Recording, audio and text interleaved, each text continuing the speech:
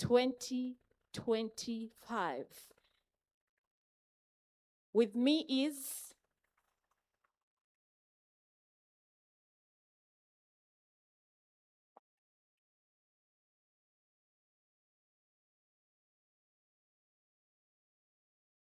All right. Good morning, everyone. I'd like to welcome you for coming here. My name is Cso. Jacqueline Hope Wembabazi. We shall be your hosts tonight as we take us through this event. What is this event about, Sean? This is the second National Children's Rights CSO Symposium. Wow. Yes, and we are on the theme. Yes, we are going to reflect, renew, and recommit. I know in this room we have not only individuals, not only organizations, but a movement of child rights advocates that are going to they have given in all their most to ensure that no child is despised, to ensure that children are given opportunity, to ensure that children are protected. And I know just when you turn to your left or to your right, all you see is a child rights advocate. So turn to that child rights advocate and say hi to them on our behalf.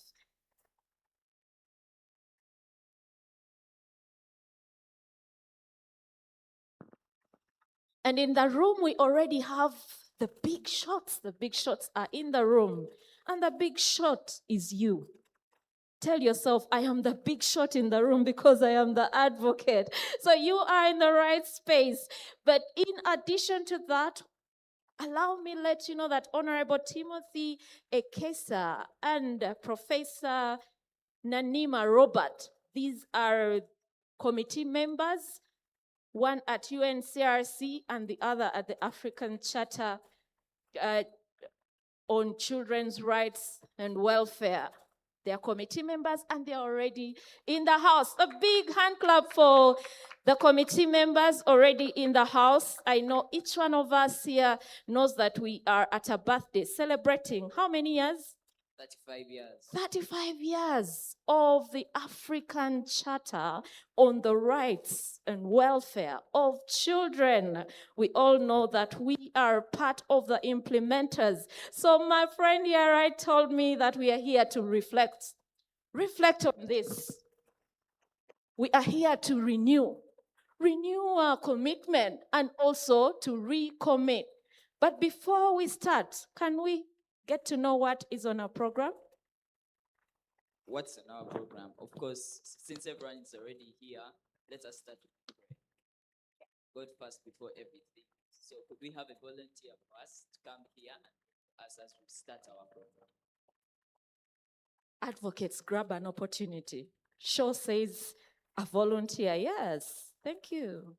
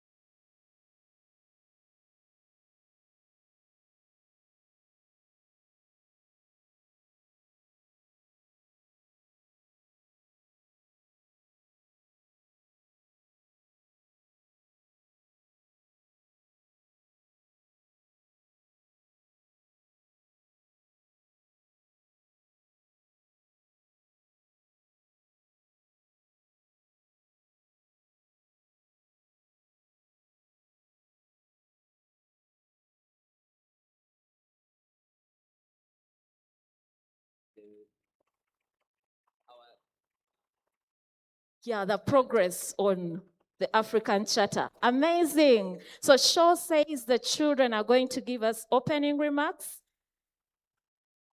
Can we have the representative of the children that is going to give the opening remarks?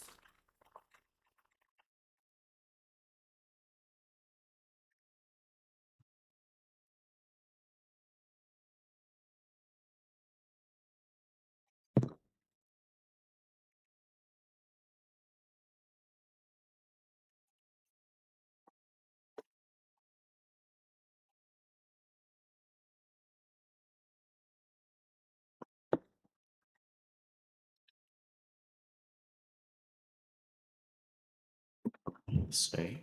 Good morning to you all. I recognize all the members present in your capacities, and I welcome you all to our second National Child Right CSO Symposium 2025. Before you, I am Lawrence Hirokabogoza, the President of Children, and I study from Standard College in Sanji.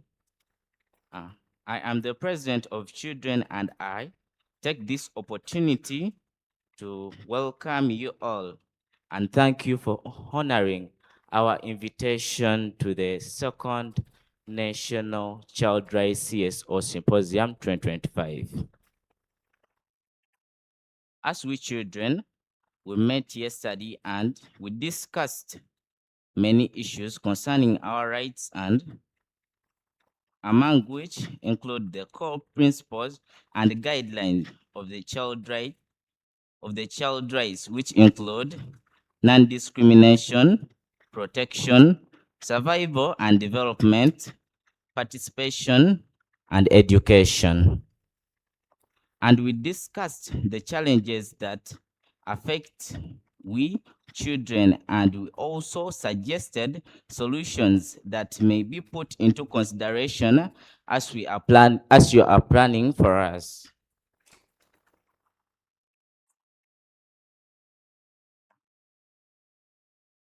Once again, I welcome you and thank you for honoring our invitation. When we all come together, we know that our rights will be protected. Nothing about us without us. For God and my country, I remain Lawrence Hirokabogoza, the President of Children. Thank you. Could be louder than that, right? Yes, these are our bosses. And very important, he has mentioned nothing for them without them. And when we have them welcome us here, it should make us more confident because we are now a partnership. They have allowed us to get going. And just right around that moment, allow me invite our board chair at Ugandan UCRN, sorry, UCRNN, sorry about that, Uganda Children's Rights NGO Network. Our board chair is in the house. Give it up. Give it up for our board chair.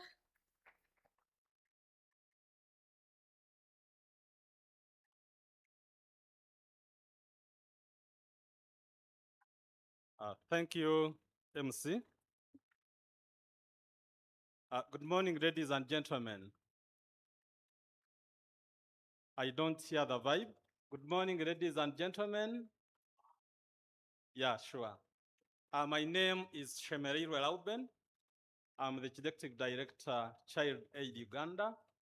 I'm now putting on the big shoes of our chairman, board of directors, Miss Lydia Anyesigomwe. Allow me pass on the speech of the board to the congregation of the second National Child Rights Symposium. Our chief guests, the commissioners, Honorable Timothy Ekesa and Honorable Professor Robert Nanima from UNCRC and SCRC, SCRWC, which is the African Charter on the Rights and Welfare of the Child, distinguished government representatives around, members of UCRNN around, our development partners around, members of the academia, the media, and most importantly, the children who are in the house. I welcome you to the second National Child Rights Symposium. On behalf of the Board of Directors of Uganda Child Rights NGO Network, I warmly welcome you to this symposium that happens every after 2 years. This year's symposium is not just a convening, it is a moment of deep significance, a moment of reflection, a moment of renewal, but most importantly, a moment of recommitment. Celebrating the 35 years of the African Charter on the Rights and Welfare of the Child, as we gather under the theme, the Charter at 35 years, reflect, renew, recommit. We join the rest of the continent in commemorating 35 years of the African Charter on the Rights and Welfare of the Child. It's a uniquely African framework that has shaped the collective understanding of dignity, safety, justice, and an opportunity for every child. For Uganda, having ratified the Charter in 1994, this anniversary calls us to pause and reflect on the gains made, the persistent gaps, the urgency in strengthening our child protection ecosystem of the next generation. Why are we here? One, our gathering today is anchored as in a shared conviction that every child in Uganda deserves to survive, thrive, and participate meaningfully, mark the word meaningfully, in decisions that affect their own lives. Yet, we are reminded that violence, exploitation, child trafficking, and harmful practices remain a lively reality for far too many children in the country. Teenage pregnancy, digital risks, climate-related vulnerabilities, and limited access to quality education continue to undermine our child's well-being. CSO fragmentation, weak law enforcement, and inadequate child-focused investment hinder our progress as a country. These are not just statistics, they are lived experiences that demand our collective action and justifies the fact why we are here in this second National Child Rights Symposium. At the spirit of the symposium, over the next 3 days, I wish to remind you, as we heard from our co-MC, that one day is already gone. Day one was for children specifically, and this placed the children at the center. The dialogue for children are reflected and delivered on the Charter at 35 Children's Declaration, articulating their priorities for the Uganda they want and the Uganda they deserve. That was day one of the symposium. Day two of the symposium, which is today, provides a space for CSOs, government actors, development partners to learn, align, and consolidate the commitments grounded in evidence, shared responsibility, and mutual accountability. This symposium strengthens UCRNN's mandate as a country's convergence point for child rights civil society and reaffirms the power of collaboration in shaping a brighter, safer future for Uganda's children. A call to reflect, renew, and recommit. As we begin this symposium, I invite us all to reflect on our journey, celebrating progress, but confronting the gaps with honesty and courage. Renew our energy and strategies as through partnerships in the face of emerging child rights challenges. Recommit with a deeper resolve, ensuring that every policy, every budget, every program, and every action puts the child at the center. The next 35 years of the Charter will be defined by not just words, but by the commitments we make today and the actions we take tomorrow. Appreciation. Allow me express our gratitude and appreciation to the following development partners that have made this second National Child Symposium possible. I wish to appreciate the contribution from the Spotlight Initiative. A hand clap to the Spotlight Initiative. The contribution made by Save the Children. A hand clap for Save the Children. The contribution made by Teredes Homes. A hand clap for them. The contribution made by World Vision. A contribution made by Right Play. A contribution made by Eric's development partner, and a contribution made by Unbound. But most importantly, a contribution made by all of us, the delegates today. We can also have a clap for ourselves because we made a very big contribution. Then our CSO partners, government ministries and agencies, UN bodies, and the dedicated staff of the UCRNN Secretariat that has made this day come to be. A hand clap for our key secretariat. Your presence here, ladies and gentlemen, is a powerful reminder that Uganda's children are not alone.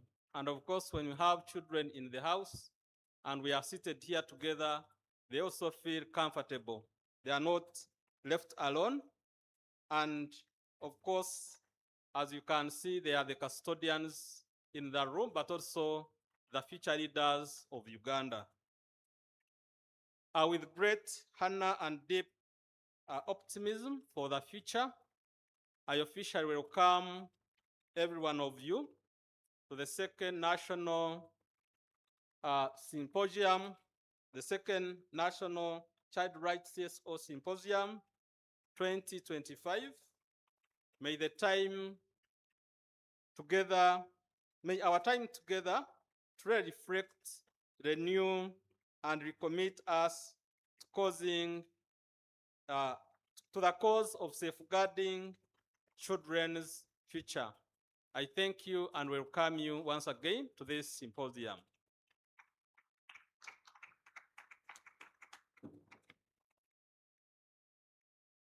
All right, thank you for that wonderful speech and opening remarks. We appreciate it.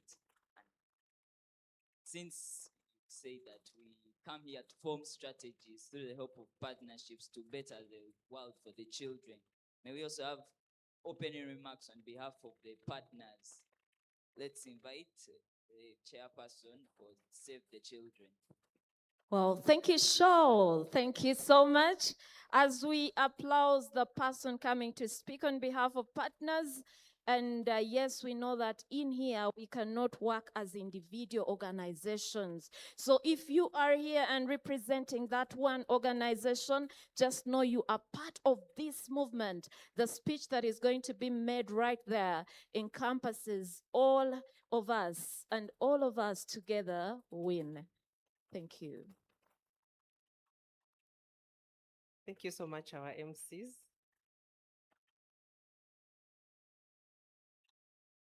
So my name is Martha Dambia. I work with Save the Children. I'm the finance director. Today I'm representing our country director, who is away on sick leave.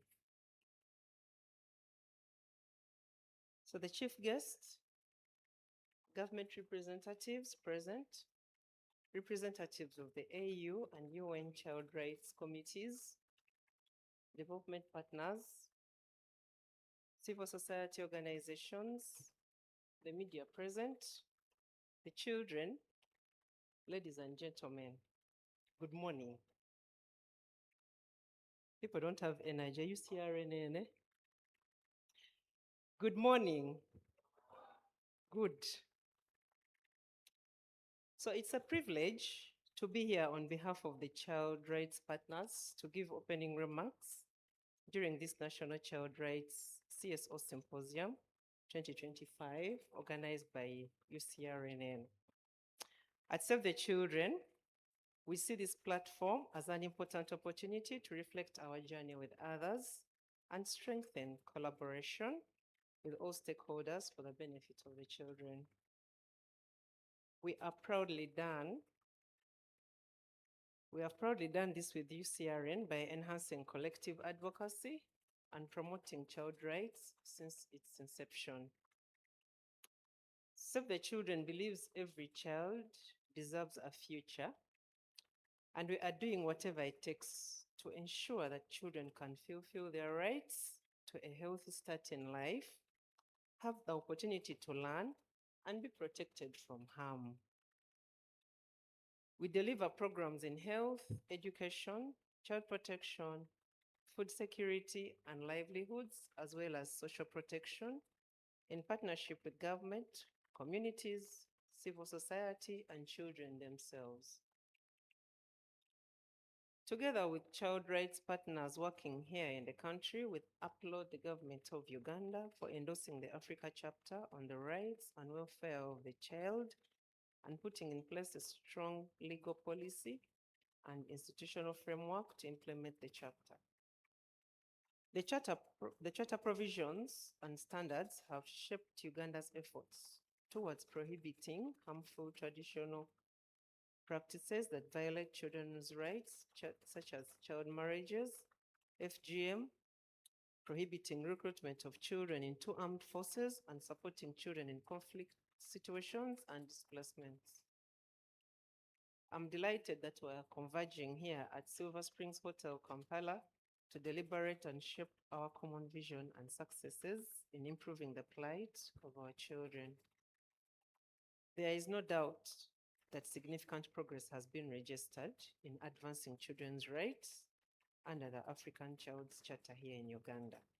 At the same time, we must acknowledge that children still experience hurdles in their childhood, which we must confront boldly. Several challenges persist and new threats continue to emerge. I'll just mention a few of them. Many children still lack access to basic social services, especially in rural areas where harmful practices such as child marriage continues to violate their rights. Children with disabilities face discrimination at family and community level and are denied their rights. Child labor and trafficking in many parts of Uganda remain widespread, and the sexual exploitation of children, both offline and online, continues to rise. Low birth registration rates leave many children without legal identity, preventing them from accessing education and health care. The situation of children without parental care and those living on the streets remains critical, as these children are at a heightened risk of violence neglect, and exploitation. Beyond these long-standing child rights challenges, there are emerging threats that require our urgent attention. And these include climate change is displacing families and increasing food insecurity in Uganda. I think some of you are now seeing what the weather is doing to us. The digital age has introduced risks like cyberbullying, online exploitation, and unequal access to digital learning. Increasing urbanization has deepened inequalities, especially for children in informal settlements. The impact of business practices, including child labor and unethical marketing, is a growing concern. Ongoing armed conflicts in the neighboring countries forces children into refugee settlements in Uganda and increasing risks to children's safety and well-being. Ladies and gentlemen, as we mark 35 years of the African Charter on the Rights and Welfare of the Child, I call for stronger commitment from government, civil society, and all stakeholders to take concrete steps in ensuring the full protection and realization of the children's rights across the country. Today, Save the Children reaffirms the commitment to collaborate with government, development partners, international and regional child rights experts, academia, private sector, civil society groups, communities, and children to ensure improved safety and well-being of the children. With declining funding for civil society operations, we need one another. We need to become innovative and explore new ways of working to fulfill the desired childhood aspirations for our children. Finally, let us work together to create a better future for all the children. I thank you all. I remain Martha Damia. Could be louder than that. Yes, thank you so much. Well represented for each one of us that works with the CSO or the partners, both local and international. Thank you so much. And I want to check. Let me check. If you're happy that she spoke, clap your hands. If you're happy that she spoke, clap your hands. If you're happy that she spoke and you really want to show it, if you're happy that she spoke, clap your hands. If you're happy and you know, say, I am. Louder. Say, I am. If you're happy and you know, and you really want to show it that you're happy and you know, say, I am. I am with a hand up. 1, 2, 3, we go. Yes, we are really happy that you spoke, bringing to face pertinent issues that are hurting our children, pertinent issues that are very, very absurd to talk about, yet the reality. Things are happening deep down there. So, what is next? Right now, we are supposed to put our hands together and welcome our child ambassadors on stage. Beautiful! I cannot hear you. That excitement underestimates the power with which we should receive the child ambassador. Child ambassador, the reason we are here. They are going to tell us what transpired yesterday, right? Yes. Oh, Shaw has already told us what happened. The children gathered here and discussed. Now, in that entire presentation, we are going to be brought to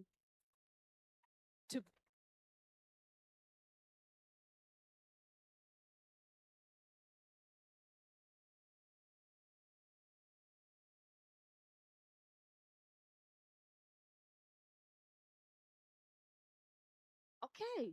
As they come, they are really preparing. Please don't let us not build tensions. Just be ready. Be ready. Create an environment that is ready to receive the amazing deliberations that transpired yesterday. DJ, give us Warm us up as we prepare for this report. Thank you.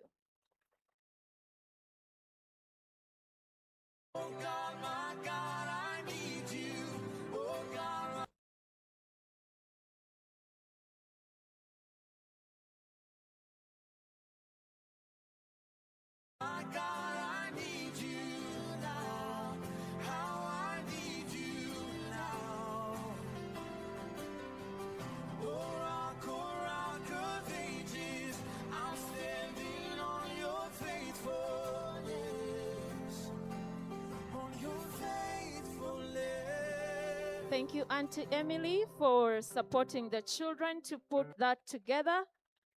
Obugalo for Auntie Emily. We continue to appreciate partners that have supported children to be part of this. Obugalo for Concern for the Girl Child. Concern for the Girl Child, thank you for bringing children to be part of this. We continue to appreciate Trailblazers. Thank you. Thank you for supporting the children to be part of this as they take center stage to have their presentation made.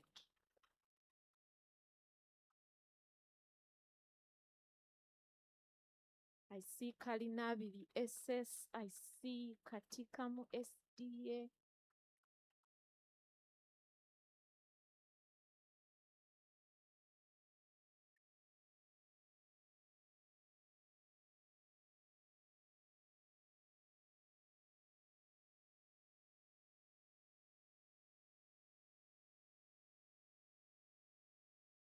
Thank you, our MCs, for the great opportunity that you have given us. I would like to thank the Almighty God for enabling us to be here, because it is not our ability for us to be here. And I would also like to thank the UNCRC representative and the SCRWC representative for coming and agreeing to be with us yesterday and today.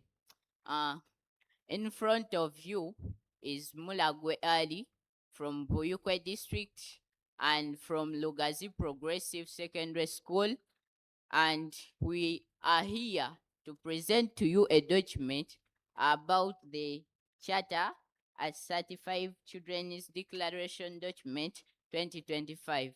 But I'm not alone, I'm with my friends. They may introduce themselves to you. Good morning. Good morning, everyone. I'm Ikomo Anisha Miinda from Kainabili Secondary School.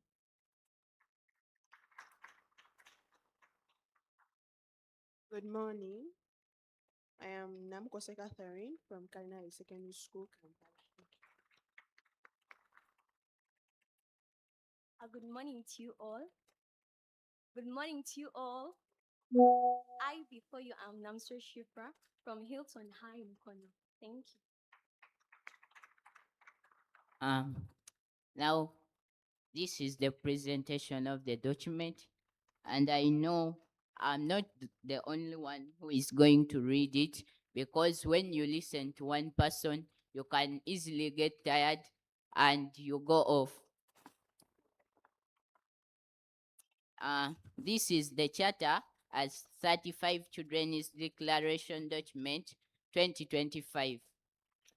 We, the children's representatives from the UCRN Children's Second National Child Rights Cso Symposium 2025, have come up with solutions to the problems affecting the children of Uganda under the theme Reflect, Renew, Recommit.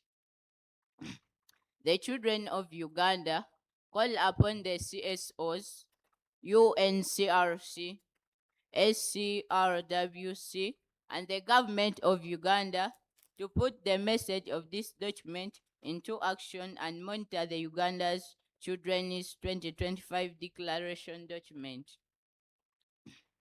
We kindly remind you of your promises of full of fulfilling implementation of Article 34 of the Uganda Constitution, as well as international, regional, and domestic instruments in adopting child-centered approach that realizes our rights, responsibilities, and well-being.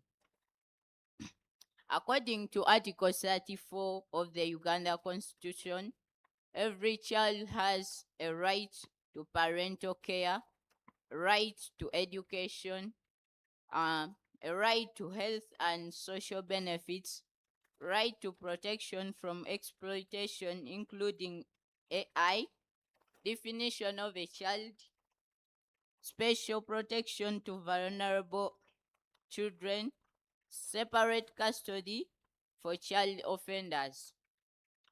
During the second National Child Rights Cso Symposium 2025, many challenges affecting the best interests of we, the children, were discussed, and below are some of them. We have discrimination, poverty, natural calamities, bad cultural practices, child neglect, child trafficking, child labor, bullying in schools, corporal punishments, inadequate facilities for disabled children, sexual harassment, judgmental community, AI, and favoritism. Thank you.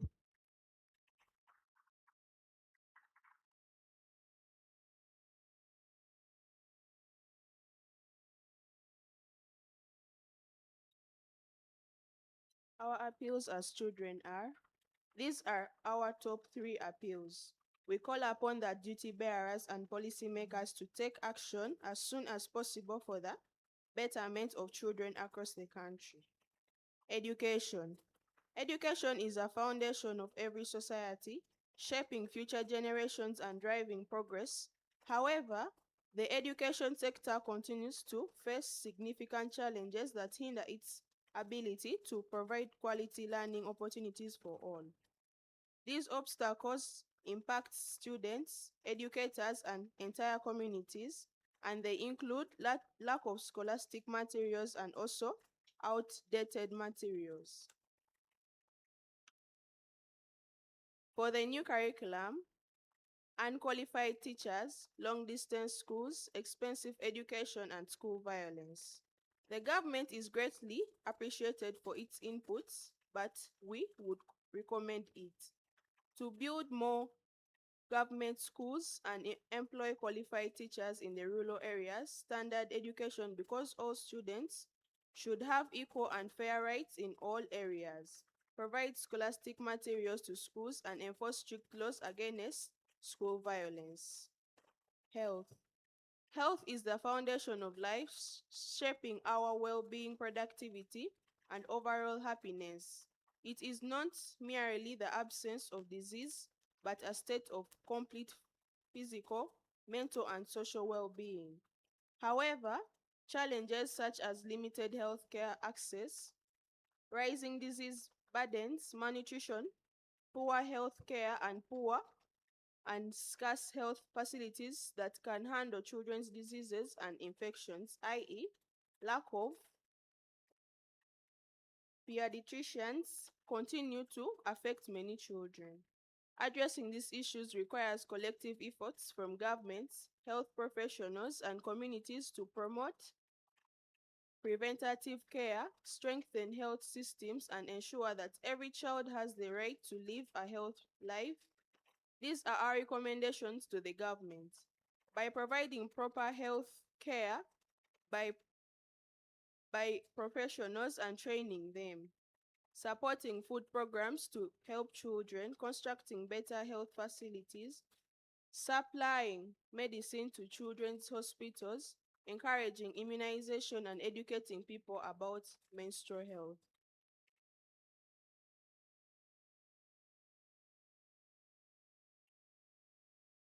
Having a say, being heard and included. Every child deserves to be heard, to have a voice, and to be included in decisions that shape their lives. True empowerment comes when children, regardless of their age, background, or status, can express their thoughts, contribute to conservations, and participate in shaping a better future. True inclusion isn't just about being present. It is about being heard, valued, and respected. These are some of the challenges faced as children in having a say. Being heard and included. Our voices are not truly heard. We are not participating in decision making. Fear of speaking up, for example, some children refrain from expressing their opinions due to fear of backlash, criticism, or lack of confidence. Lack of representation, for example, many sidelined voices struggle to be heard due to the systematic barriers or biases in decision making processes and accessibility issues. For example, some children face obstacles such as disability related limitations or lack of access to platforms where decisions take place. These are our recommendations. Ensure diverse children's voices are included in decision-making processes and implement affirmative policies that encourage representation from marginalized groups through putting up children's parliament and making it active. Funding, funding and putting up platforms where children raise their voices and enhance accessibility for sidelined voices of children. Create safe spaces where children can express their opinions without fear and ensure that forums for decision accommodate forums for decisions accommodate children with disabilities.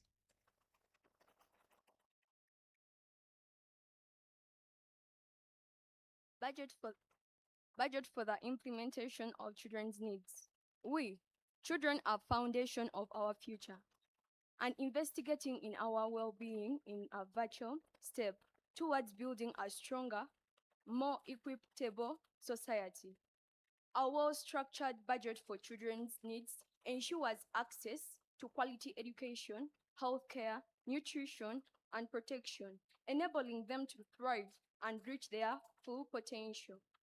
We don't have a specific percentage of money in the national budget allocated directly to children, as we have to depend on the funds allocated to human capacity depend.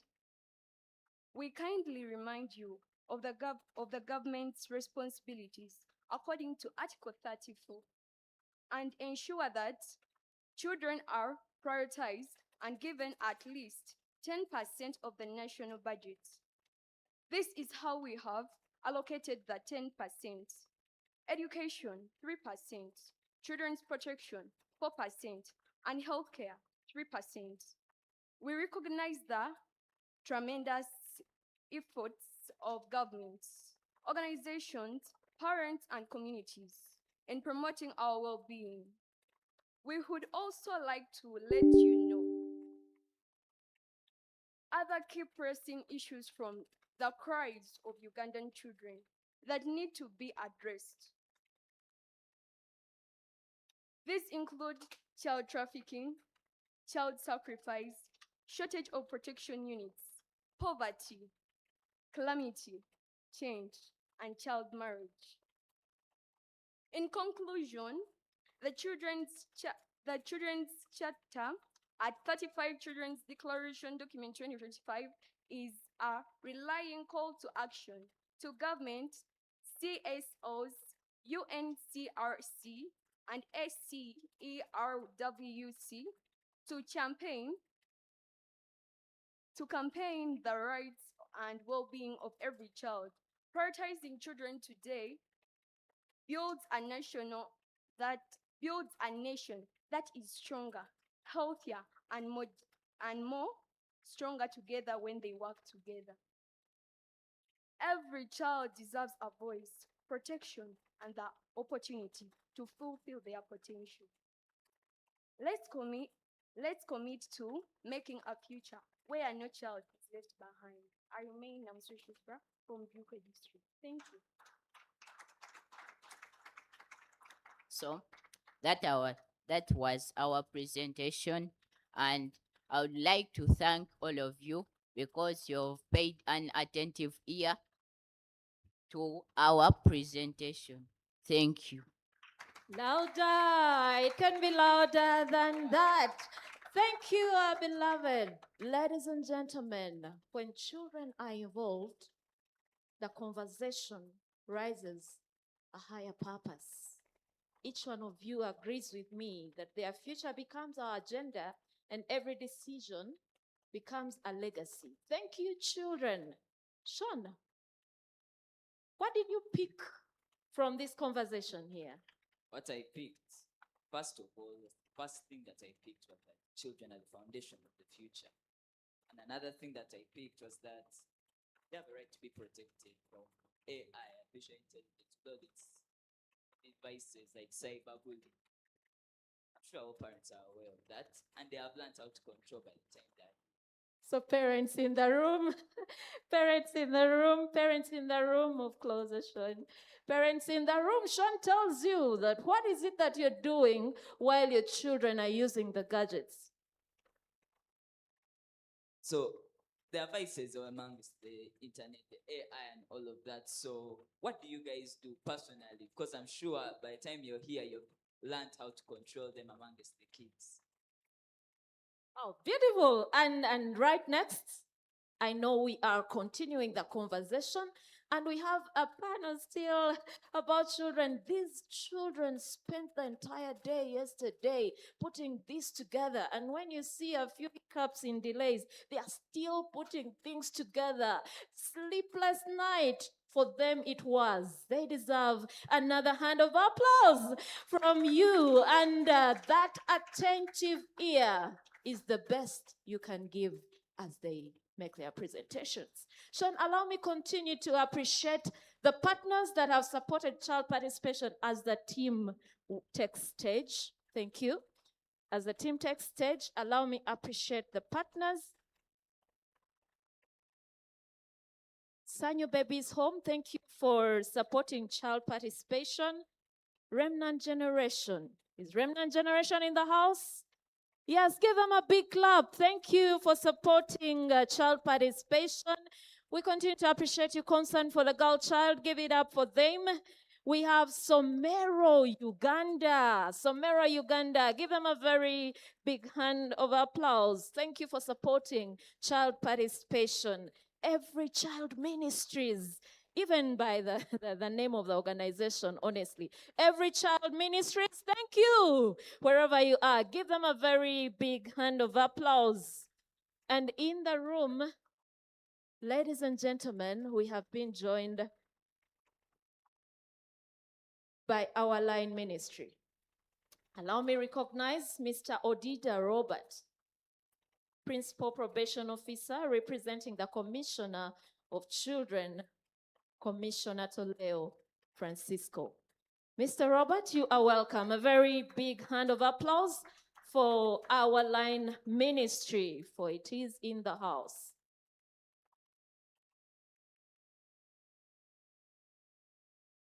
Madam Moderator, over to you.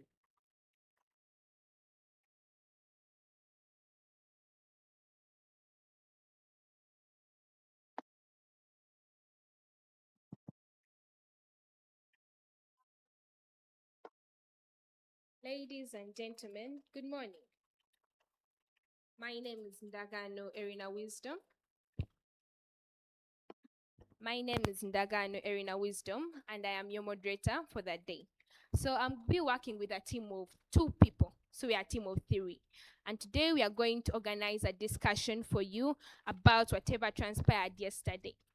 So yesterday it was the second National Child Rights Cso Symposium 2025, and children from different parts of Uganda attended. So many challenges affecting them were discussed and solutions were generated. So a team of mine is going to provide the possible solutions, and also going to identify for you more about those challenges. And so please please listen and enjoy the show.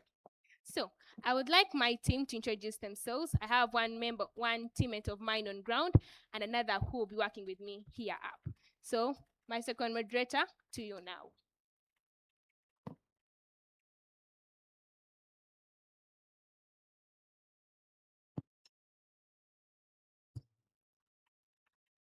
Thank you for this opportunity, Madam Erin. Good morning to you all. My name is Maiven Nicholas, and I am going to work with her as a moderator. Thank you. Good morning, everyone. My name is Natkunda Zahara, and I'm going to be interviewing some of the children on ground about the challenges they're facing and how they think they can be solved. So thank you, my team. So remember, all these things we are discussing, we are aiming at the benefits of we, the children, being promoted. So let's have one of our very first panelists to take stage. So to you, our very first panelist. Okay. My name is Cso Brenda, and I'm going to talk about the challenge of AI. We come to find out that children are facing a challenge of AI where there is cyberbullying. Children, like an example of TikTok, somebody will photograph me doing maybe something weird without my permission and will publish it worldwide. And this causes others to feel inferior, which can also cause somebody to commit suicide. Then children use phones wrongly. For example, children use pornographic apps to watch pornography, which affects them badly. So the solutions to the AI restrictions should be put to children. For example, maybe camps can be carried out telling children and advising them about the wrong apps on phones, then devising other means like the other countries do, where when a child is going to such apps, they're easily taken away. Thank you. Okay, thank you, our very first panelist. So I hope the whole house has heard AI is a big problem to we, the new generation, the young ones. So we hope you've had the suggestions of the solutions. So my moderator, welcome the second panelist. On my side, I would like to welcome the second panelist.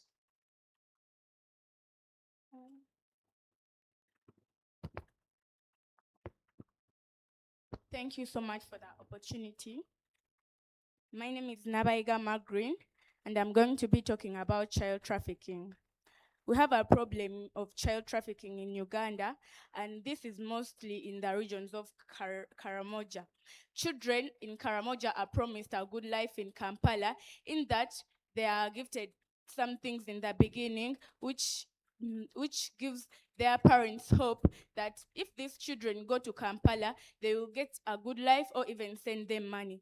These parents are forced to sell some of their properties like cows, goats, or even land to give transport to their children to come to Kampala. After their children coming to Kampala, they are put in a big house in Chisenyi where they are told to go and beg for money or do work and bring the money to the people who have sent them. These children, they are threatened that if you don't bring the money, you are not going to get where to stay, and the place where they stay on the floor. There aren't even mattresses. They are threatened, if you don't bring money, you are going to stay out. We are not giving you where to stay. After this, remember, some children are girls. Girls will be forced to stay on the street. Here, you'll find a girl is raped, the girl has gotten pregnant or STDs like HIV, and it makes the girl to suffer. Or even other children are taken for sacrifice. So this problem can be handled by carrying out awareness to parents and families, their children, telling them the tricks that the traffickers use to take them. I'll inform them and encourage them to report suspicious people or offers. The government should reinforce laws and approach the responsible people and do follow-ups on the activeness of the law, because the law is there but it is not active. They should even punish those people who engage in these activities. Put a law on the traffickers, a very big punishment that will make other traffickers afraid, and this will stop. Thank you. I think that goes to the government and its other organization. Also to the parents to talk to their children, teaching them the dangers of those. Let me give also an opportunity to the close speakers like three of them. My floor taker, you can take. Thank you. So I'm going to be interviewing one of the children here. So, hi. How are you?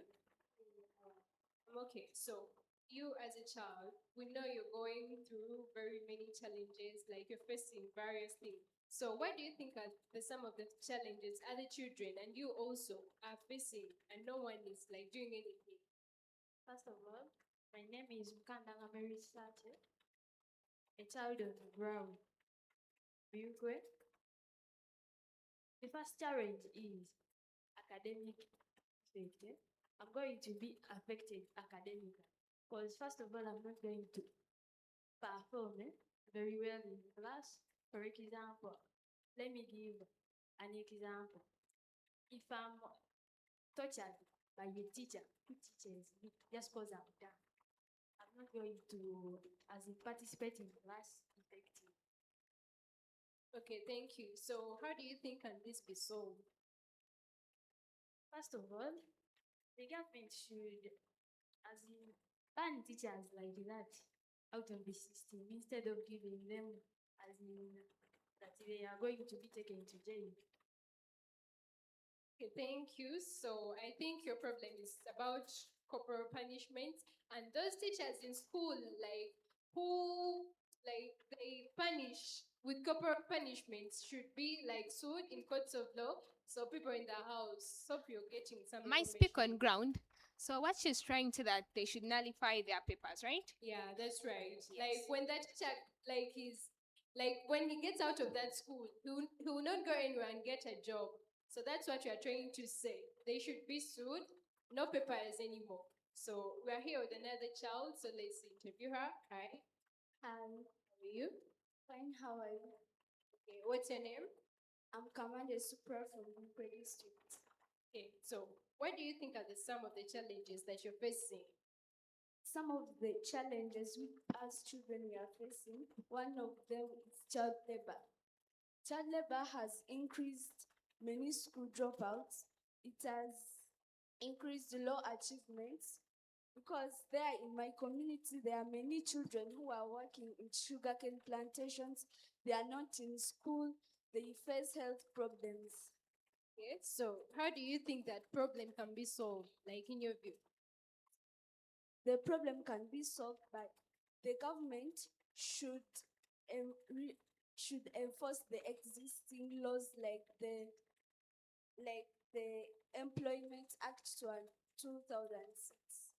Okay, thank you very much. Allow me pass the mic back to the moderators on air. Okay, thank you very much, our report on ground. So right now, I believe all our guests are listening, the UNCRC, the SCERWC, and other CSOs. I hope you're all paying attention and following us.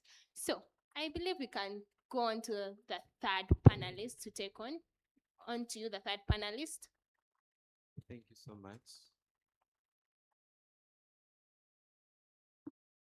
Feel free to use.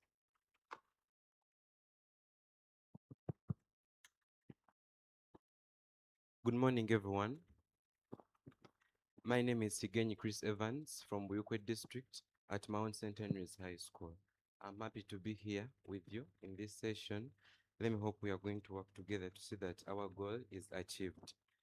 First and foremost, my point of discussion is going to rotate around discrimination and bullying in schools.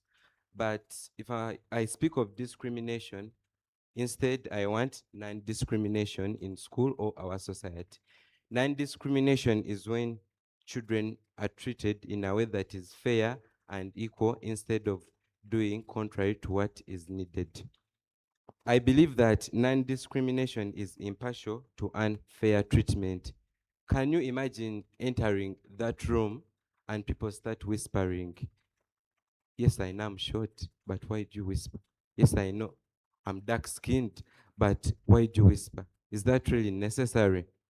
No one should be treated badly or denied their right, because everyone is entitled to enjoy their right. Because in the Children's Right UNCRC, non-discrimination is the second article, which says that every child has all rights without discrimination of any kind. Let me share with you a very sad story that touched me. In my primary school, an albino happened to join my school. This boy was really free with everyone, but to my surprise, everyone never wanted to talk to him. People never wanted to sit with him during meals. People never wanted to work with him on compound. Can you imagine? If it's you, what would you feel? If it's you, what would you do? This boy ended up dropping out of school. Just imagine you grow up, you don't have any education, you attained when you're still young. What will you do? Just imagine a person in future without education. Who will be the leaders of tomorrow if I didn't go to school?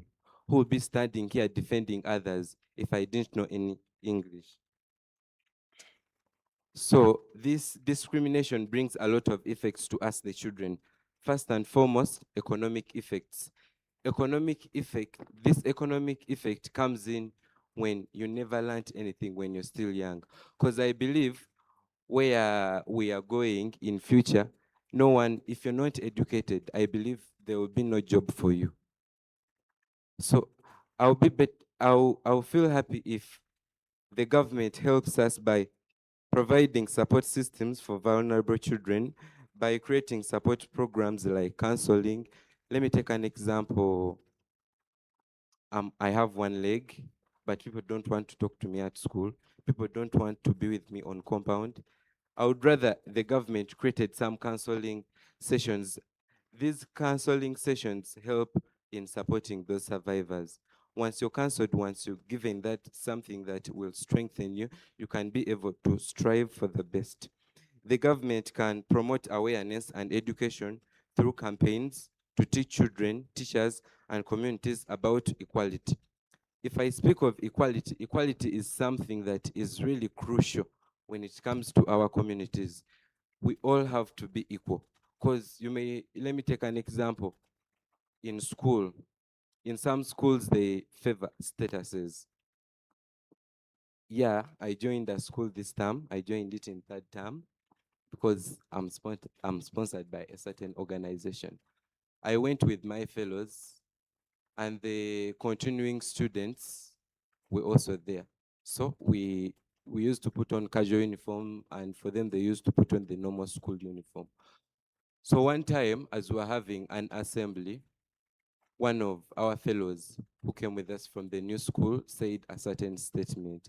I understand it was really offensive, but what the teacher did was not good. Do you know that the teacher came behind, picked the boy? Do you know what he said? The teacher was all like, you can't even pay to full capacity. You're the missed calls we have in school. Can you imagine? If you're that child, what will come into your brain? If you're that child, what do you think are your fellows going to say when you go back to class? Don't even talk to us. You don't even pay school fees. Thank you so much. I remain again, Chris Evans. Dear House, my friend's story really touched me. And I think that teacher should even be sacked from work because what he did was really not nice. Imagine that child's future. How will the child continuously see that teacher? I think they should be warned next time. Action should be taken. So, I think moderator, my fellow moderator, are you there? Are you still there? I am there. Yes, greet the whole audience. You greet them for me. Say hi to them. Hi. Yes. Now welcome the next panelist. I would like to welcome the next panelist. Good morning to you all. My name is Nambi Tracy from Buke District, and the challenge I'm handling is child neglect and favoritism. First of all, child neglect, I hope everyone knows that challenge, that it's ignoring my needs and other things I need in life as a child. And favoritism is okay, prioritizing someone more than the other. So there are many cases of child neglect and favoritisms in many forms. And let me talk about one form, which is some parents love, love boys more than girls. Some love girls more than boys, ignoring the others. Maybe if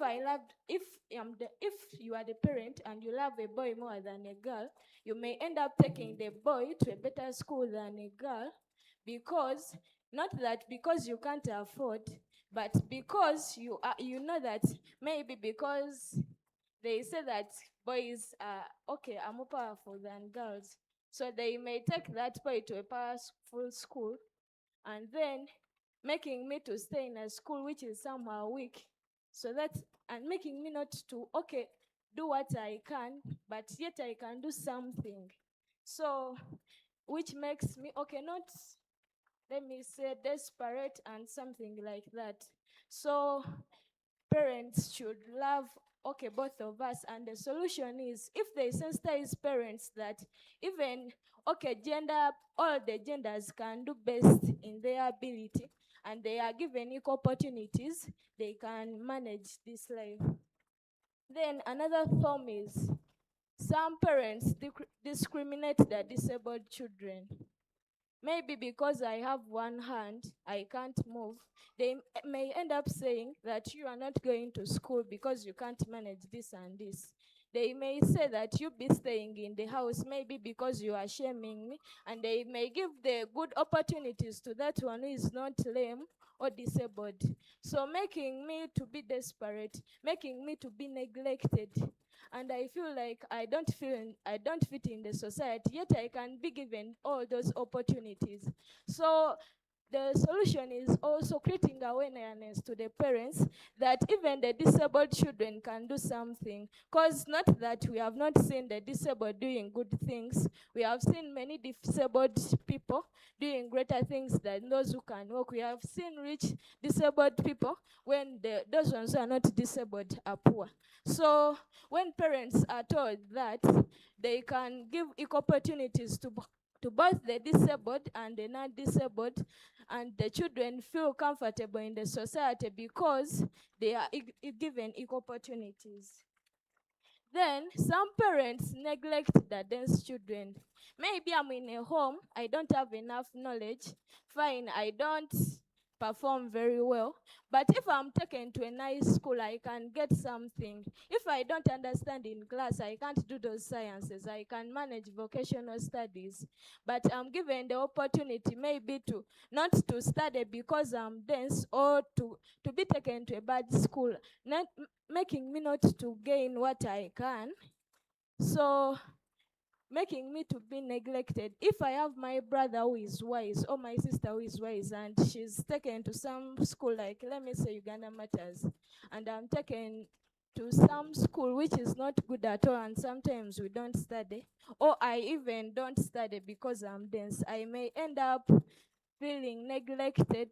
So if still parents are created awareness on that, they can know that both children, whether dense or not, they can do something in various ways. If I don't have that knowledge in class, I can do tailoring very well. If I let me say I can't do science as well, I can do arts, because my parent may be a doctor and Dear I know speaker, history of them more. Dear speaker, thank you very much.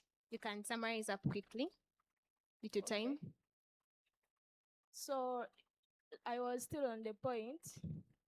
If if my mom is a doctor and I like history the more, and she doesn't want me to maybe to become a lawyer or anything, she may end up not giving me the opportunity I need, but else making me to get neglected because I don't see that opportunity. So still, my best solution is creating awareness on to the parents on all that, telling them to provide for us basic needs so that we don't be desperate, so that we don't feel neglected. So my appeal to you is that we should create awareness to the parents to know that we need to go to school, we need to get basic needs. Thank you for listening. I think you have heard Nambi's story and what problem she has seen in her village. Now, she has also told the solution, and that solution is more necessary on parents. Parents to give equal chances to all children, either the disabled or non-disabled. Thank you, Nami Tracy. I would like to take a microphone to my moderator. Okay, thank you very much. And sincerely, I've learned that equality is really key. I hope our parents here can take note of that. All children deserve equality in our family. So for that, let us welcome our second last panelist. Take on, and you have 1.5 minutes due to time, so be as brief as possible. Protocols observed. Good morning to you all. By the names of Chituka Carlton Amos from Boston High School, Mpala, and I'm under the organization of SHAO. Today, I've come to talk about only 2 points. The accessibility, that is to talk about the poor accessibility to most people, and lack of privacy. I'm gonna start with the accessibility. And this is like how I access my things. Okay, and this, okay, it does not only cater to all children, but mostly on the children who have disabilities. Let me give an example of a wheelchair child. Yeah? You can find now most schools in Uganda, they are full of stairs. Yeah, I had one of my friends. He admired the school I am, but he went to enter the school. The school was full of stairs from the first floor to the last floor, no ramps. It was a wheelchair. But the family was kind of rich that took him a disadvantage of leaving the school he wants. So that can cause also school dropout to the child who is disabled. Another thing, I'm going to talk about okay, as a child, I have a right to entertainment.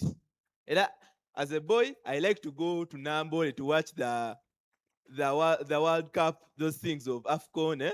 But I enter, let me assume that I'm on a wheelchair.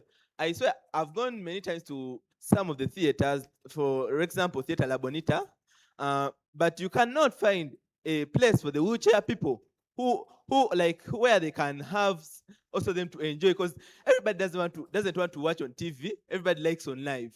Yeah? So if it's possible, it can change through our voice. I'm gonna talk about the toilets. That's a very, very big problem in most areas. You can find most areas, hotels, they lack like toilets for the disabled. That, like, let me come to the side of gentlemen. Yeah? Most of the gentlemen have urinals. Yeah? But you can't tell me that a wheelchair, like who is unable to use the legs, who has the disability of legs, will be able to use those urinals. So if it's better to change the possible urinals for the disabled, and if it's possible, most areas like plazas, also me, as I told you, I have a right to enjoyment. I like to move. Yeah? I can move from home to other plazas because I want to buy my own clothes. Yeah? But you can reach on the plaza without stairs, and which causes poor accessibility of my things.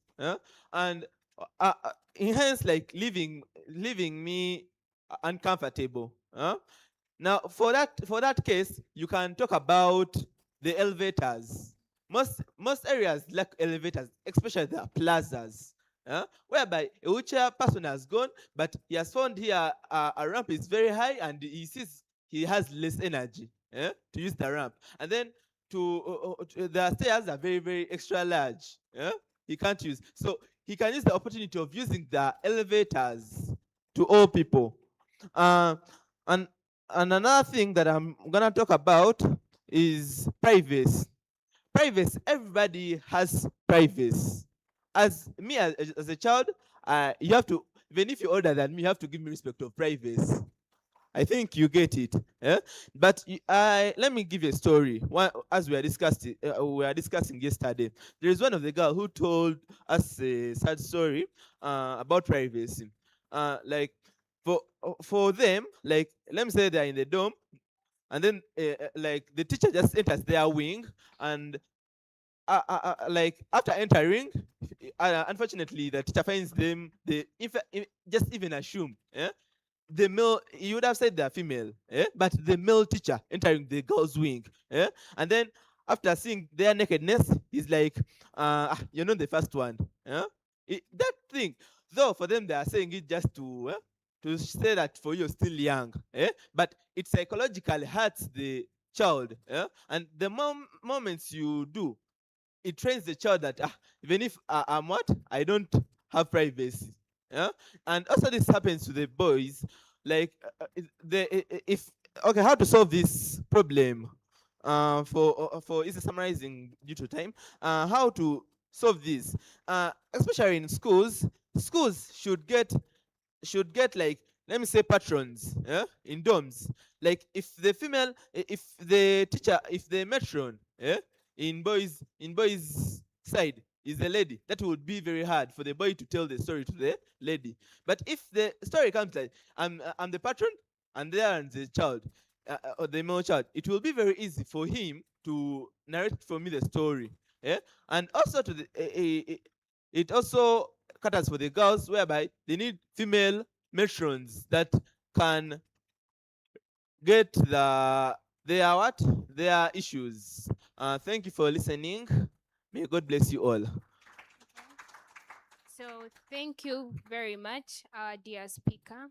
And yeah, as we go on, I just want to continue thanking our dear listeners for your time. Yeah, continue listening. The jazz is going to its climax. So let my dear moderator welcome the last speaker of the day. I think you are hearing very well. Are you hearing? You are hearing. Let me welcome the last panelist.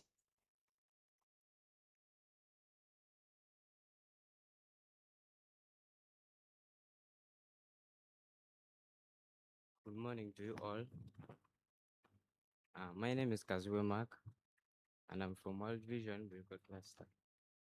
My issue is about drug abuse in schools. Drug abuse is the illegal use of drugs. As all of us know that drugs include marijuana, alcohol, nicotine, and active fuel. But when you are addicted to drugs, here you will become, despite the harm it causes, you are gonna be addicted to drugs. In our schools, many students, let me say boys, this is more especially in boys' wing. Boys have a tendency of bringing drugs in school using different methods. Here we have a scenario in our school. A student came with drugs in the dormitory. He got a place that is, these places that are dark in schools, the dark, you get it. The student started smoking from there, but someone saw him. He took him to the administration. On reaching there, the HM tried to coordinate with him, but the boy, after him taking the drugs, his mind was off. Yeah, he got annoyed, even fight the HM. And this issue, the good thing was they handled the issue, and the boy was banned from school. And the causes of drug abuse in school is availability of drugs. But I don't know how we are gonna handle this issue. Lack of positive role model and exposure stress, family backgrounds and peer influence. Drugs Drugs can lead to respiratory diseases like lung cancer, heart attack, and many other respiratory diseases. But on a good issue, the drugs we can mitigate drug abuse in schools, whereby the administration should create space for students to have open discussions on their drugs misuses. Another issue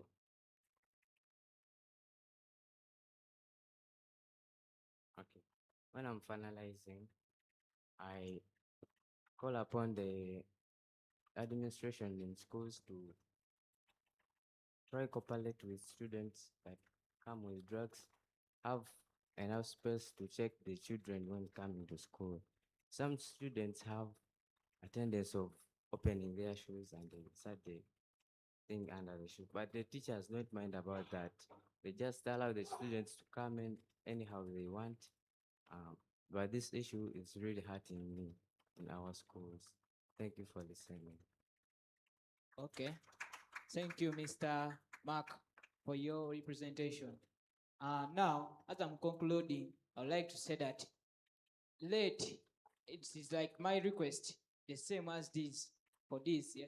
Let this request be put into consideration from the government, organizations, teachers, parents, also in schools and homes, also in the community leaders. Thank you for listening. Okay, thank you very, very much.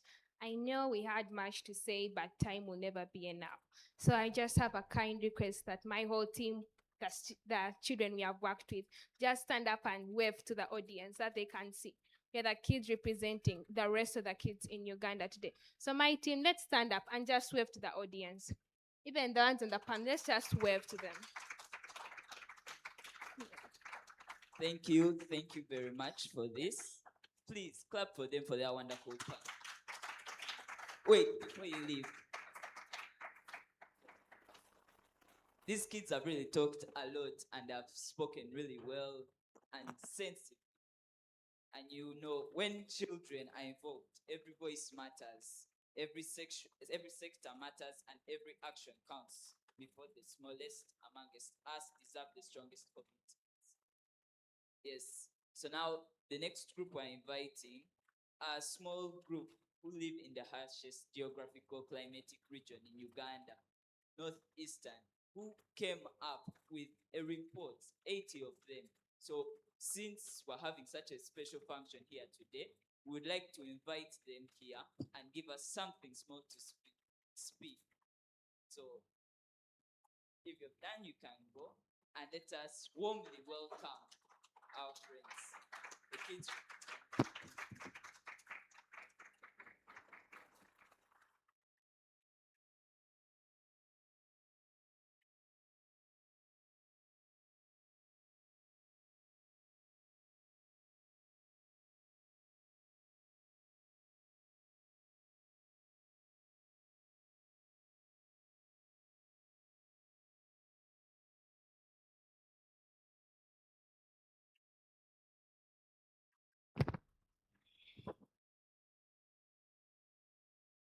Our dear guests, ladies and gentlemen, good morning.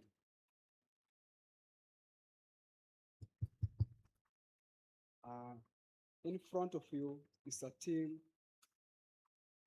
going to present for you the problems faced by the children of Karamoja.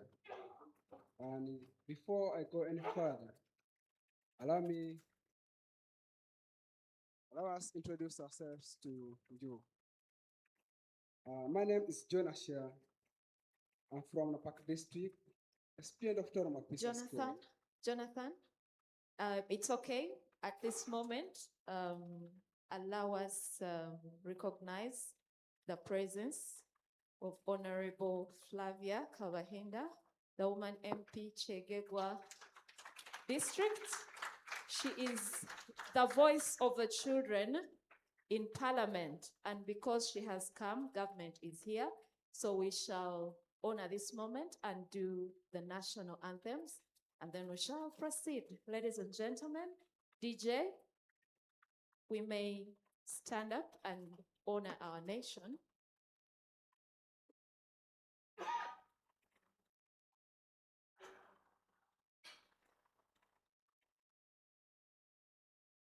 DJ, we shall do the two anthems in the right order. Thank you.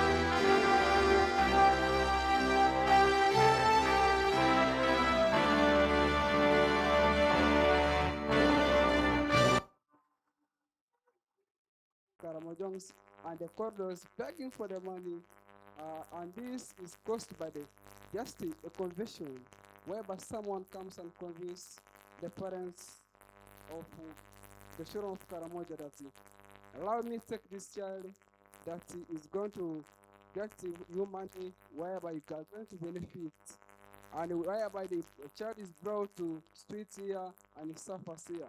Take for example, not only Kampala, when you go to Nairobi, the Karamojongs are full there in Nairobi. Someone comes and convinces the parents, and the parents allow the children to go there, and they suffer from Nairobi. Not only Nairobi, as you go to Benbara, Hoima, Kisumu, everywhere of the world, Karamojongs are full because of the child trafficking as a challenge. And take for example, in my village where I come from, there's a time when a certain man comes from nowhere and convinced the parents of the certain children, of the certain boy, and the boy was allowed to be taken to Nairobi. At the end of the day, the boy was killed from Nairobi. Nobody knew where he was placed, where he was buried, and actually, at the end of the day, the boy was burned. The parents don't know where he is up to now. As here, we are going to carefully the problem. Actually, not only shelter is a problem facing the children of Karamoja. We came up with challenges faced by children of Karamoja, and at this moment, allow me introduce my panelists want to take us through the challenges, other challenges faced by the children of Karamoja.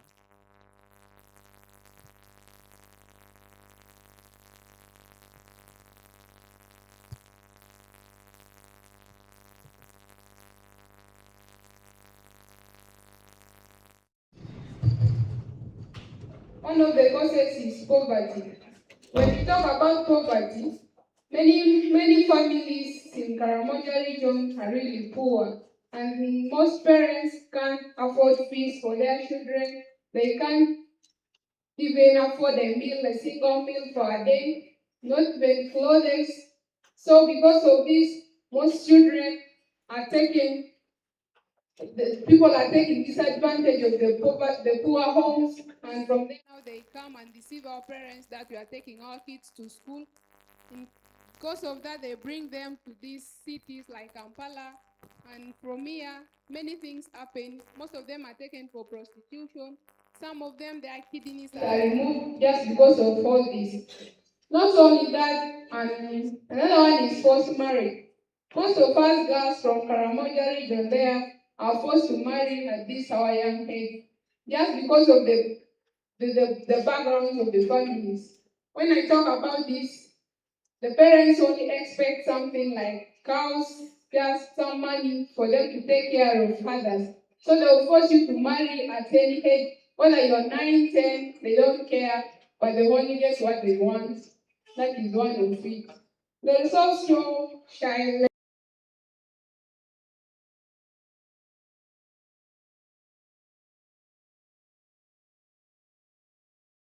Young kids are involved in these activities, where we are taken to stone quarrying sectors, where we do such heavy works from there, and from there our lives are risked. Most of us die from there, young kids die at this tender age of ours. That's all what I can say because of time. Thank you. Thank you so much. Although those challenges are there, us, the children of Karamoja, we come up with us. We discuss issues like rape, defilement, child labor, forced marriage, and among others as the challenges faced by the children of the Karamoja. And above all, we also propose some of the solutions to these problems or challenges as we were facing in Karamoja. And at this particular moment of time, allow me to take this great opportunity to welcome our partners to take us through the solutions proposed by the children of Karamoja. The solutions. Thank you very much. The first solution is establishing and enforcing strict laws against child trafficking and abuse. And the second one is reporting cases of trafficking to the police, teachers, and local authorities. The third one is sensitizing parents and communities about child rights and the dangers of trafficking. The fourth one is providing basic needs such as food, shelter, and clothing. And lastly, building schools and providing school and being in these areas of mining, big child being taken as plunderers. Thanks so much. Although we propose those solutions, but according to our side, we see that those solutions are not enough. And I beg all of us, members, join us, advocate for the challenges of child dangers and challenge, actually the dangers of child trafficking in Karamoja. At this particular moment of time, allow me to thank you. And God bless you. Thank you. And just right around this time, allow me invite Mr. Damon Omara, the Executive Director of UCRNA, to come and help us create a link between this and why today. Thank you. Thank you, Jonathan and team. You may pause for a photo. Stand up and stay down. Pause for a photo.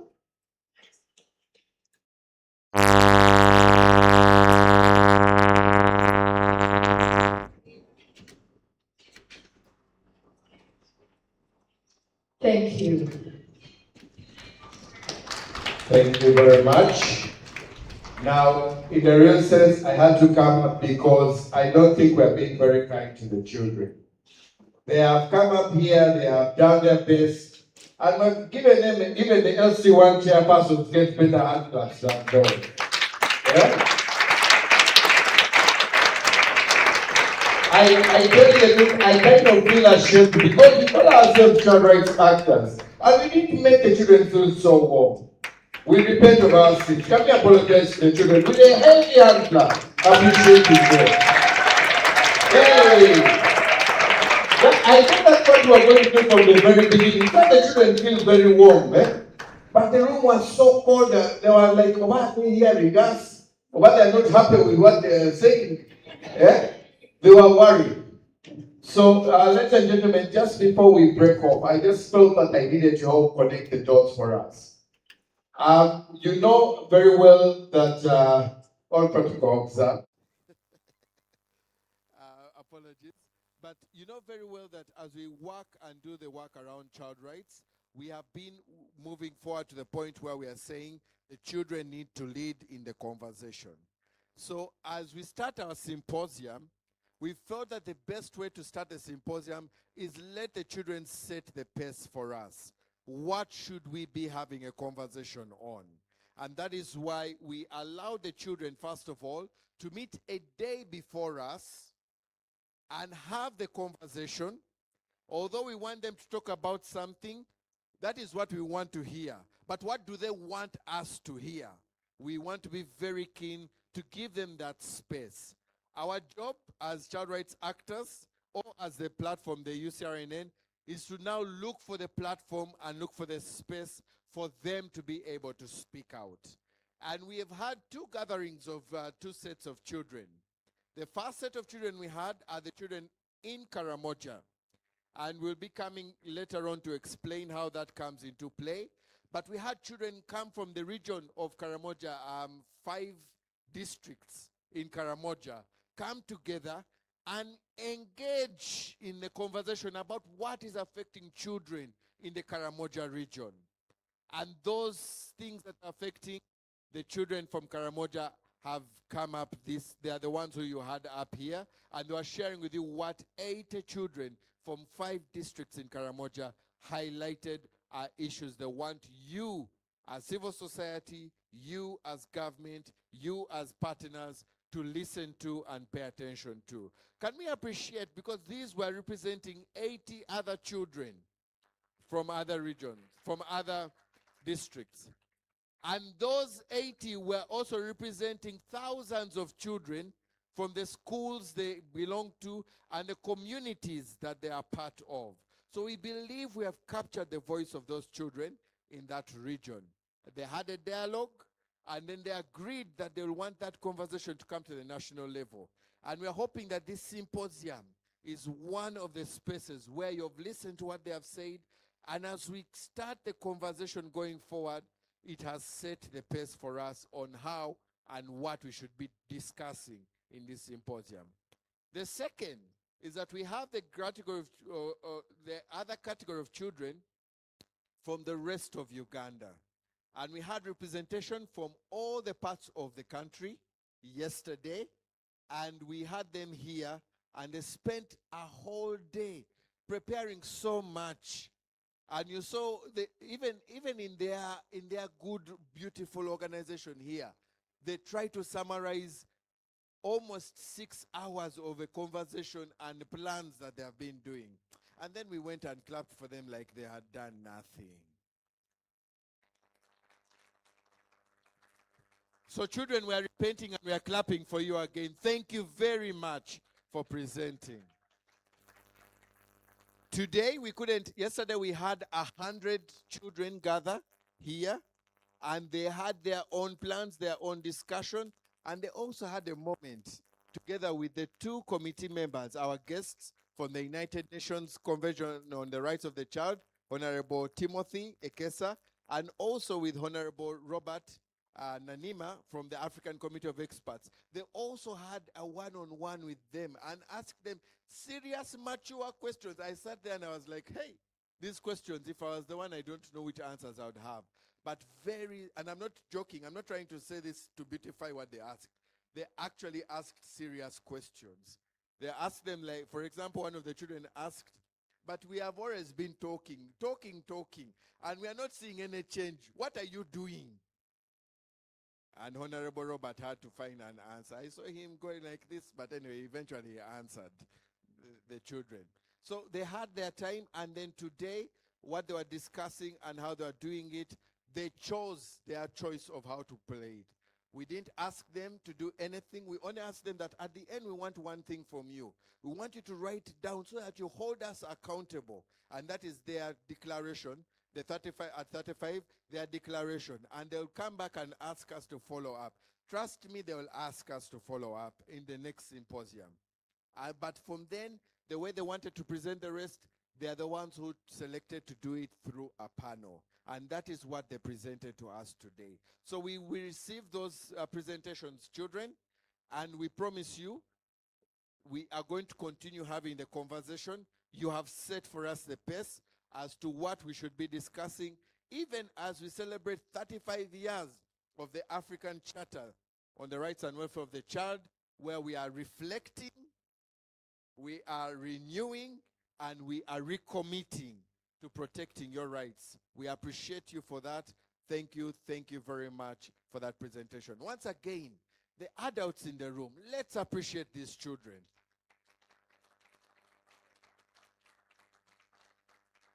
Children, if I was seated the other side, the one clapping, I would have even stood up and clapped for you. But it is okay. We'll clap for you later on when we are standing. But thank you very much. You have done an excellent job. You have been very articulate. Well done. Thank you.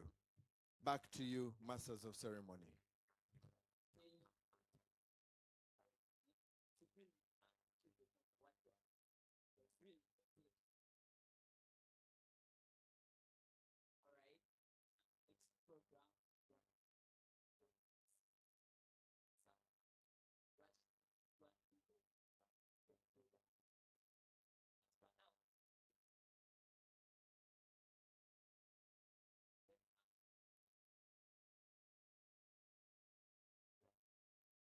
Thank you for bringing us here today. And thank you for blessing us and waking us up this early morning, oh Lord.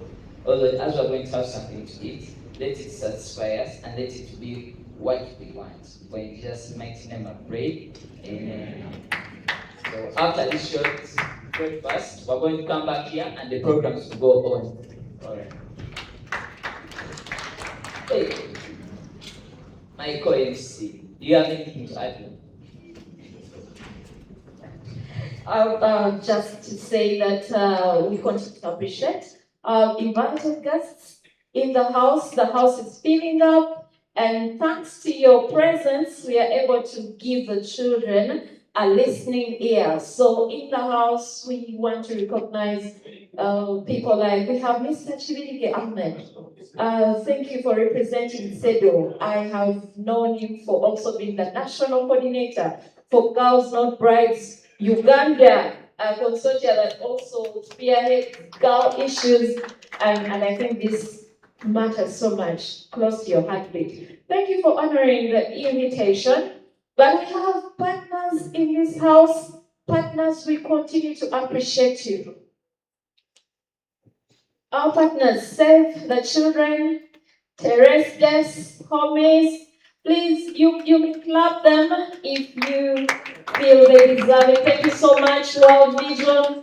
Right to Play, thank you. Eric's Development Partners, Unbound, Hope for Justice, AfriChild, CGC, Children First Family Forever, Angel Center, Christian Child Care Program, Child's Foundation, Compassion International, dwelling places.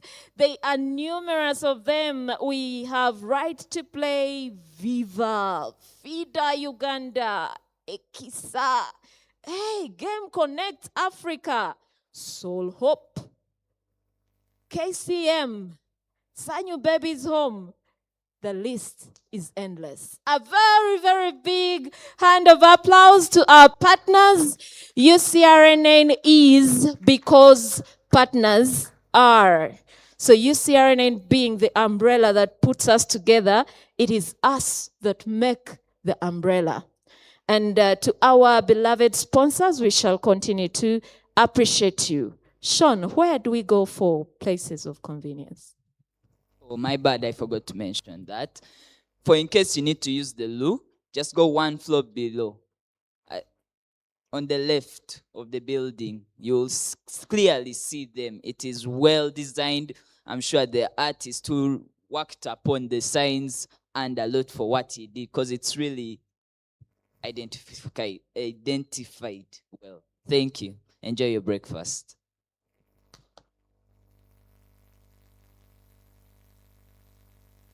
EJ, please play for us some tunes as this time goes by.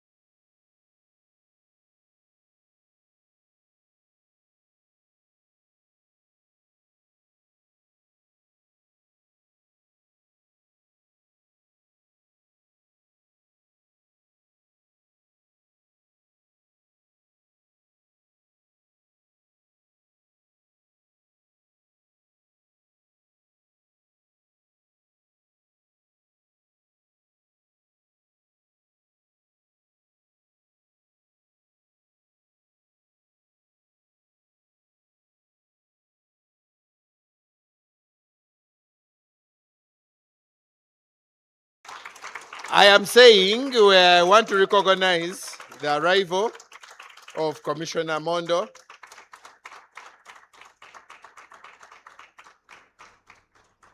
Okay, so we want to thank you very much, first of all, from the bottom of our hearts. Thank you very much for accepting to come. A big thank you to Save the Children, World Vision, Trailblazers, Nascent, Hope, and all the organizations that have contributed to making sure that this second symposium happens. Most notable is the two commissioners we have from the United Nations Committee on the Rights, on the Convention on the Rights of the Child. And allow me ask you to warmly, in the Ugandan way, welcome Honorable Timothy Ekesa to come up and join. You do not stop clapping until he arrives up here. Feel free to sit anywhere you want. And also with him, we also have the representative of, or a member of the African Committee of Experts on the Rights and Welfare of the Child, my elder brother, the Honorable Professor Robert Dio Nanima.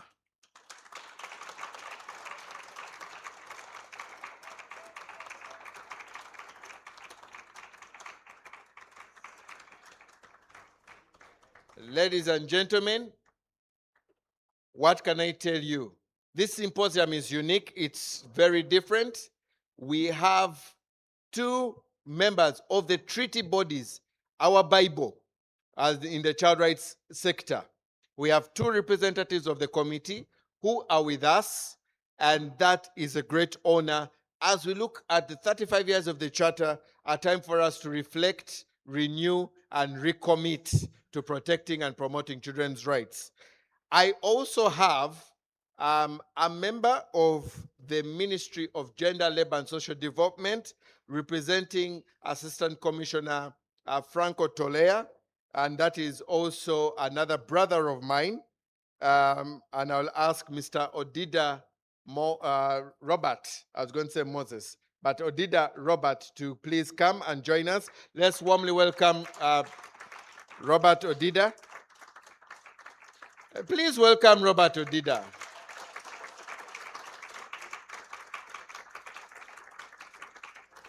You know, if you do not welcome him well enough, you may kill the only relationship we have with government. So can you please welcome?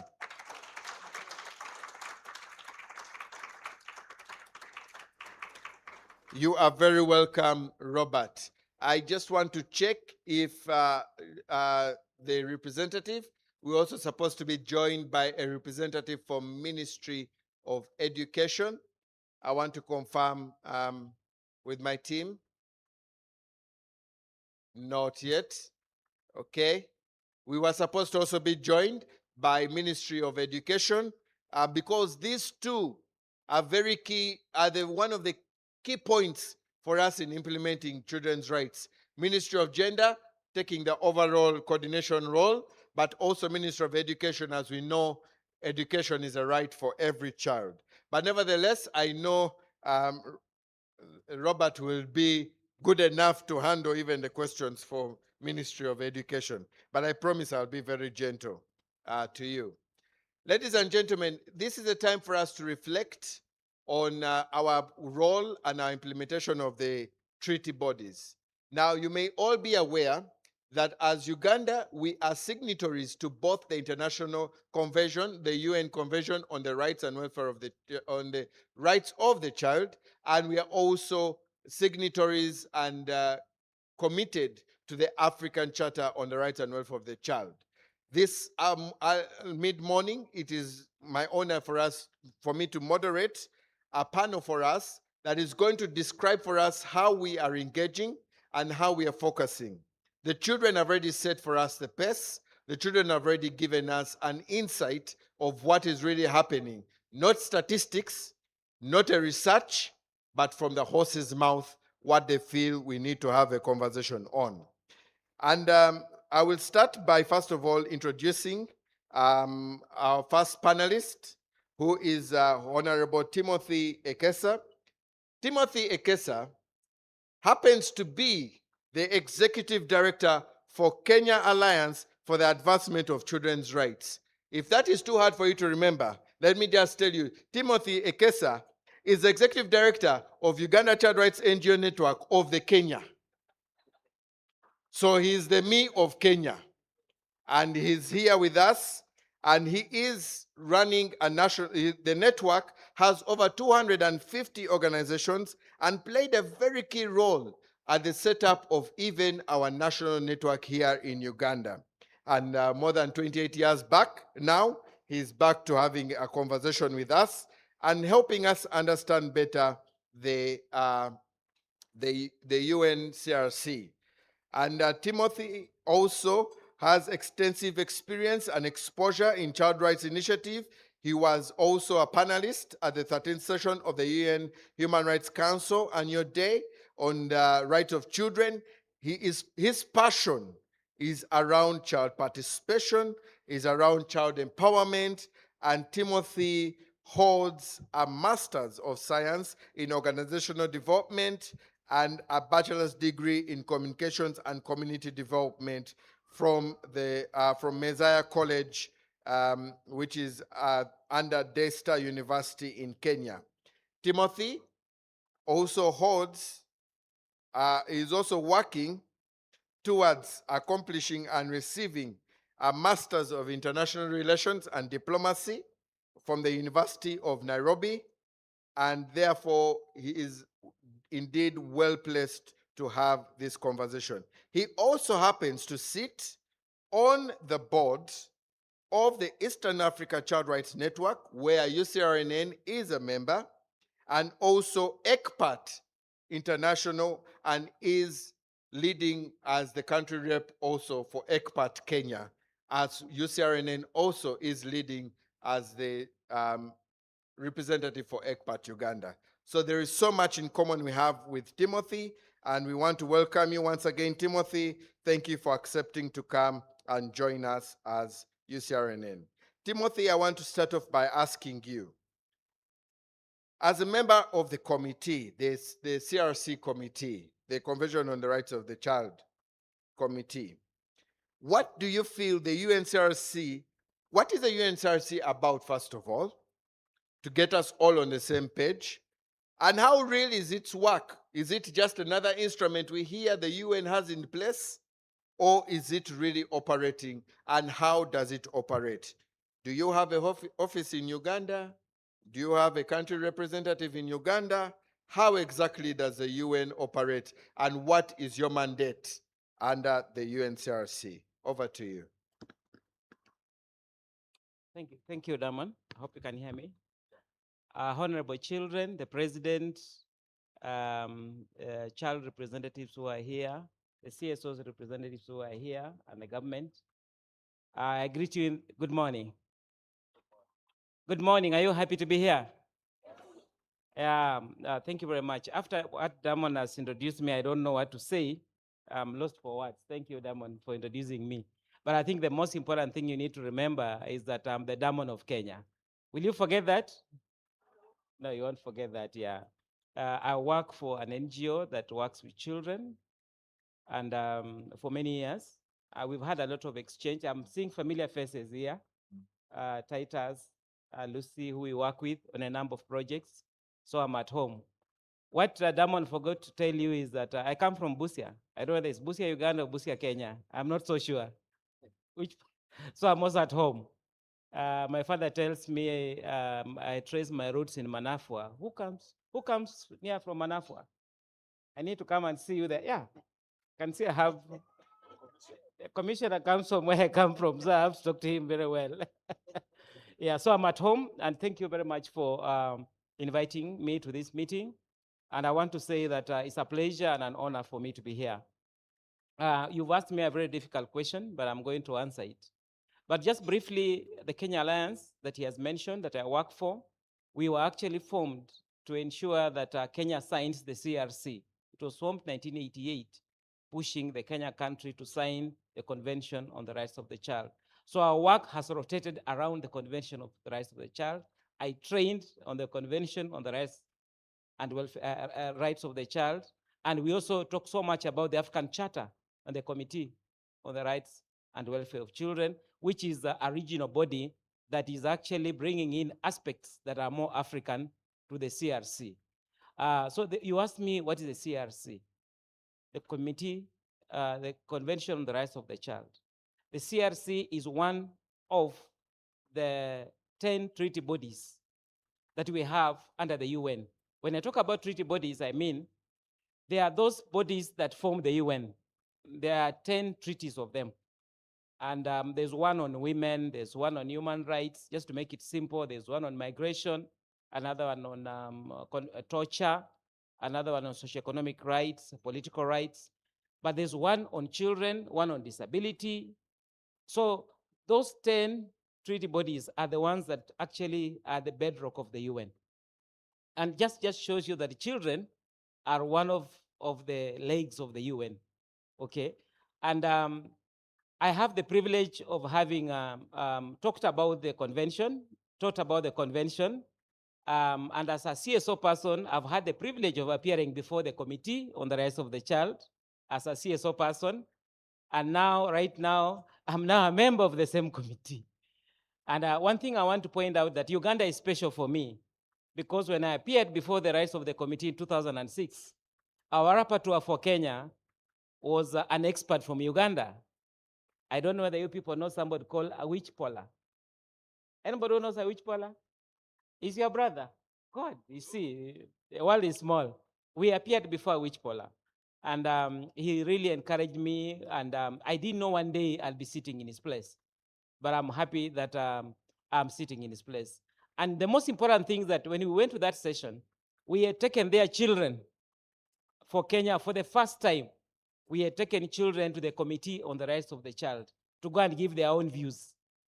And it was the first time the committee was meeting children alone in the life of the UN. So you can see how that is important for child participation, those children who are here. So for me, I want to say that I really feel privileged to have been in that kind of position and where I am. So the Committee on the Rights of the Child, or maybe the CRC, let me not confuse you. The Committee on the Rights of the Child actually serves to implement the Convention on the Rights of the Child. For every convention, there is a committee that is corresponding. So for the 10 conventions I've told you about, there is a committee of 18 experts who actually work with the committee, with the member countries. And remember that the CRC has been signed by all the members of the United Nations in the world. I was asking children yesterday. I said, how many countries have signed the convention, the CRC? What did we say? 190? So there are 197 countries of the UN, and 196 of them have signed the convention of the CRC, except one. The only country that has not signed the convention, or actually has not ratified, they have signed but they haven't ratified, is the US of A, okay? USA. Somalia was the last country to have signed the convention, 2006, together with South Sudan. So this is a very important convention that is globally accepted by everybody. It's a convention that has got 54 articles, you all know, and it is implemented through 4 pillars, which I'm sure you, as people working for children, I should not be repeating them to you, but I think to us is very important.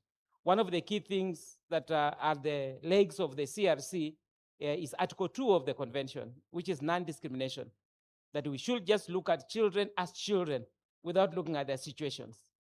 Then the second important pillar of the convention is the best interest of the child. We are saying that in everything we are doing, the best interest of the child should actually be the main overriding pillar. Then number 3, the other big pillar of the convention is the life and survival, ensuring life and survival, which is Article 6 of the convention. And the best interest of the child is Article 3. Article 6 of the convention, we are saying that how do we ensure children live and survive? Okay. Then the last and very important pillar is the child's opinion, which is Article 12. That in everything we do, we make sure we have the voices of children on board. And I think the most important thing about the convention, it is that it's a foundation for child rights programming. That is the biggest foundation for child rights programming. Number two is a standard against, it's actually the standard, sets the standard for policies and laws that we make in our countries. Then number three, we use it as a criteria when we're evaluating countries. So it's a very important instrument for us. And I know that the African Charter borrows a lot from it. We have a lot of relationship between the committee, the two experts. We are the same. It's only that in Africa, we concentrate more on the Africa. But for us, we look beyond Africa and look at other countries also. But we do a lot of, we have a big relationship with the Committee on the Rights and Welfare of the Child in Africa. So the CRC is the global instrument, it's universal, taking care of all the countries, including Africa. But we are saying that it looks at the child individually. It is not the Convention on the Rights of Children. It's the Convention on the Rights of the Child, because we specifically look at every child in their individuality. It's not about children, but every child. So, Damon, I think that's what I want to say, that it's a very important instrument. And for us as committee members, we're 18 of us from around the world. And I want to encourage all of you that there are elections for this committee every 2 years. And I wanted to say this because it's one of one of the work of the committee members. There are 7 roles of the committee, which I might not mention right now, but one of them is to create awareness on the issues of child rights. The first one, obviously, is monitoring state parties. What we do, we get state party reports, periodic reports, they appear before us, and we make concluding observations, just like what the African Charter does. So for me, I'm thinking that it's a very important thing for you to know, is a committee that is made up of experts. It's part of the experts that form the bodies of the UN. The Secretary General of the UN has got 172 experts that advise him on all matters of the UN. And out of those 172 experts, 18 of them are actually on children, where we fall. And out of those 172 experts, 53 of them are from African countries, which is very important, okay? Yeah, just for you to know. And so I fall among the experts, the 172 experts that advise the Secretary General on matters children. And I'm so glad that Uganda has not missed out. One of the conventions that we work with is CIDO. Anybody who knows about CIDO? I know you know about CIDO.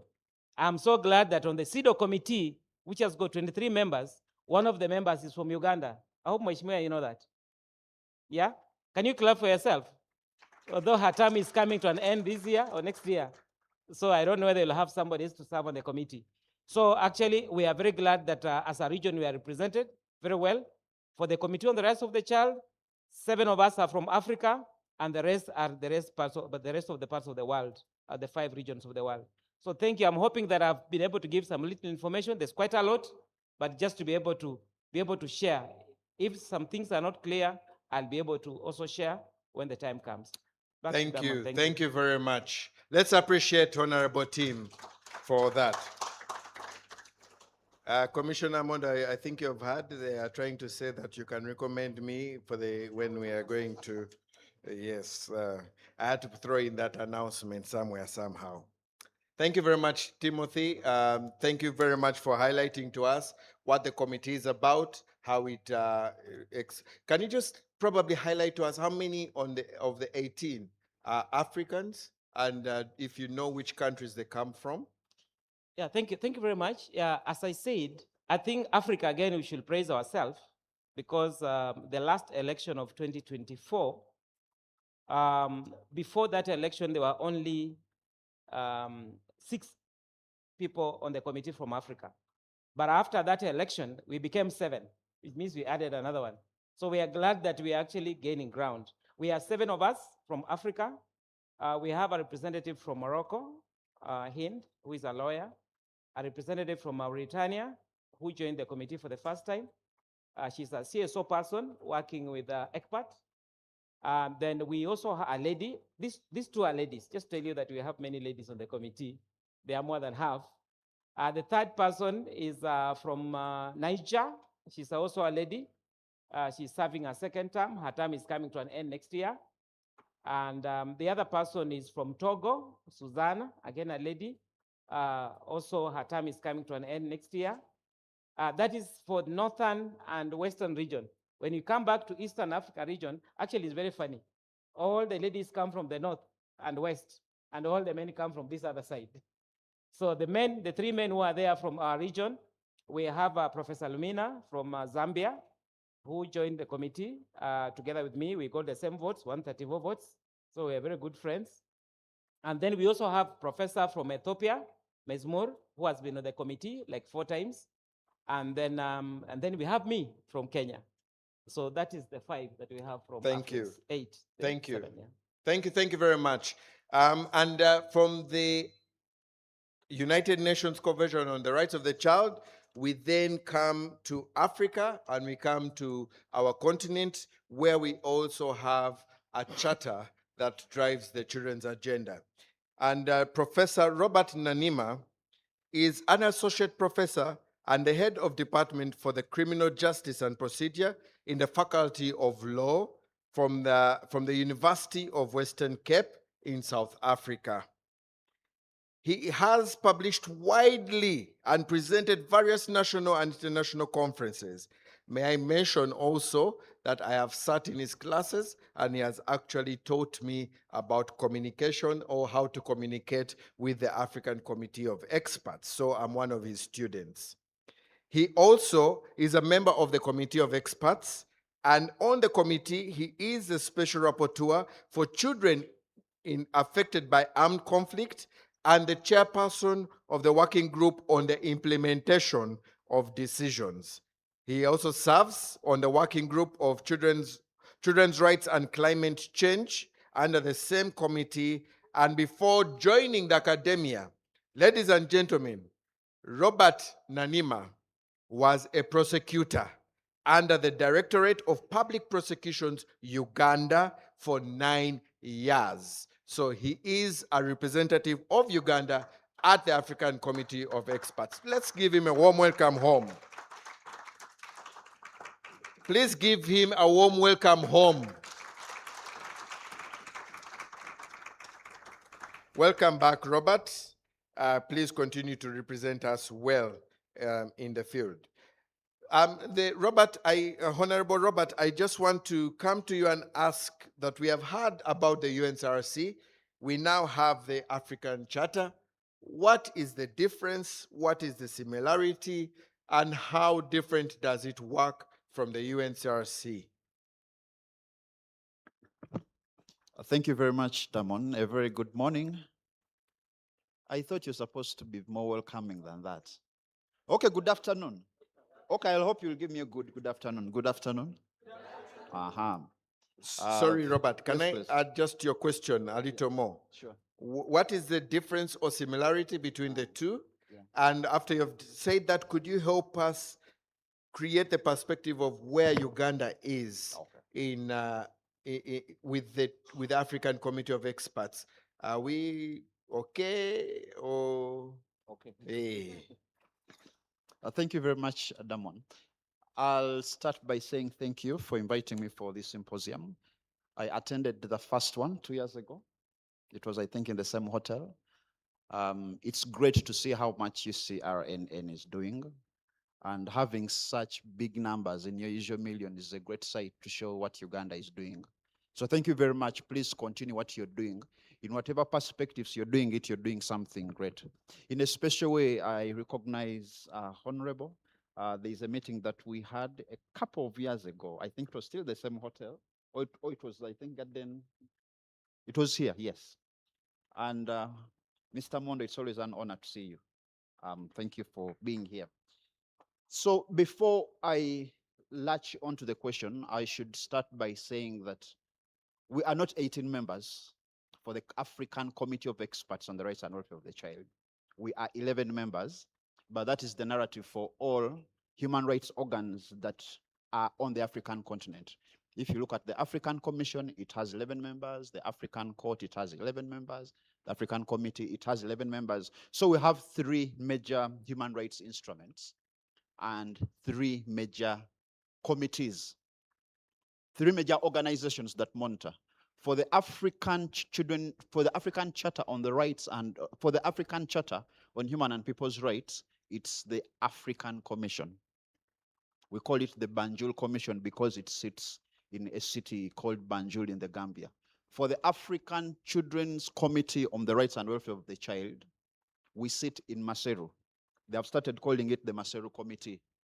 Then for the African Court, it sits in Arusha, and they call it the Arusha Committee.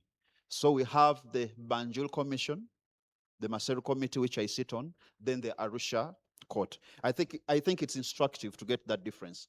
Out of the 11 members, 2 are selected from each of the regions in Africa. But if there are 5 regions, they would be 10, not so. The question is, where does the extra 11th come from? We have a concept that we call the floating seat. So after filling in the 10, we look for another area and get 1 person. So 2 years ago, the floating seat was in West Africa. So West Africa had 3 members, 1 male, 1 female, and a floating seat. That floating seat has moved to Southern Africa. So Southern Africa has 2 members, male, female, and a floating seat. The purpose is to ensure that if there are elections, you don't have a tie. But more conversations about that as to whether it works in practice is another conversation. So having given you that background in terms of the makeup of the committee, we do not compete with the Committee on the Rights of the Child. We complement each other. Why? There are aspects that speak to children that, if looked at from a global perspective, we would lose the conversation. So the Africa Children's Committee, or the Africa Committee, looks at children's rights from an African perspective. So it is that African perspective that creates differences, but in those differences, there are very many similarities. So I'll try to speak to the differences, but at the same time latch on some of the similarities between the 2 bodies. So one similarity is that we work together. We have a memorandum of understanding where we attend their sessions, they attend our sessions, where we have areas of common interest. We push that agenda together. We all use the 4 principles: best interest, right life, survival and development, participation, because that is a narrative for all children. We use the child rights-based approach. That's a similarity. So the question is, what are those differences in these 2 similarities? One difference is that the Africa Children's Committee, under the Africa Children's Charter, we take on a lived realities approach. We look at the lived realities of children in Africa.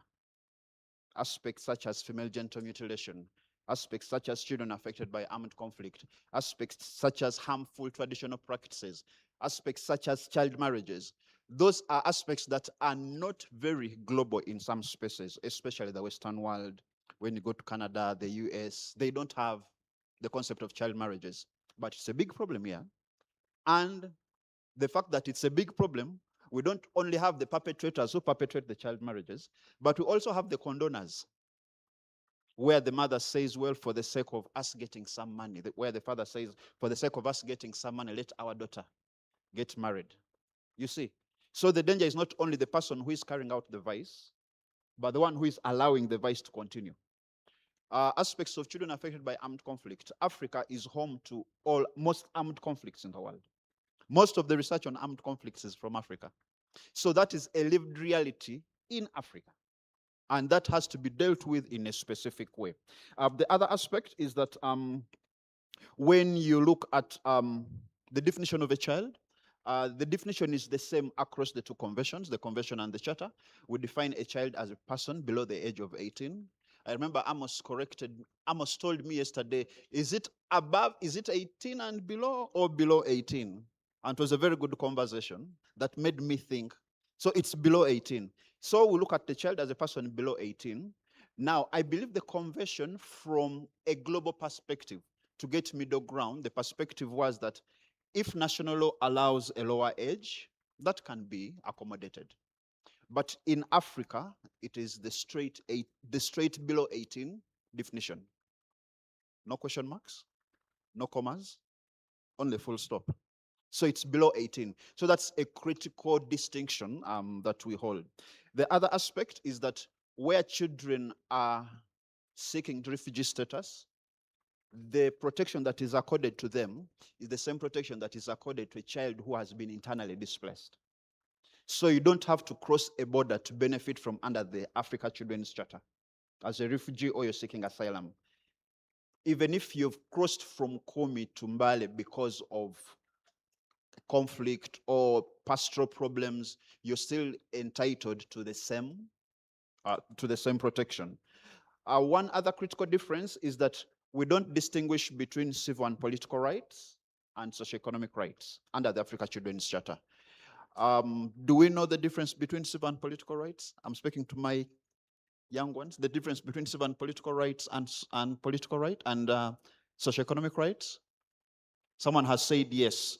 So we don't distinguish because we believe if they are rights, they are all rights under the Charter, and they should be accorded the same degree of attention.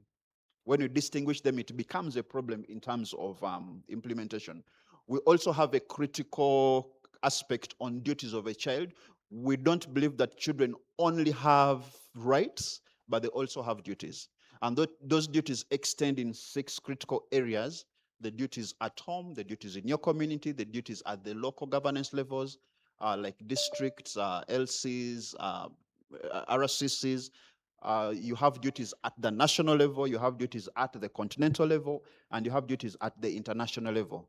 And we believe where you exercise your duties right from home, through the neighborhood, to the regional, to the national, to the continental, to the international level, you have the right to participate. And the expert on participation is seated next to me. I'll leave those conversations to him. So those are some of the differences. But in terms of similarities, it's the child rights-based approach. It's using looking at the lived realities of the child. And at the time the Africa Children's Charter was coming into force, there are some critical aspects that had not been dealt with in the convention, such as children under apartheid in South Africa. So that was a lived reality that had not been considered then. So the multi-million question is, in light of all this, where does Uganda stand? How is it working? How is it on the national stage? Interestingly, when Uganda sends its report, I'm not supposed to look at it. I'm not supposed to give feedback because I'm Ugandan. So I'm giving this feedback because he has asked me. So I'm giving this feedback as Robert, not as a member of the committee. So please take any mistakes I make are my own, and they're not mistakes from the committee. I should say that Uganda has submitted 3 reports. The initial report in 2003, then the first report in 2008, then the combined second and third report in 2020. But for the committee, we look at that as the second report. So that is good. You're doing well. Clap for yourselves. But stop the clapping because we are expecting the next report. It's due. You're late by about 2 years. So let's work towards that report because you have put up a good moral standard.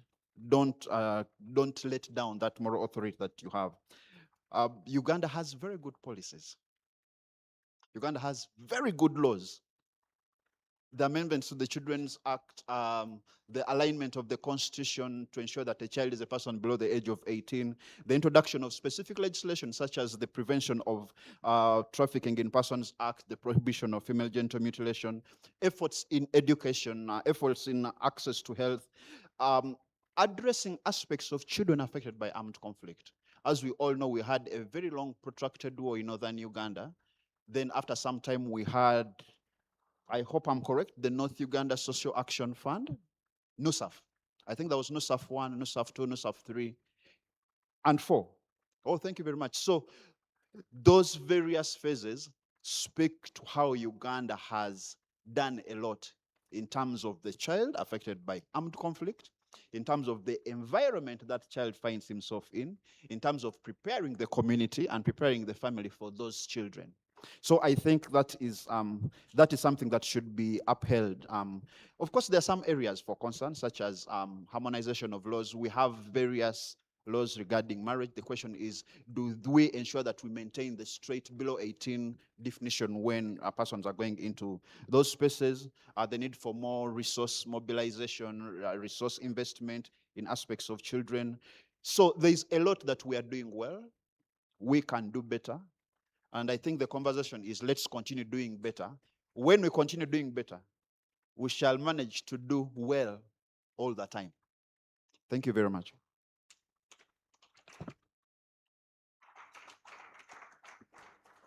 Thank you very much. Even though you're not allowed to comment, you are still allowed to comment because you're Ugandan. So I am happy you've still given us your view.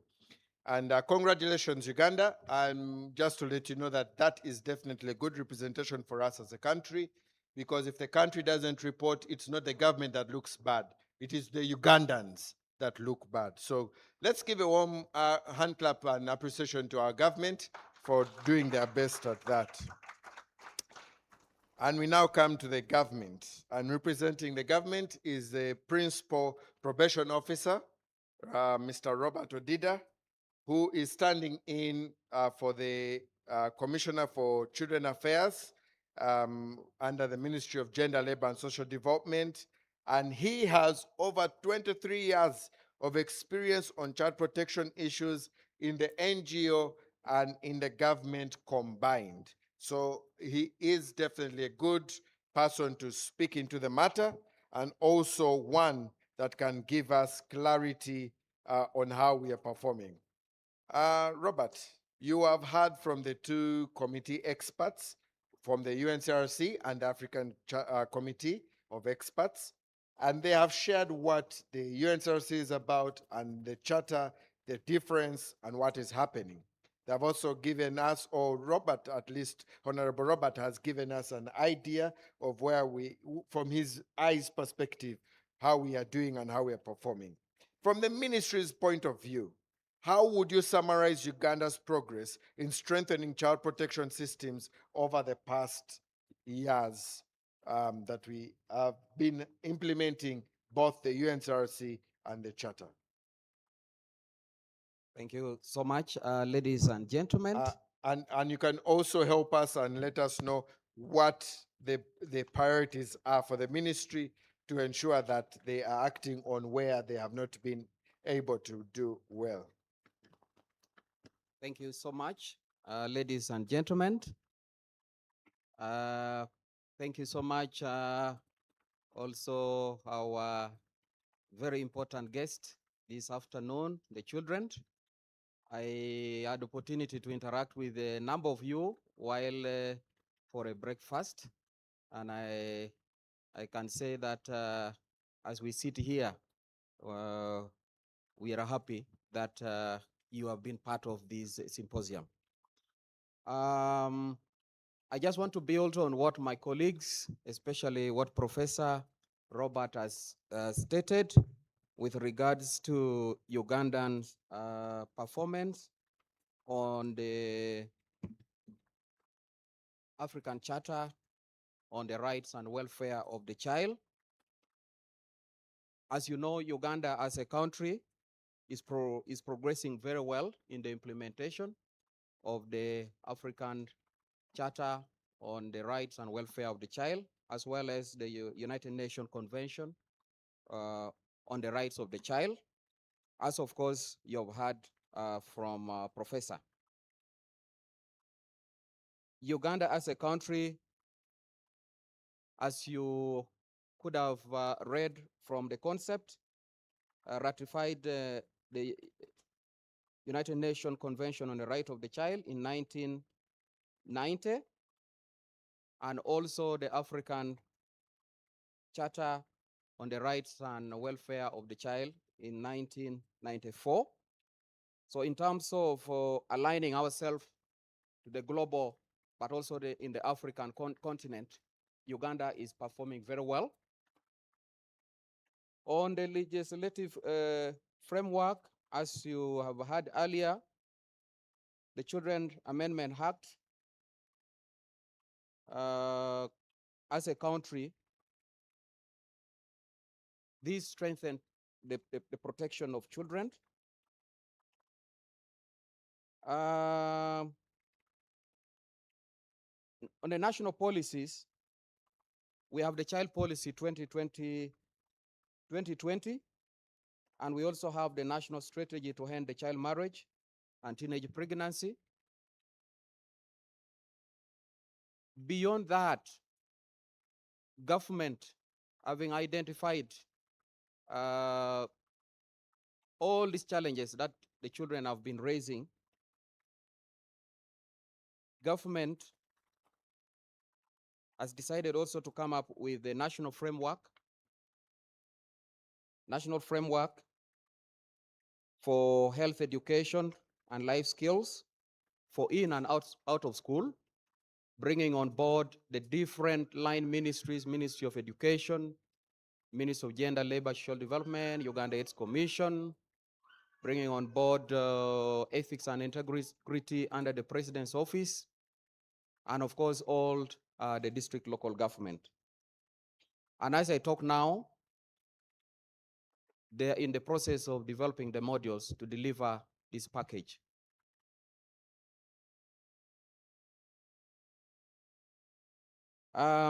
Each line ministry are therefore recommended to come up with the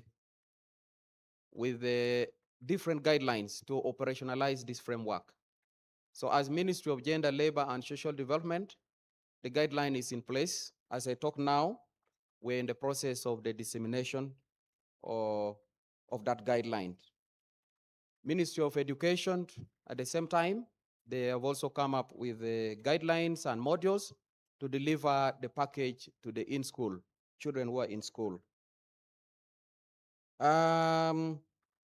We also have the child helpline, which is in place when it comes to issues of reporting child abuse.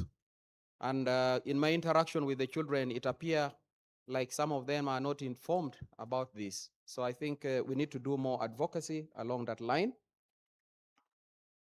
We have other sister policies like labor policy. We have parental guidelines, which all speaks to the issues that the young children have been raising.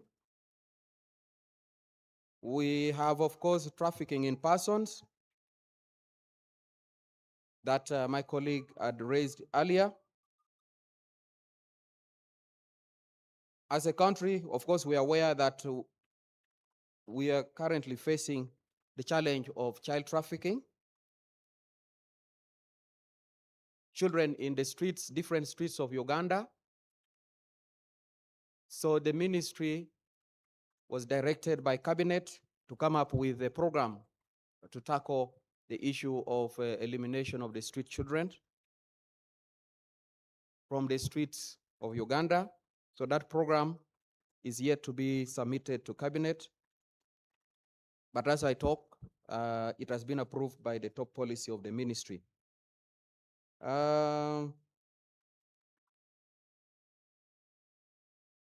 The other success that also is very important to report, I know Professor has already reported, is that Uganda is very faithful in reporting and submitting periodic reports to the African Committee of Experts on the Rights and Welfare of the Child and on the UN Committee on the Rights of the Child.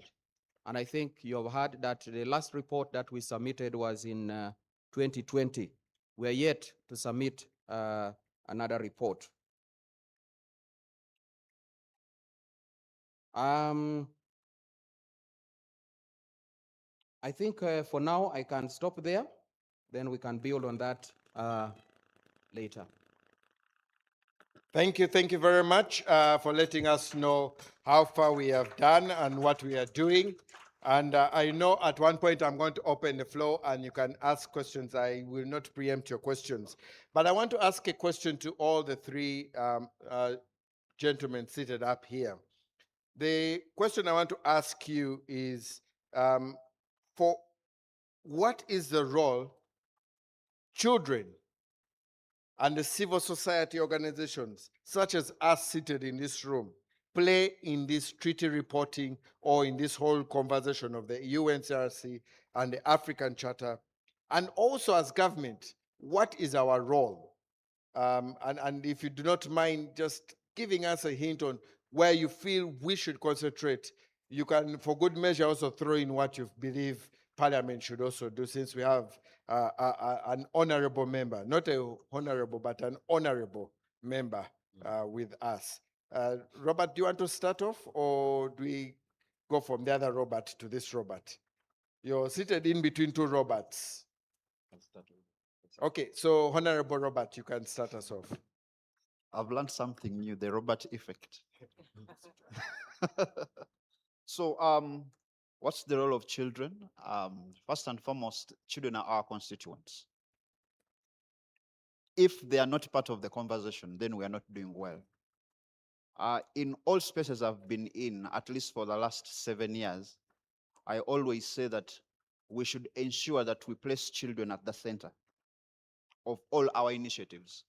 When we do so, then we are able to direct our resources better, harness our strengths better, use our resources in a better way, because we are looking at children not only objectively, but subjectively. And if we are looking at a specific child, let's say the child is from Gulu or the child is from Karamoja, we're identifying the needs of that child. Then from the basis of that identification, we're asking ourselves, what are we doing as civil society? What are we doing as government? What are we doing as academia? It helps to disinstitutionalize silos, both at an institutional level and practical level. But the role of children, I think children, not I think, I know. I know. Children have a role to participate. Spaces where they are able to speak, air out their views without fear of repercussion. Being assured that you'll speak and whatever you're speaking will be given due consideration. And that you're not speaking from a perspective that you are touching intellectual capacities, but you're speaking from the perspective because you have something that you bring to the table. I think it's instructive that children always have that space. Their role is to always communicate, and I think that is very instructive. Role of CSOs, I always say that there's always been the narrative that as a CSO, your first point of call is to fight the government, show them what you're made of. I don't know if we're to take statistics down memory lane, how many of those fights yield results. But if it's a more engaged approach, this is what we are bringing to the table. What about this? Can we do this together? It's instructive to note that a certain state that presented a report, that state works so closely with civil society that they agree on what should be in the report, what should not be in the report. And I think that's a good way of looking at how to do this work. Civil society, what you can do in our spaces, at the Africa Children's Committee, we give civil society what we call observer status. Having observer status, there's a criteria that is followed. You should have been working on children's rights at least for a period of 3 years. I should show that you're working with the committee. Working with the committee does not mean that you come to Maseru and attend sessions. As long as you're working on children's rights in Uganda, aspects of education, aspects of health, you're dealing with the mandate of the committee. If you're able to show that, you apply for observer status. When you get it, you direct the agenda, not only at the national level, but at the continental level. Very many organizations here have they have observer status. UCRNN, Save the Children, World Vision, and they have a specific allotted time at the beginning of every session to tell the committee, tell states parties that are present, these are the issues that you should be dealing with. Government, yes, the practical first point of call in terms of obligations to promote and protect the rights of the child starts with you, runs with you, but it's important that while you are doing that, we work together to see that what can we do to ensure that you do what you're supposed to do in terms of accountability and other areas. Parliament plays a very critical role.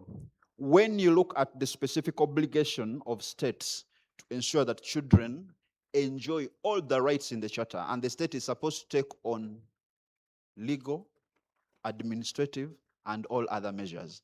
For the state to take on legal measures, it means the parliament has a very critical role to play.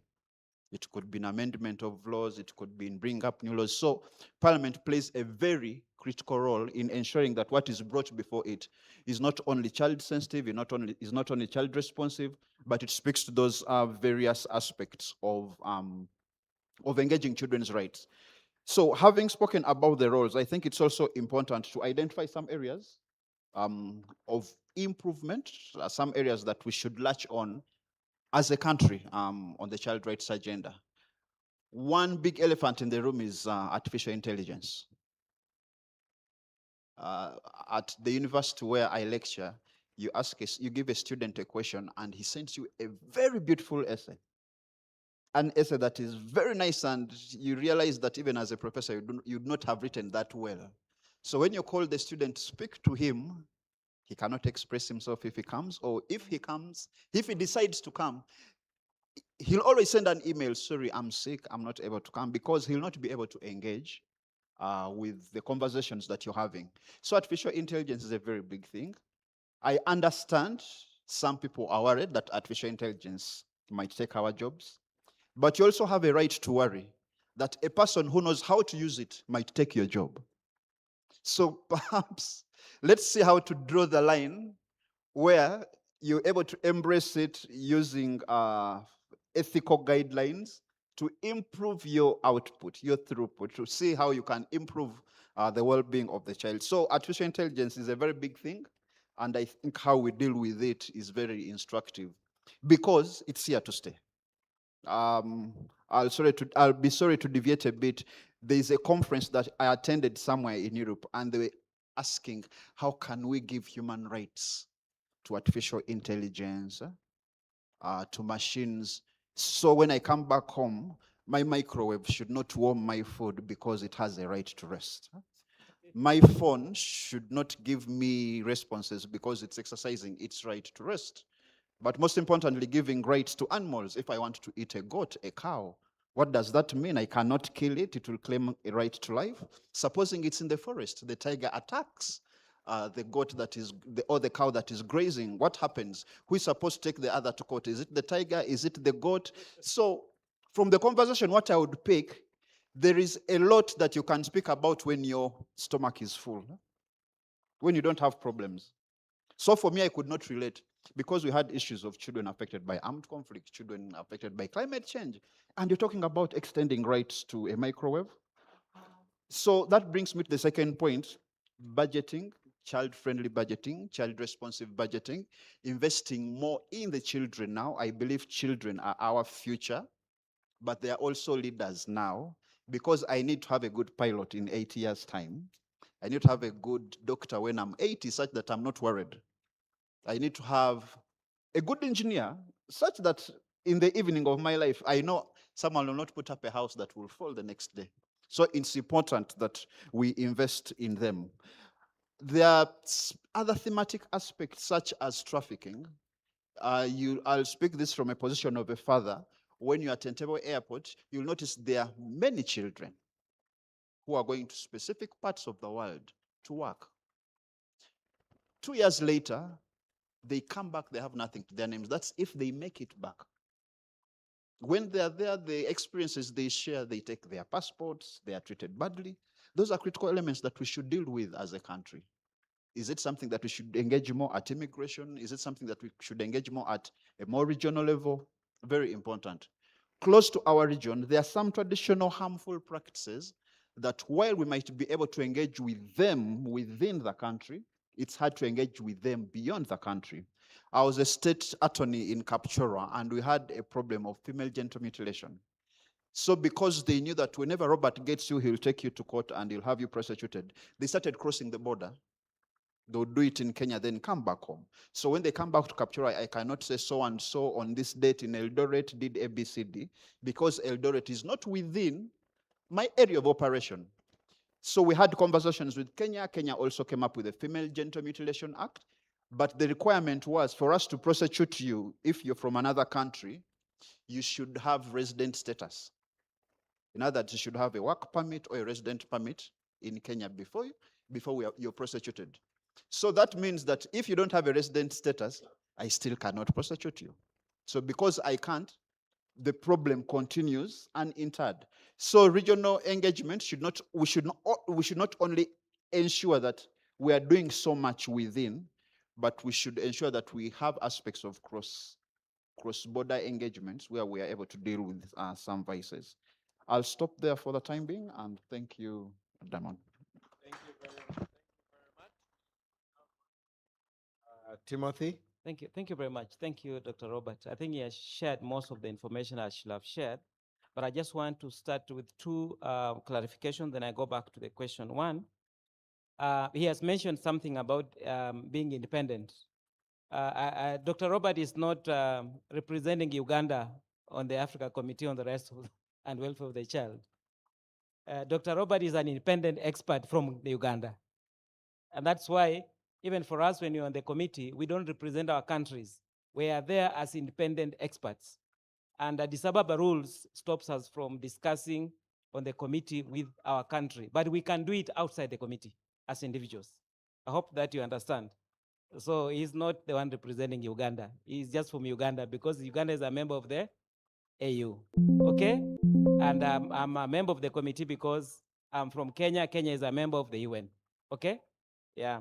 The number two is that he mentioned where the offices are. Maybe I thought I could also clarify that for the sake of just sharing information. The UN has got 4 offices around the world. The main office that deals with the committees and president's meeting is in New York, USA. The office that deals with the issues of human rights, all human rights, be they children, be they disability and women, the headquarters is in Geneva, Switzerland. That's where all the treaties, bodies, and the reportings are done. And then all economic issues are in Vienna, Austria. And all environment issues are where? Who can guess? The issues of environment. Where is the General Assembly for the UN? Environmental issues. Anybody in the room? Guesswork. Let's do guesswork. Can I give you a hint? It is in Africa. Yeah, it's in Nairobi, guys. Yeah, it's close to you here.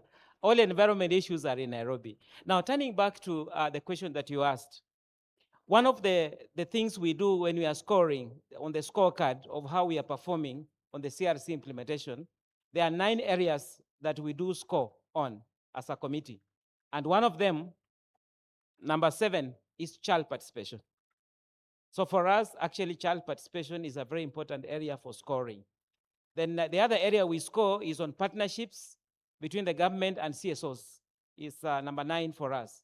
How are you partnering with CSOs and other UN bodies that are dealing with issues of children?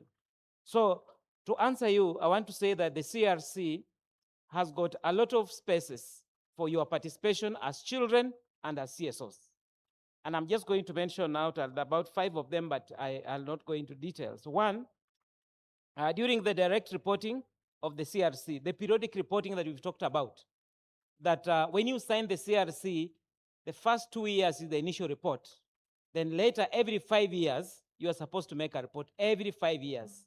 So if Uganda signed the CRC in 1990, you can mention maybe add 2 years, that will be 1992, just like Kenya. Then every 5 years, there's supposed to be a report that you submit to the committee so that we can review and give you a scorecard and tell you where you are doing well and where you need to improve. So during those reviews, the NGOs and children, you have space to be able to bring your ideas. First of all, the main sessions, actually there's a space for children themselves to come as representatives and be able to speak their ideas the same way they've been sharing here. What do they think on what they think about the reports that the government has prepared? The CSOs don't have that opportunity, but apart from them coming in person, the children can also make written submissions. You can write to the Committee on the Rights of the Child and just say, these are the issues I want for my country to do. And we'll raise it with the delegation as they'll be coming in January. We are waiting for them anxiously. I didn't declare my Ugandan nationality, so I'll be sitting on that committee. I'm actually one of the 4 people who will be in Uganda. So I'm really looking forward to review you. Number 2, we have the pre-sessional consultations. Before the delegation comes, the NGOs and children, you are given an opportunity to be able to react to the report that the country has submitted. Like right now, you submitted the report in 2011. Your third and 20? It was received on 2011 in Geneva. That's what we have at 2020. So we are saying that report, no, you're talking about the Africa Committee, I'm talking about the CRC. Yeah, so the report you submitted, the government submitted, before we get the government to come, we have a session for NGOs and for children to be able to put in more information. And mostly NGOs, you can either do an alternative report to the government report, meaning that you're actually writing your own independent report about the status of children in Uganda, or you can do a complementary report complementing what the government has done, or supplementary report. You can supplement the information the government has has sent.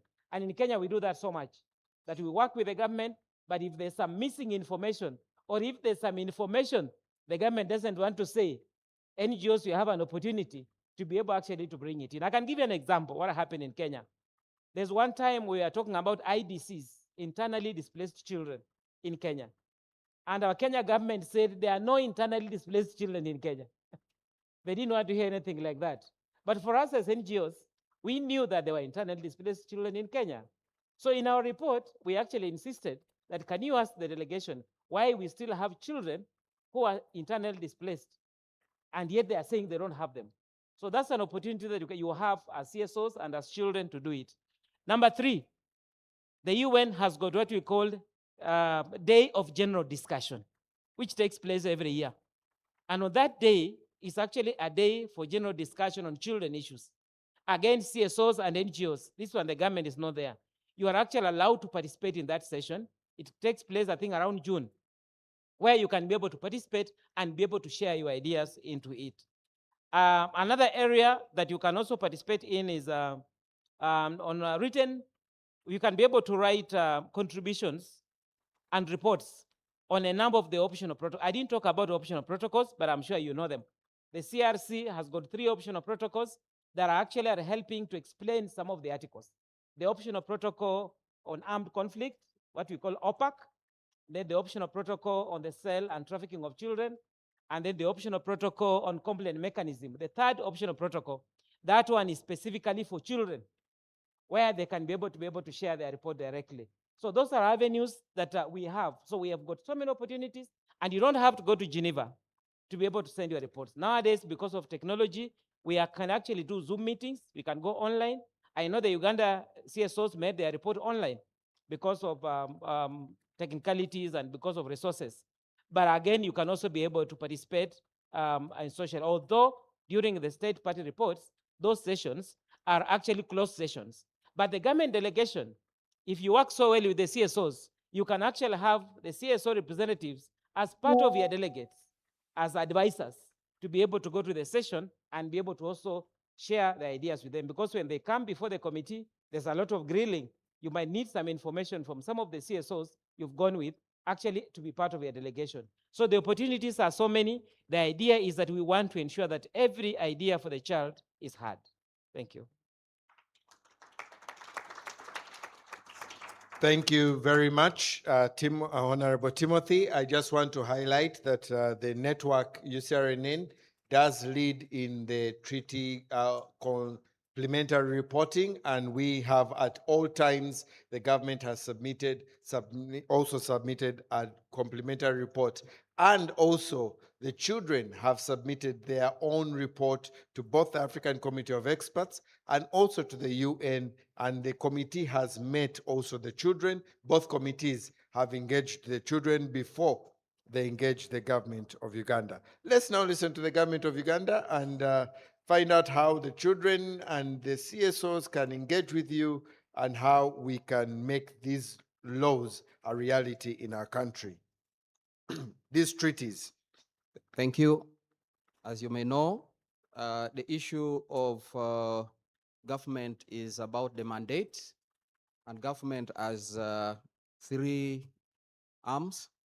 We have the executive, we have the legislative, we have the judiciary, and each of them, they have a contribution to make on the issue of care and protection of children. Also, it's very important to note that when it comes to reporting to the committee, ministry works together with the CSOs with the help of the lead consultant to facilitate in the developing of this report.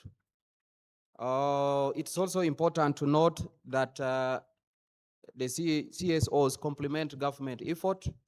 Where government cannot reach, the CSOs are able to reach. So they really complement government effort.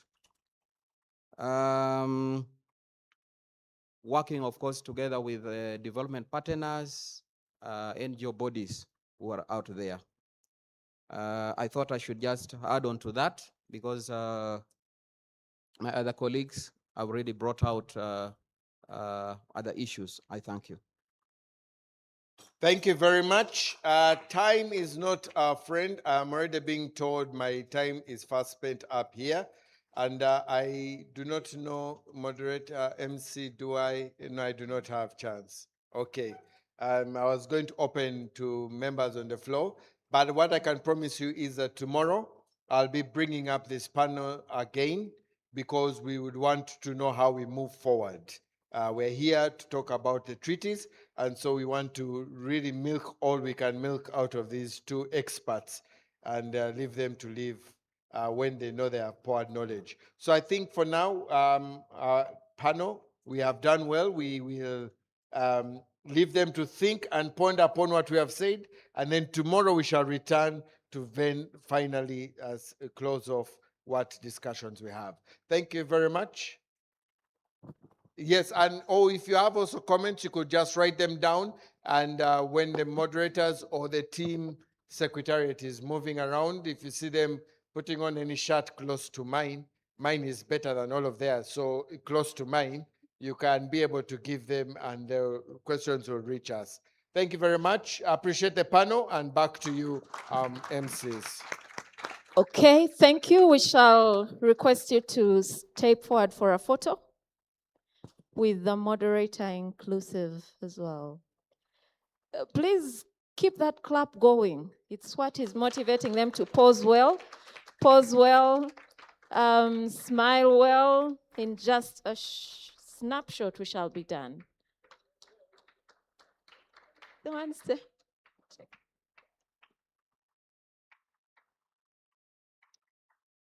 Thank you. Yes, panels are very good, friends. You'll agree with me that panels are very good, but you also agree with me that shortly after the third speaker, even your chair begins to let go of your back. You begin to realize you need to stand a little, you need to shake a little. Sure. Do we keep our people seated or? I feel like they need an icebreaker. Oh, thank you. Another icebreaker, friends, as we get into the second panel. Just 1 minute icebreaker. Let us get to our feet and we shall be ready, re-energized for the next session.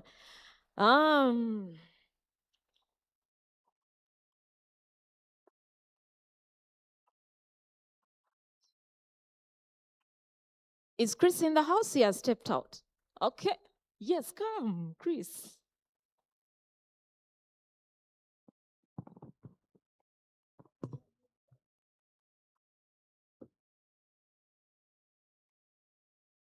Hi, everyone. I understand you're now exhausted.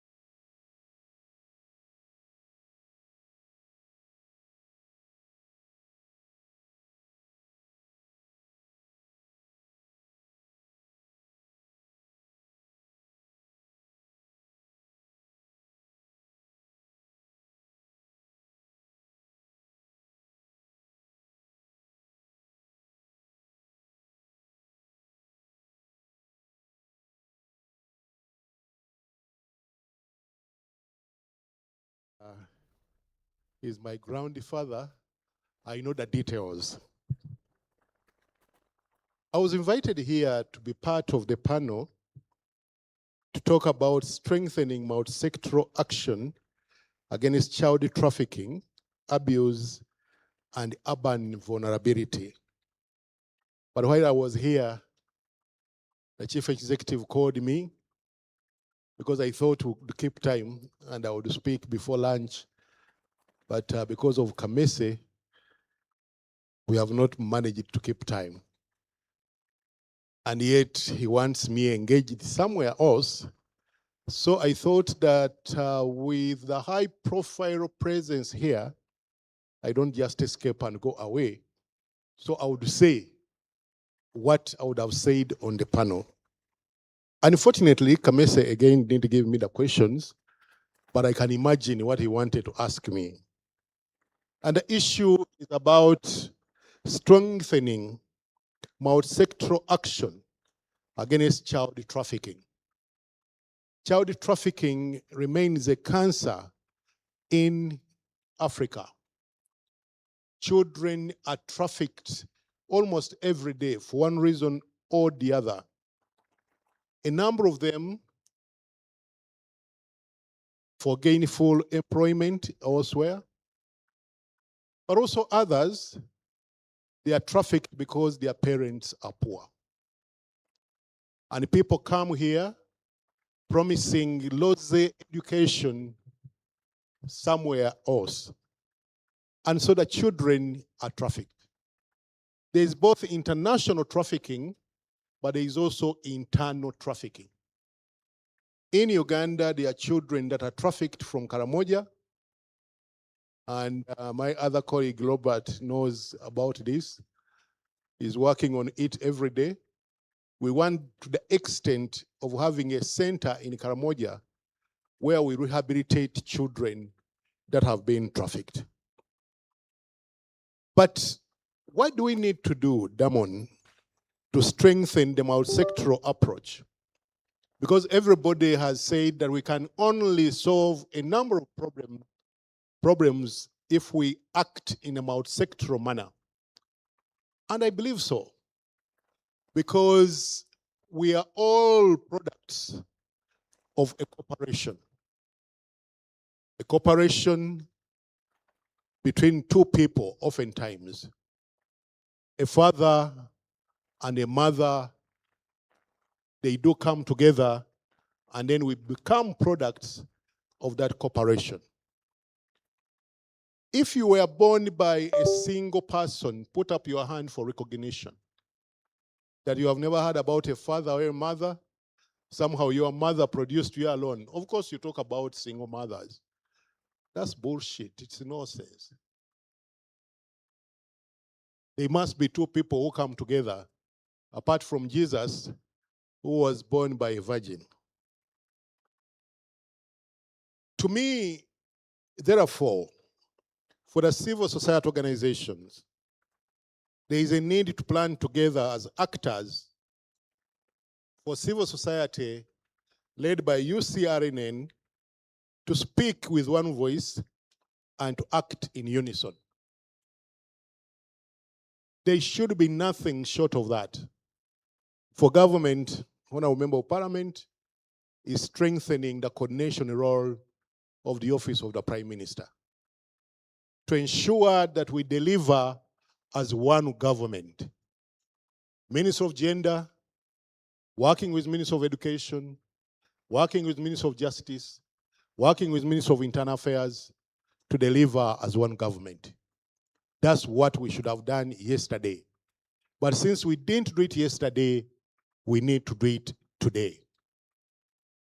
Somebody wrote and said the best time to plant a tree was yesterday. The next best time is today.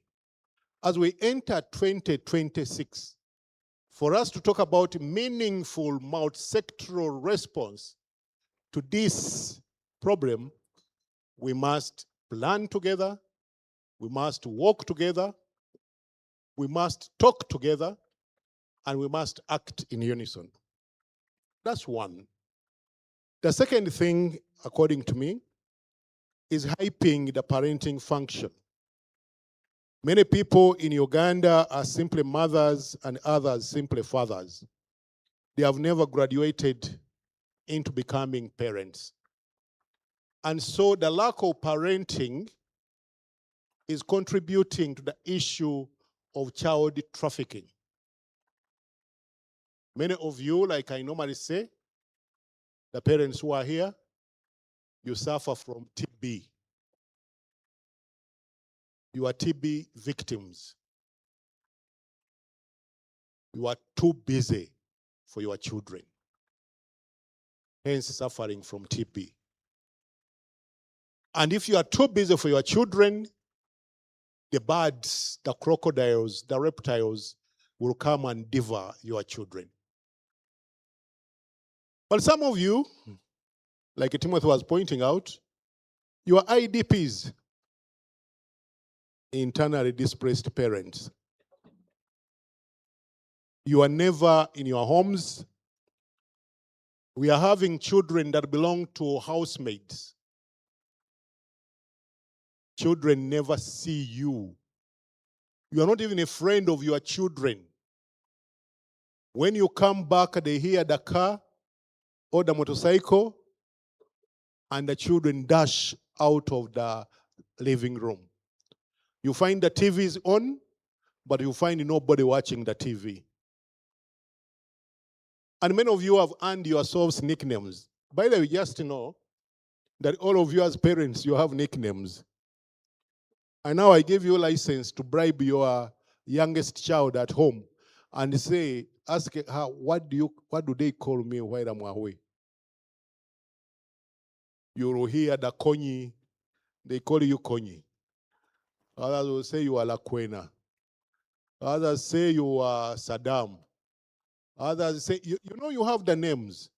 And it's important for you to find out, and that will help you to be a better parent, and that can catapult you into looking into issues of how your children can avoid being trafficked. It is as bad as that we have nicknames. And some of you, because you are police people, you believe that even at home you're a policeman or a policewoman. No. You are a policewoman or a policeman while you're in the barracks or on the road managing traffic. Once you are home, you are a parent. Can you be a parent and parent? Otherwise, children are going to run away from you and they will end up being trafficked. Let me also say that because of the hazards that are happening in our communities, and Honorable Flavia, you need to help me here, the Minister of Gender has come up with a national family policy to ensure that people are really family people. Everything that is important starts in the home. And we can know you by looking at your children.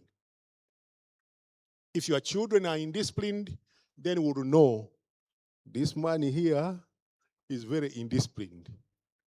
This woman here is very indisciplined. Of course, you can say the community also contributes, But you have a critical role, a cardinal role as a parent, to nurture, to love, and to care unconditionally. Somebody wrote and said, the family in Uganda or the family in Africa is in the intensive care unit. And I agree. You find families that look like there is no head of family. And once you go into a family and you hear one of the two saying, don't you know I'm your mother? Don't you know I'm your father? Then you know things have gone wrong. You don't have to remind me that you are my father or you are my mother.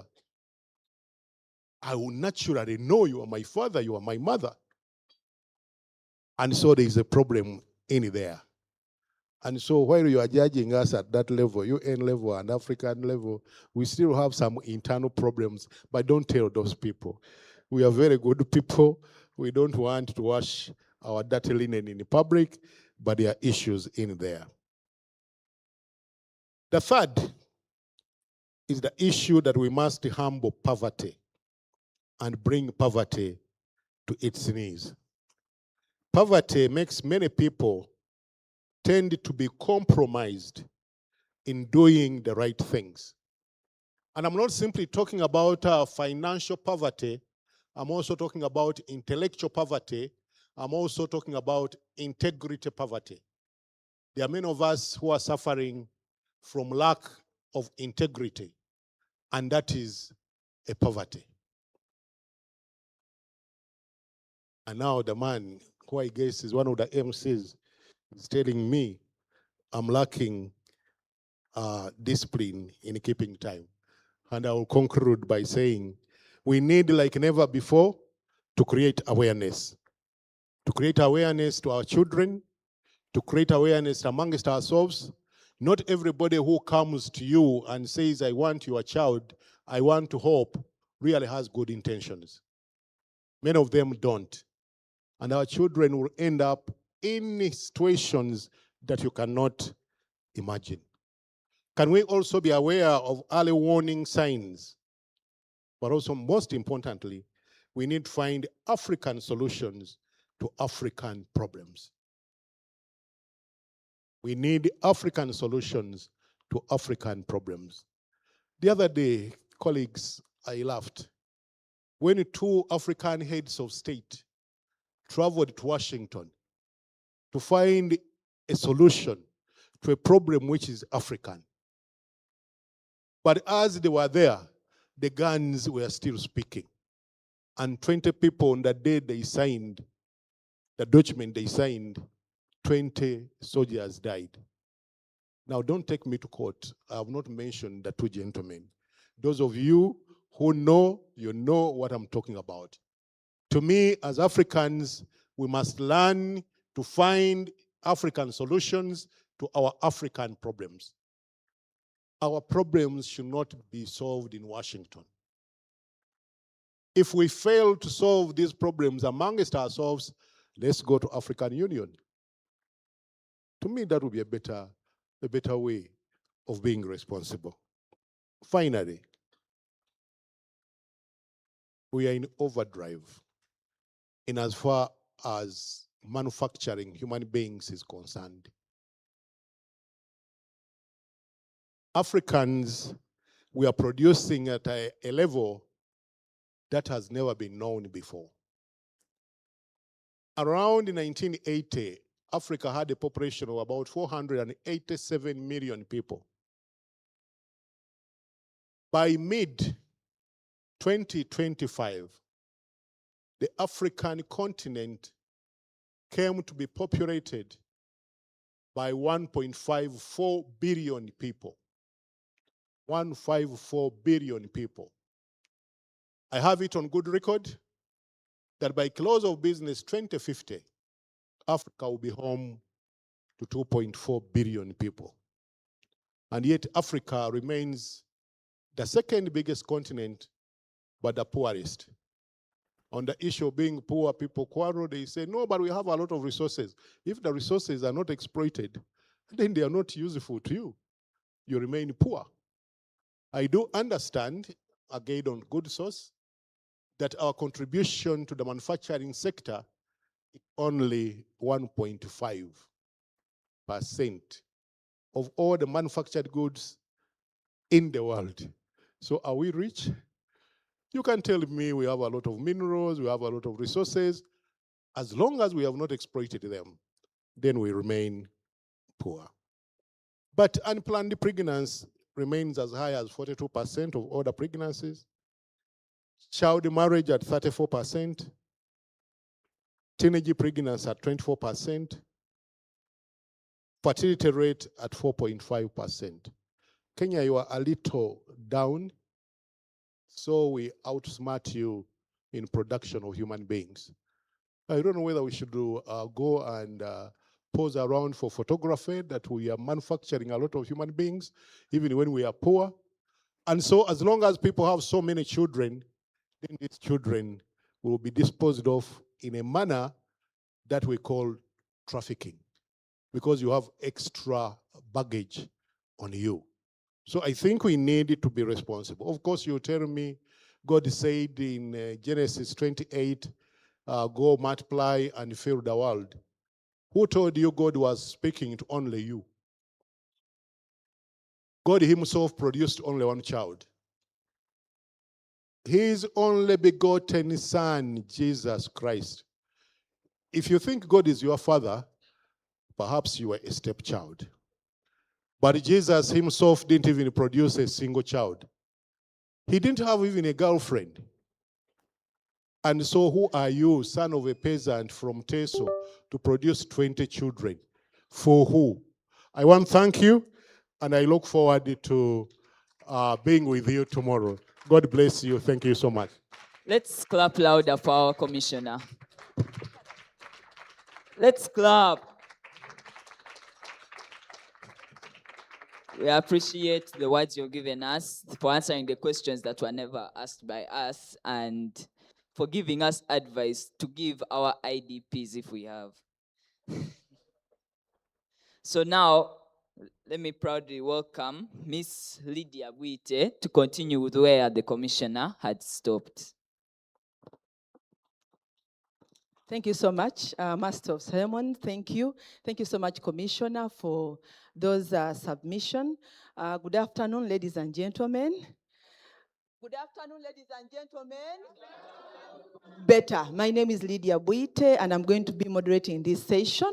Now, I'm speaking these words as I'm looking into the direction of the IT persons. We want to continue the conversation around trafficking in person, and as we're going to note, we are just going to tweak that program a little bit. So the discussion which was supposed to come after the budgeting is going to come first, and then we can have the budget later. So as I'm looking here, John, I want to see the video on the screen. Meanwhile, you can be turning to your neighbor and ask them how they are feeling this afternoon. Yes, just remind them how they are feeling. Just remind them how they are feeling. Ask them, and please assure them that we have plenty to eat, to drink. Do not, yes. Is that what I see? Should we put off some light, or that is fine? So, ladies and gentlemen, I want to draw your attention to the screens. Meanwhile, as our presenter also prepares herself. Let us Seeing what listen is in. outside from the country and studying what is there. Life before I returned to school was me. My father left us. My mom was for taking us to school. I work like an Oscar.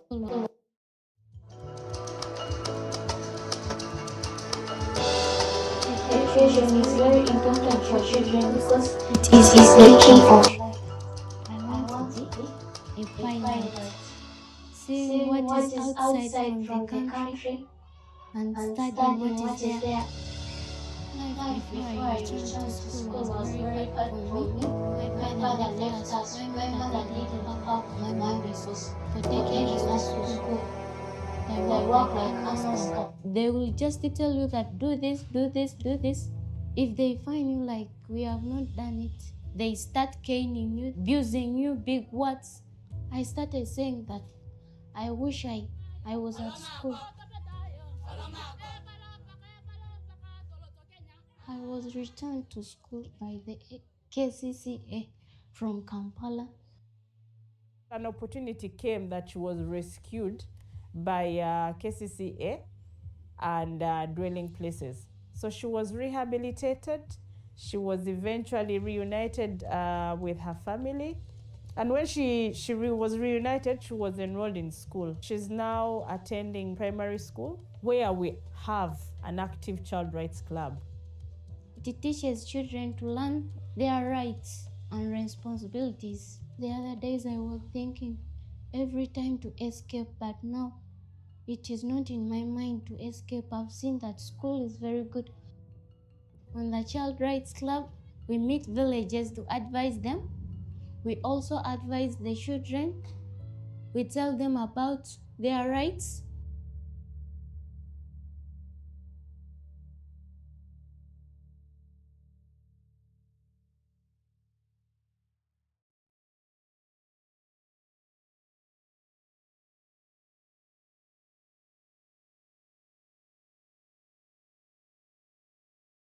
Maureen Chitiwa Muwonge, the Executive Director, Dwelling Places, to give us a brief presentation that then it will also carry us into the other discussion around this phenomenon of child trafficking overall.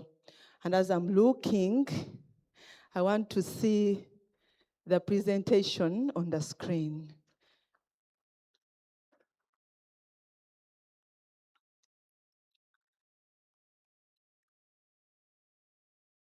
Meanwhile, our Assistant Commissioner is taking his leave.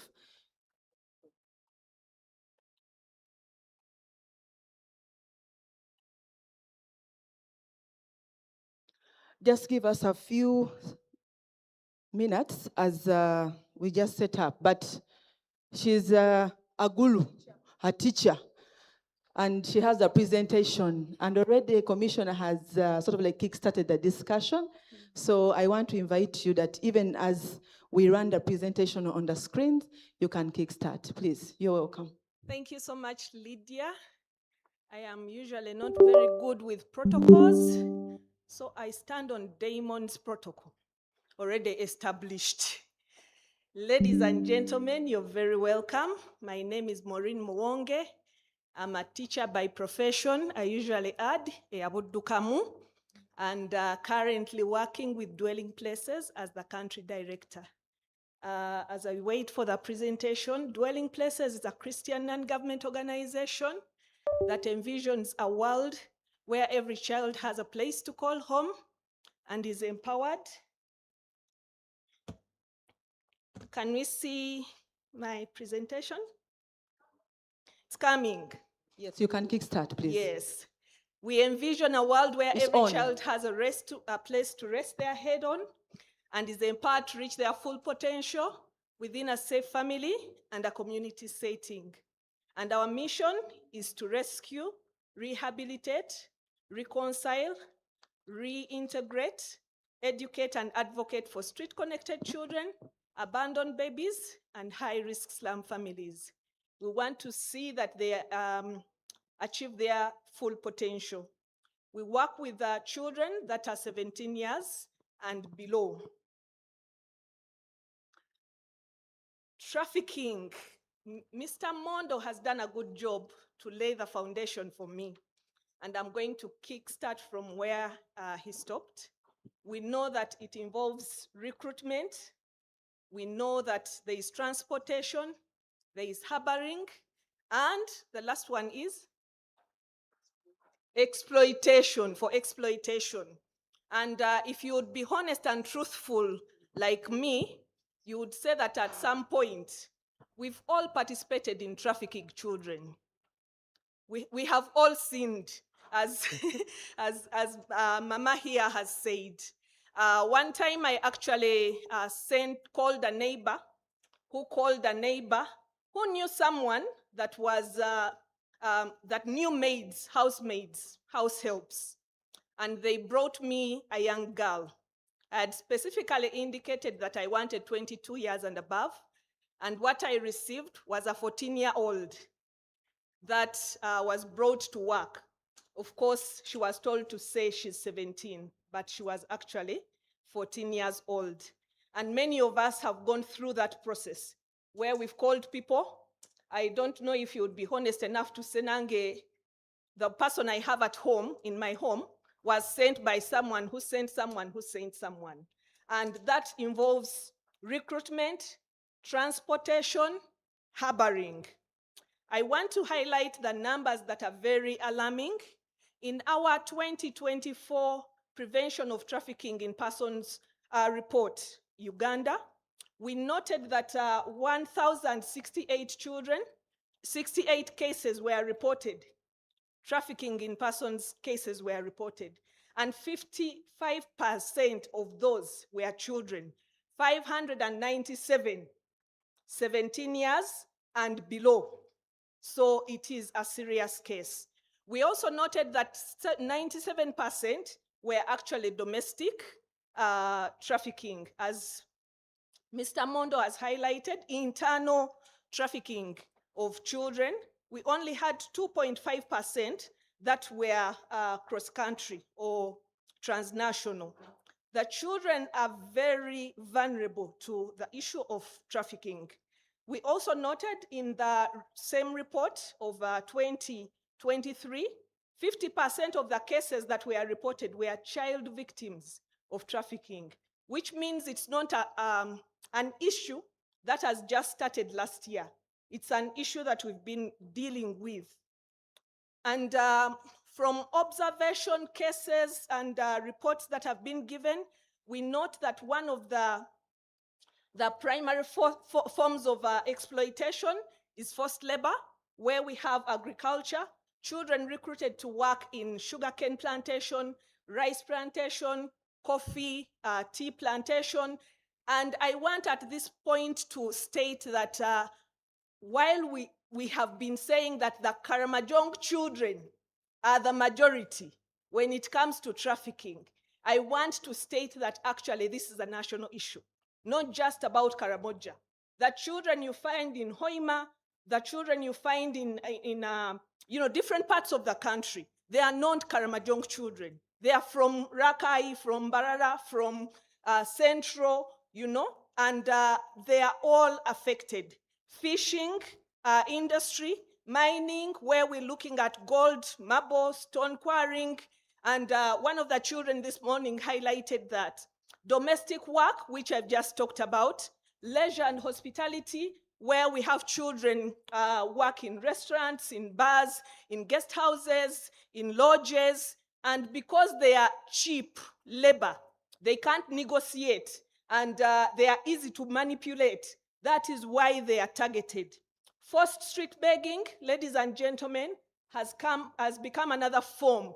Previously, we used to think that children just migrate on their own because of the other push factors. But right now we have traffickers that are forcing children to beg on the streets. Sexual exploitation, where we have children in karaoke's, nightclubs, and brothels. Economic hardship is one of the push factors that we have seen. Violence in the homes, where we have single parents, gender-based violence, and as Mr. Mondo said, internally displaced families, parents that are actually causing the children to leave home. Forced begging and domestic servitude is another issue. Impact on climate change, where we see prolonged drought, for example, in Karamoja, when it rains, it floods, and such situations are pushing the children to trafficking. Cultural practices, in Karamoja, for example, women are expected to care for the children, for their families, to put food on the table. So they take advantage of the girls as they are mentoring them to actually extend that provision service. And we've also seen there's a girl that was 14 years old that was rescued from Nairobi. And when asked why she went to Nairobi, why she was trafficked to Nairobi, the reason was she was being forced to get married, at the age of 14. So she ran away. Cultural practices that are pushing our children away. Lack of economic opportunities in the different districts that is pushing the children to Kampala. Means of transport, we see traffickers facilitate, transport the children. We've had cases in Napak where you find a group of children that are on their way, and when you intercept them, you find one has a mobile phone that has the shelter, the shelter of the mobile phone. Another has a battery. Another has a SIM card. You know, they've been taught tactics to dismantle information so that the trafficker is protected. But the traffickers participate in fueling the trafficking, self-motivation or peer-to-peer influence, where this season is festive season. When children that have gone through trafficking go back home, they go back pimped up with beautiful things, and it motivates and encourages others. They won't tell them what they do, you know, in Kampala or in Nairobi and other places, but it motivates them to actually come.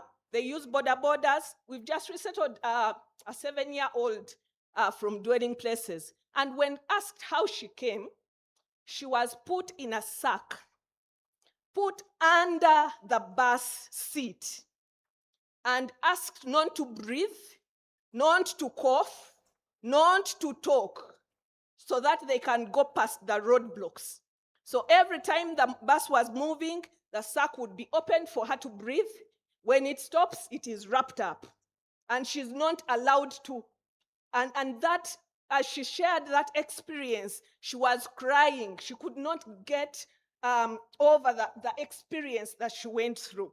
Those are some of the situations that children go through. Some walk from district to district. They beg, they get some money, they continue up to when they get to Kampala. Kampala is a transit center.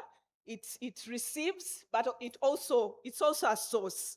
And I know I have a lot that I had prepared to say. Lydia is telling me my time is up, but sex trafficking, children begging, and the numbers of children that we see in Kampala right now, they are alarming. This is a mapping that was recently done by KCCA, and you will see that in central Kampala, 471 children from 59 spots were actually counted or mapped. In Kawempe, we had 33. In Machindia, we had 105. Nakawa had 9 and 5. You see that the biggest number of children are between the ages of 6 and 10, those that are begging on the streets. While in the marketplaces, you will find children that are between 11 and 15 years, working in marketplaces, working in hospitality and leisure areas. And we note that these are very young age. Although we also have an age group of children, babies and toddlers that are used to beg. And it is sad to note that some of these babies belong to teenagers that are encouraged to get pregnant so that they can make more money. Every baby you have, they are hired at 20,000 shillings a day. 20,000 shillings a day, you know? So the more babies you have, the more money you can make, because it's becoming harder and harder to actually bring children or recruit children from other areas. So they are actually encouraged in here to be able to give birth to children without fathers. The circumstances in which they are giving birth to, it's complicated. Mr. Mond has talked about the framework, and I won't go into that. I want to... We can, because you're on the panel as well, you will continue with the discussion on the panel. Yes. Thank you so much, Maureen, for kickstarting us into this discussion. And I'm going to request you to take your seat as you're going to be joined by other panelists. Let us appreciate her once again. Sorry.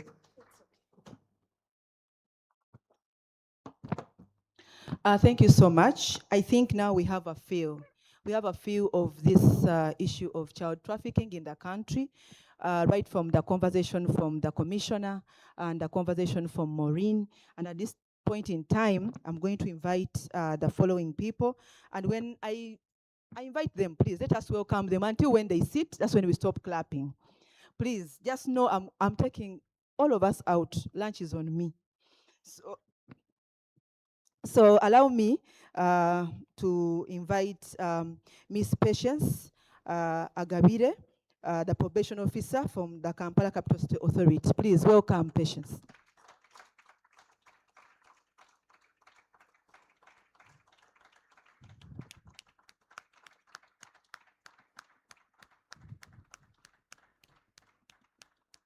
Good.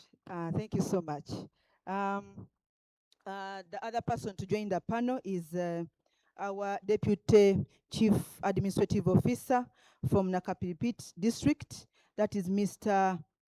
Allow me if I pronounce this name wrongly, please bear with me, but I'm going to try. Mr. Local Roy Charles, please welcome our Deputy Cow. Thank you so much for setting off time to come and be with us. Yes, continue. Clapping.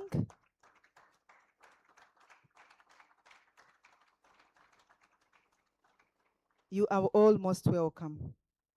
Now, we are going to start right away with a conversation.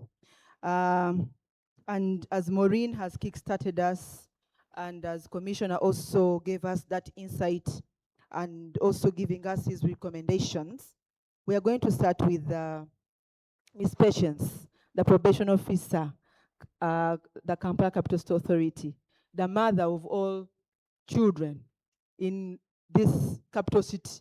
Yeah, she takes us, all of us.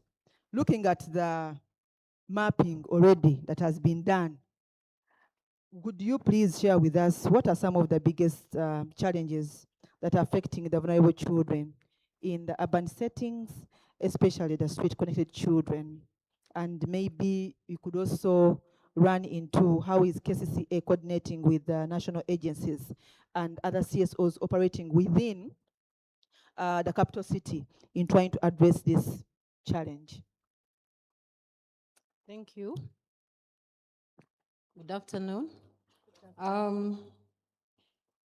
The challenges facing, you asked me for the challenges Yes. facing the children on the street. Yes. The challenges that, the biggest challenges affecting the vulnerable children in this urban setting. We have abuse. Of course, while on the street, they face all the forms of abuse, physical abuse, sexual abuse, emotional abuse, and commercial abuse, or what we call economic abuse, and which includes neglect. But we also have, they are denied their basic needs. Of course, while a child is on the streets, they are not at school, they're supposed to be in the home, they're supposed to be playing, but none is happening. They're just on the streets under the sun or rain, begging. They also face, of course, poor, which is part of denial of basic needs, poor accommodation. They live in poor conditions, eat poor food. Sometimes they go without food. And they are exposed to all kinds of abuse, of course, pornography, insults from the passengers or whoever they are begging from. Okay. Just a few of them. And the efforts KCCA has done, of course, we work as we don't work in isolation. The Department of Gender, Social Services and Production of KCCA, it is the one in charge of children, where our section of probation and social welfare services falls. We work with all the stakeholders, as Madam Maureen has already presented.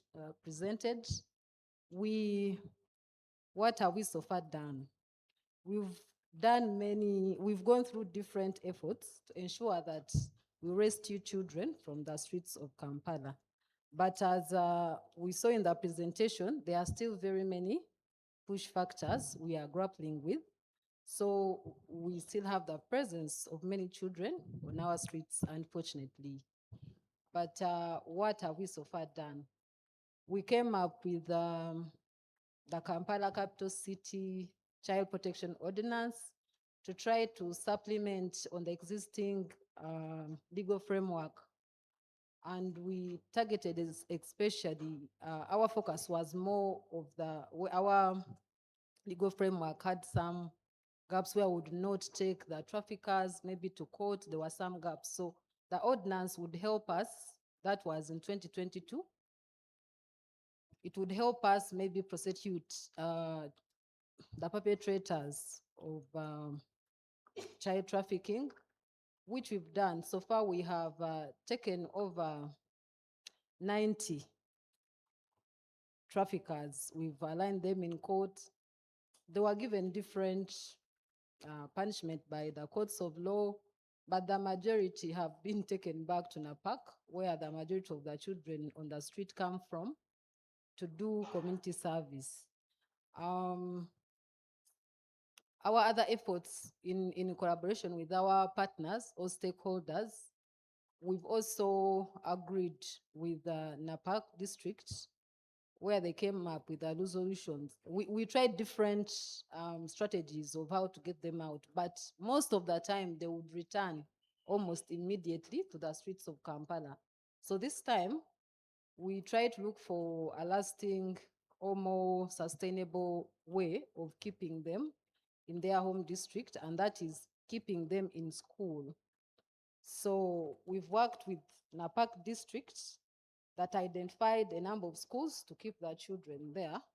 And our statistics of how many children have been put in school, they are over 900.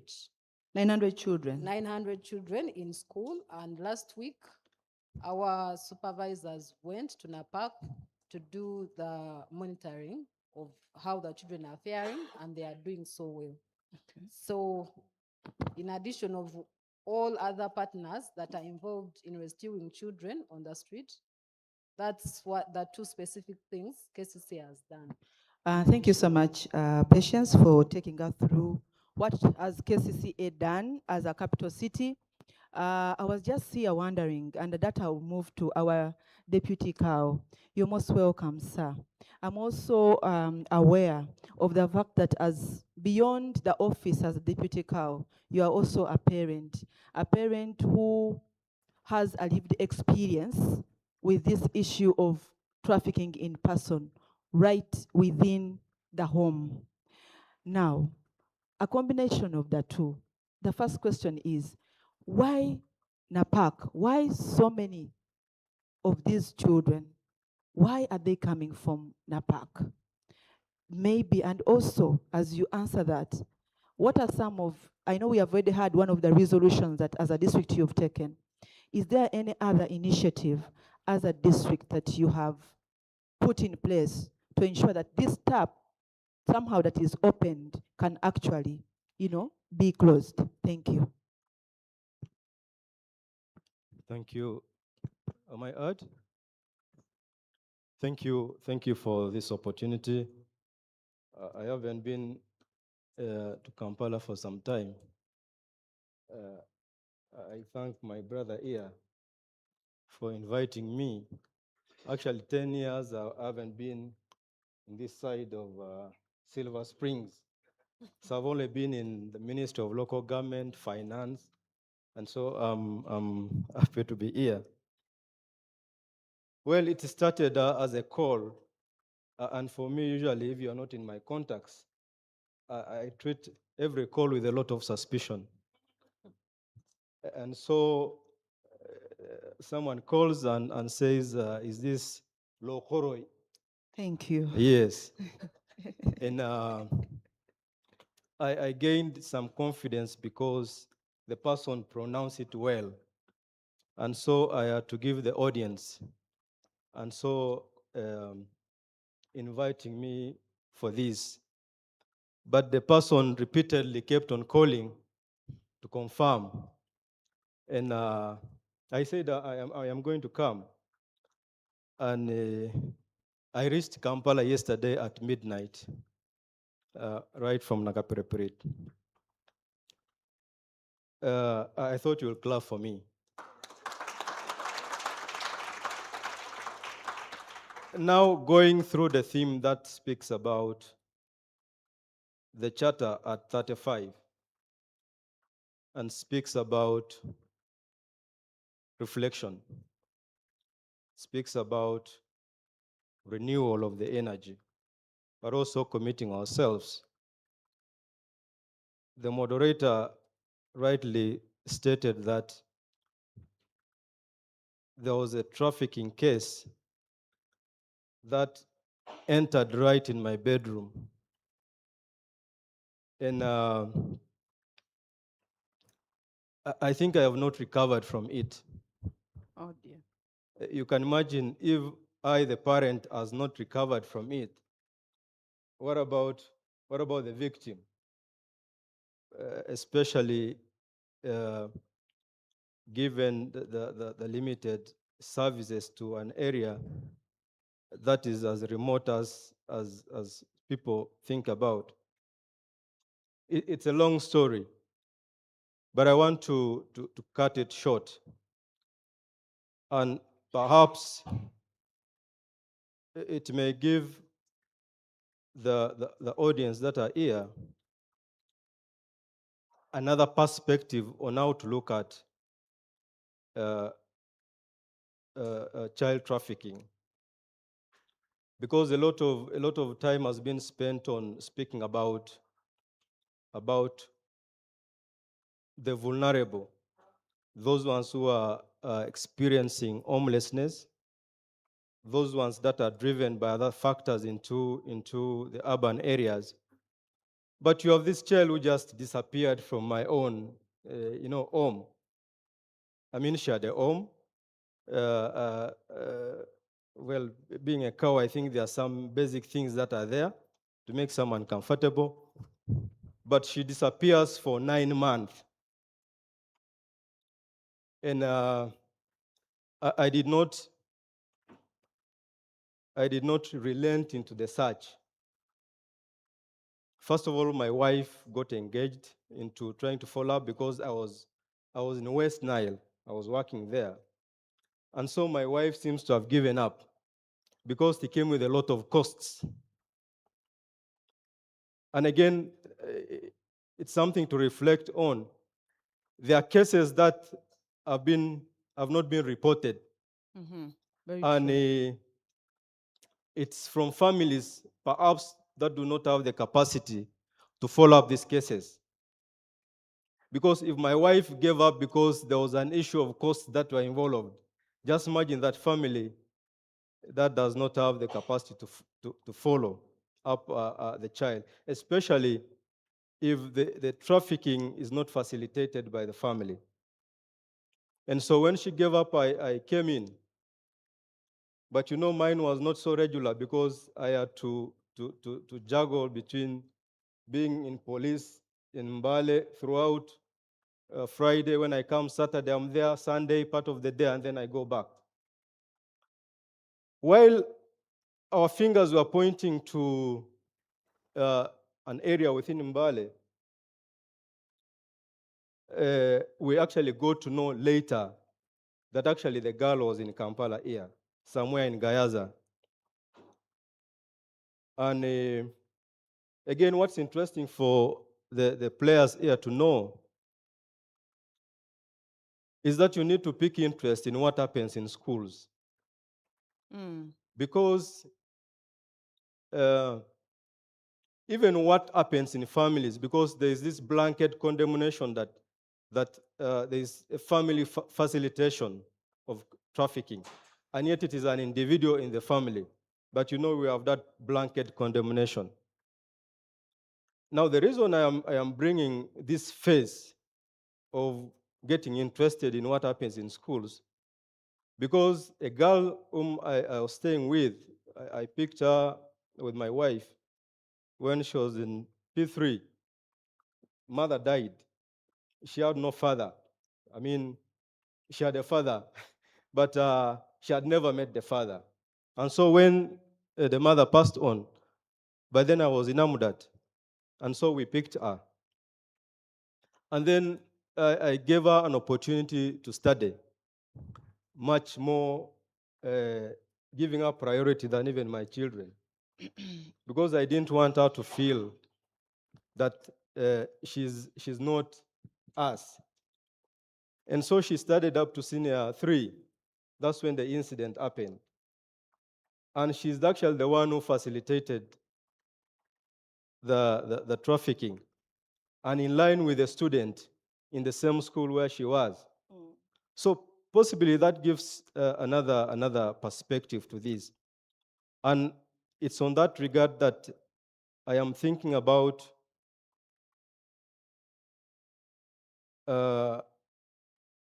really trying to see the peculiarities of a region, the peculiarities of there are things that cut across, but there are those that are specific to a certain district, a certain region, because it's only then that we can fine-tune our actions, because we are talking about multi-sector actions. Yes. It's only then that we can fine-tune our actions into the uniqueness of the situation. Carl, the other question was, why NAPAC? NAPAC comes through oftenly and frequently. Why NAPAC? Why not Moroto or Amdat? Why NAPAC? 900 children. Are all these coming from NAPAC? Yes. Yes, I want to give my opinion about this question.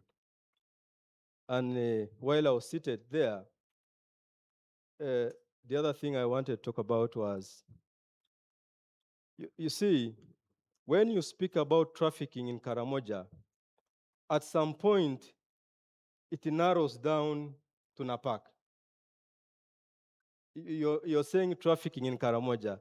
You reduce Karamoja into Napak. Okay? I read a report regarding prevention of trafficking in person, the national report, I think dated 2022, thereabout. And 22 children that were reported in there, that report were actually coming from Nakapiripirit. But here we're speaking about only Napak. But let me give you my opinion about Napak. If you understand the history of Napak, especially the businessmen.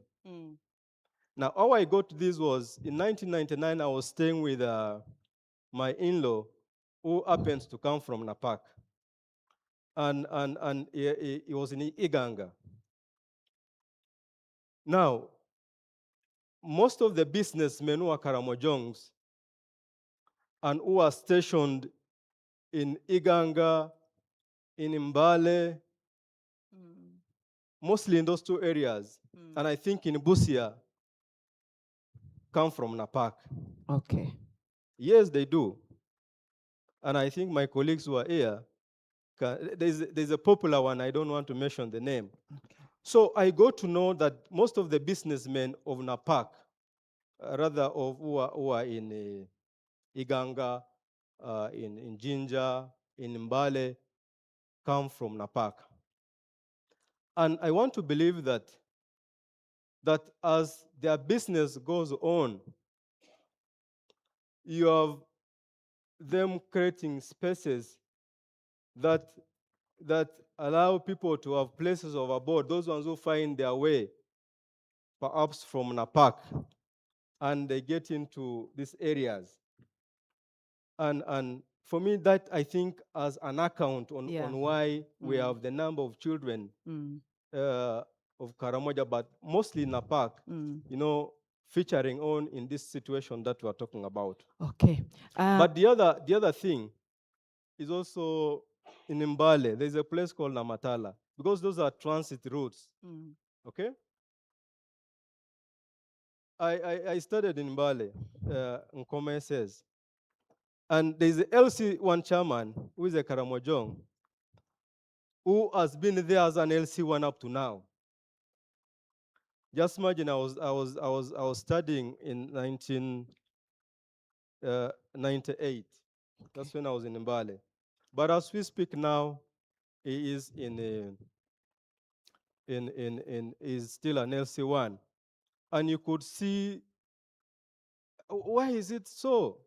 What is it that is doing that is encouraging people? Because now if you take stock of really the Karamojongs that are there are very many, to the extent that they have created an LC1, position for. So those are some of the dynamics that I attribute to the vice that we are talking about. Yes. How could we speak to what are some of the strategies that Nakapipita as a district is laying down to address this vice, apart from the resolution that Ms. Patience has spoken about? For me, there are proposals that I want to, of course, there are things that we do as a district. First of all, we have spoken about issues of education. While we have not reached where we expect it to be, I can tell you that there is an action that is done. Recently, I got in. I was amazed when I heard that some time back in a district where I come from, there were only 3 schools, 3 primary schools. Namalu Primary School, there is Tokora, and one in Nakapiriprit. And these are distance between the community and these schools is really huge. And so, but as we speak now, we have over 27 primary schools. But of course, there are areas that have not been served. There are about 13 parishes that do not have schools. I mean villages, but at least in a parish you have at least a school, and so that makes it easier for children to access basic education. There are things that we do on trying to address supporting vulnerable families.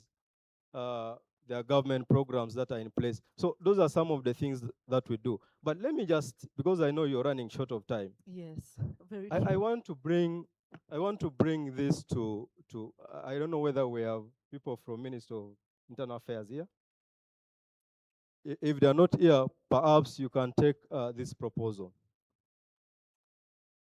Now, we are talking about building a critical mass that's going to bring an effort into the issues of child trafficking in Karamoja. Yes, we can hear you. And one ministry that we cannot afford to lose is actually Ministry of Local Government. I looked at the composition of the national task force, and I didn't see specifically where the Ministry of Local Government comes in. And yet we are talking about urban vulnerability. We are talking about child trafficking that is happening in villages. It's happening in parishes. But let me give you as you summarize. Yes. Yes. Let me just pick one.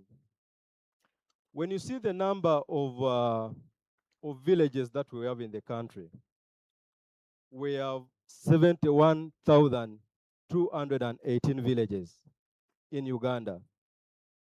Now, each one of those villages has a village executive committee, and it is composed of around 10 members. Now, what's interesting is that we need to pick is that the vice chairperson of that committee is actually in charge of children's affairs. Now, you also have a person who is a secretary for security, because we are talking about children who should be secure, isn't it? Now, we also have someone who is in charge of, is a secretary for education, communication, and mobilization. Now, surely, I mean, I'm just picking one, but if you see right from the district executive committee, right up to the village, all of them are supposed to have a person that is designated to be in charge of children. Yes. So for me, I build a case that I think we need to bring the local government on board. I am sure that it will do something about this, it will bring some energy into what we're talking about. Thank you. Thank you so much, sir. But I also want to inform you, because I get the opportunity to sit at the National Task Force on Trafficking in person, the Ministry of Local Government is duly represented. Maybe the issue is how does the information cascade back now to the actual local governments, and also the fact that the Vice is always the Secretary for Children Affairs on the local executive committee of every village. So maybe Maybe just one thing again. but we don't have a lot of Just time, one, sir. only one. I read in the documents about the district task forces. And from what I gather, I think there are only 4 that have so far been trained or even formed. Yes. We have one in Kasese, we have one in Tororo, we have one in Arua and Chotera. Yes. So why don't we then also bring other districts on board? I think then that is because those are district initiatives that once the district stakeholders are engaged, they they buy into and say, let us also. Other districts actually have also decided to use the DCC, that's the District Coordination Committee, to also infuse in issues of child trafficking in person generally. So it is every district can actually contextualize it to its own sort of like setting, so that we don't have so many other structures being formed. I know the coordinator, just one Very second. pertinent issues indeed. Yes, just one pertinent second. at the center of our discussions. Just allow me, please. One statement, Allow please. Ms. Maureen to speak to us. What are some of the, in 2 minutes, best practices that you have picked out since you're in the field of combating the crime of trafficking in persons? Collaboration and coordination is the best way to go. Government stakeholder, all stakeholders collaborating and working together. Together we can be able to achieve much. Then secondly, scaling up the practices that have worked so well. For example, the enrollment of children in schools in NAPAC. For the children that have been enrolled in school for the past 2 years have actually remained in school. And even those that had escaped, they were traced through the police intelligence and returned back, which served as a good example. They've continued to stay in school, the parents are supportive, and when we see such initiatives that are working, we need to scale them up. Thank you. Thank you so much, ladies and gentlemen. Because of time, we can't have a very detailed conversation. But if you have any question for this panel, we are still around. Please write it down. At some point, once the other sessions are done, we'll be able to answer them. Allow me, or join me to appreciate our panel. Thank you, Lydia. Kindly step forward for a photo and your team. Well done, ladies and gentlemen. You will all agree with me that these are very pertinent issues that all of us must give an ear to. But one constraint, time, is not letting us get there. Next, you still will allow me that we do another 20, the camera, please, cameramen. They went with the children. Oh, okay. Thank you, the volunteer cameraman. Media people, next time behave, please. Okay, we shall agree that we have another day tomorrow, friends. So worry not.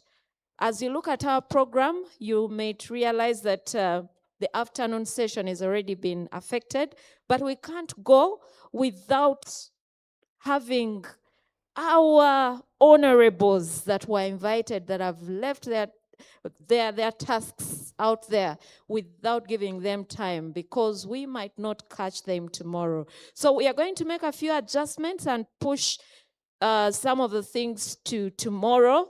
We shall surely tackle all the things. But for now, allow me invite Mr. Arthur Musinguzi, the moderator of this session, then we shall break off for lunch. Take me by my word, we surely shall break off for lunch. Over to you, Arthur. Thank you very much, Ms. Jack. Good afternoon, everyone. I know we are a bit hungry, and I am going to ensure that we do this in the next 30 minutes. I would like to invite Ainebiona to just make a small presentation before we can invite our panelists. Thank you.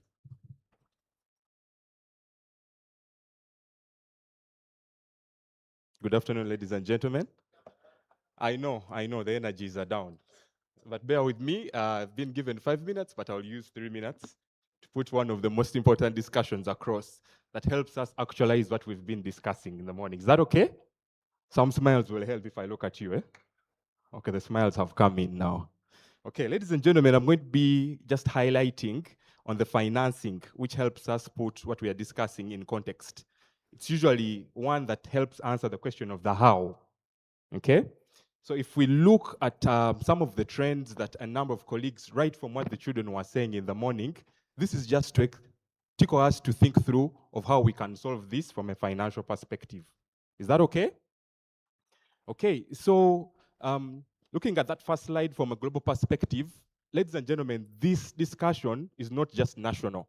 It's a global phenomenon around children. So globally, a number of our partners have done some research and they have found that we lose just about 7 trillion US dollars by just ignoring issues around child protection. For context, the world economy is around 100 trillion US dollars. 7 trillion. Our GDP as a country, Uganda, we're about 53, thereabout.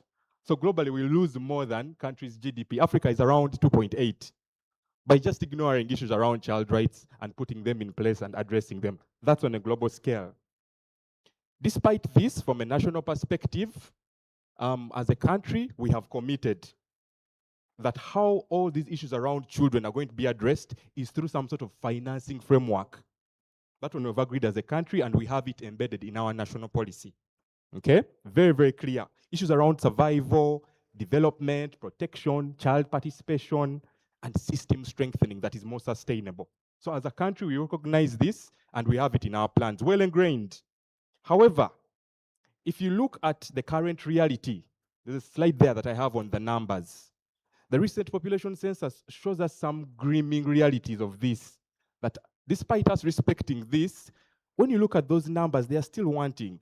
The commissioner in the morning tried to highlight how we have been very productive as a country. If you look at 1969, there are about 4.9 million children. As of today, exponentially, that's what you call exponentially. We have been very busy. About 22.2 children, 0 to 17. If you look at the young population, the youth as well, bulging, those two combined are around 73.4. So as a country, we're one of the youngest population. So how does this then reflect in terms of financing and preparing how to plan for this amazing population? That if well harnessed, we can gain. This is number one, in terms of what the budgets are saying. If you look at the Ministry of Finance lately, in the last 5 years, on budget preparation, the ministry has taken this on and has listened to some of these discussions. That in the recent 3 budget call circulars, the ministry has been giving very, very authoritative language, using words like institutions must. You know, this is now in the legal framework. The ministry has gone ahead and called upon and compelled different institutes, especially local governments, must allocate resources for child-focused interventions. And just in case they are not sure, they even break them down. They say education, they say immunization, nutrition, and for this discussion, most importantly, child protection. But despite this provision and commitment from government, where are the gaps still? So some of the things that we are observing, if you look at those numbers in the next recent financing presentation, we look at the numbers have gone up and then have dropped, if you look at in the recent years, especially for youth and children, okay? The ministry and government are saying, hey, let's do this. But in terms of the financing, we're not seeing a relation with these two. So what are the gaps that we are seeing? What are we observing in the next one? The issue that we've interacted when we're doing this research, we found that a number, especially of local governments, don't have the capacity, the full capacity to plan and budget for children. What does it mean to plan for child protection interventions as an education team? These are planners admitting themselves. Okay? A few central government agencies that I have interacted with as well, they say, these issues of children, but I thought when we plan education, they're included. And they sorted? but it's a more complex issue, like we will agree in this room. Is that okay? The faces are changing. Is that okay? Ah, wonderful. Okay? So what then can we do? There's a very controversial slide I have in there on where we can improve. I picked some of the monies. As a country, we usually say we have quite little money. But in here, in this little money, there are some leakages that we can improve and get some money at least to finance these. Auditor General has very good language he uses, if you notice. He has things like irregular payments. He has things like wasteful expenditure to a tune of that money. All combined, you have about 6 trillion. Ladies and gentlemen, that's a whole program in government. Almost the whole human capital development program in context. This is money that is little that we've received, most of it from domestic finances, but the way it's being allocated. So this is the discussion I would want the panel to delve in on how we can improve on how to use this. So finally, like I promised in the 3 minutes, and my moderator is very happy with me. Number one, there are a number of recommendations, but 5 are key from what we've seen that are workable. We're not asking for separate budget lines dedicated to children. No, we're not asking for that. We are working into what has already been provided. Number one, the capacity issue came out strongly. The ministry has given the guidelines, has used very strong authoritative language, must, shall, to the local governments, but their hands are tied. Okay, and this is where the development partners and civil society is called upon to support in this capacity strengthening, to help them understand and appreciate what it means to plan and budget for child right related interventions. Number two, our evidence as civil society has been wanting in compelling and convincing government, especially the Ministry of Finance. How they finance this, usually in cabinet, we are told it's a lobbying of resources. You don't just go there and say, because we have a high young population, please allocate resources. No, it's a serious evidence-based process of lobbying for more allocations, like the women and the youth have tried to do in the past. Okay, so the evidence should be done jointly as you're crafting out which areas to do research on. Consult with the ministries and find out what's the magnitude of these issues, so that when the evidence comes out, it's easily taken up by the relevant implementing partners. Number three is on the approach around how we involve children in these discussions, the child participation discussion. In the morning, children proved to us that they can actually have a very meaningful discussion in these planning and budgeting processes in some perspectives that we miss as adults. These provisions have already been given in our laws. Us is finding out how we create these platforms and make them a bit more active. And lastly, ladies and gentlemen, I expected a smile on the lastly part. Lastly, ladies and gentlemen, thank you very much. Okay? Is this cannot be done alone. Government, like I've said, has admitted that they can't do this work alone. First of all, they have admitted to not fully understanding what it means to plan and budget for children. Yet in this room, a number of civil society, like you've seen from Dwelling Places, World Vision, Save the Children, and so on and so forth, have experts who are very strong in these issues of system strengthening that are more sustainable, in my opinion. Let's work together and see how we can bring this issue together.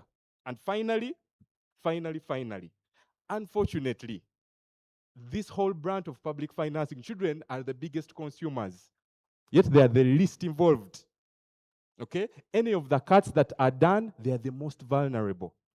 So as we plan for this young bulging population, it's our humble request that we take to heart the issues that affect them and we plan accordingly in line with their priorities. Ladies and gentlemen, I want to thank you very much. Let's have a discussion on this. Thank you very much. Thank you, Mr. Enaviona. I hope I can get the same smiles while I keep time. Ladies and gentlemen, good afternoon. Atham Sings is my name. I work with Concern for the Girl Child and I bring greetings from the Executive Director. All protocol observed.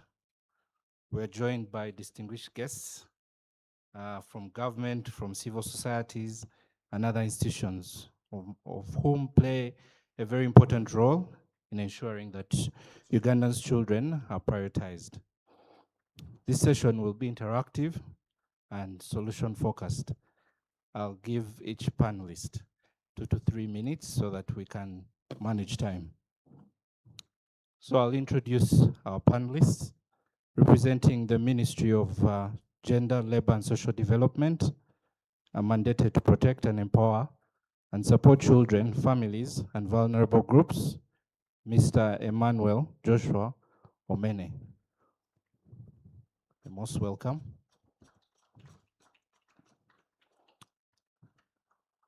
Representing the civil society watchdog role in ensuring equitable, transparent, and child-sensitive budgeting, we'll have Mr. Pascal Muhanji, an economist from CSPAG. Mr. Pascal, thank you.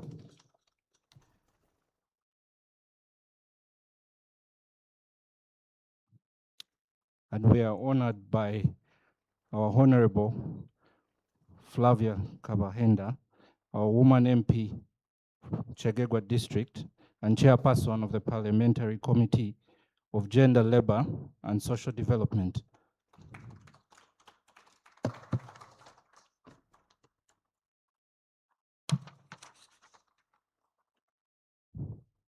From Uganda Debt Network, we'll have a representative, Ms. Janice Nshimimana. I hope I pronounced that well. Who is our M&E officer at Uganda Debt Network. You're most welcome, panelists.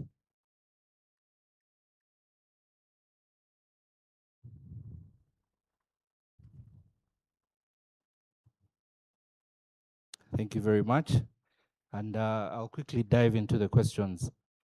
In 1 minute each, how do you describe the current state of children's financing in Uganda today?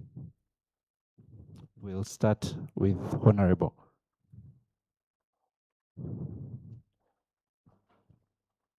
Thank you very much. Good afternoon, colleagues. Yeah, I think let's respect the protocol for time. Of course, I recognize my fellow honorable members here and our visitors, though they are part of us. And I think the financing aspect on child rights, first of all, needs to first go to the office of the Prime Minister, because the coordination bit. We know that government of Uganda is doing a lot of interventions on children, different interventions, but they are not gathered so that we know what percentage of our GDP we are spending on the children. And when the office of the Prime Minister tells us they are coordinating, I think they are coordinating people instead of interventions. We want to see the office of the Prime Minister coordinating services and interventions that are being made by this government so that they can come up with maybe where are the gaps and where can we fill up. But when they keep in meetings just speaking about children, I think that's not coordination. We need to coordinate what is being done for the children so that if it is put in a basket, we can know whether government is doing well or doing badly, because every time we increase this budget, the budget coming that will be read in June is going to carry some financing for the CBS department, the CDOs, giving them some more money for them to reach out because they are closer to the clients. And this we have really advocated for the last 17 years. And more money is going into creating more primary schools because of the distant nature of the schools. More money is being put into the secondary schools, seed schools because of the transition. More money is being put in skilling because we are now going to involve even tooling. When we went to Koblin, for instance, with my committee, we found that these young people we pick on the streets and take to Koblin for skilling. After skilling, so what? We leave them to go back to the poverty which they had run away from. And that is how they end up now finding ways into Kenya and every other place, because they asked us, we are going to graduate. Actually, we went at a time when the following week they were graduating. And they asked us, we are now going to graduate. And then go to do what? Going back to the poverty? you are not giving us tools. Yeah. So we need to skill and tool. And I'm glad that the budget coming is including tools, especially in the presidential skilling hubs. And I think if we continued doing that, we would even reach the 10% of GDP target. Because we keep looking out for what can we do, what can we do. Today, we are advocating for reintegrating teenage parents back to school. That reintegration will require that government invests. But I think on that note, I would like to say that I think we all of us as players, we need now to develop a business case. Minister of Finance, like someone said here, does not listen to lamentations and cries.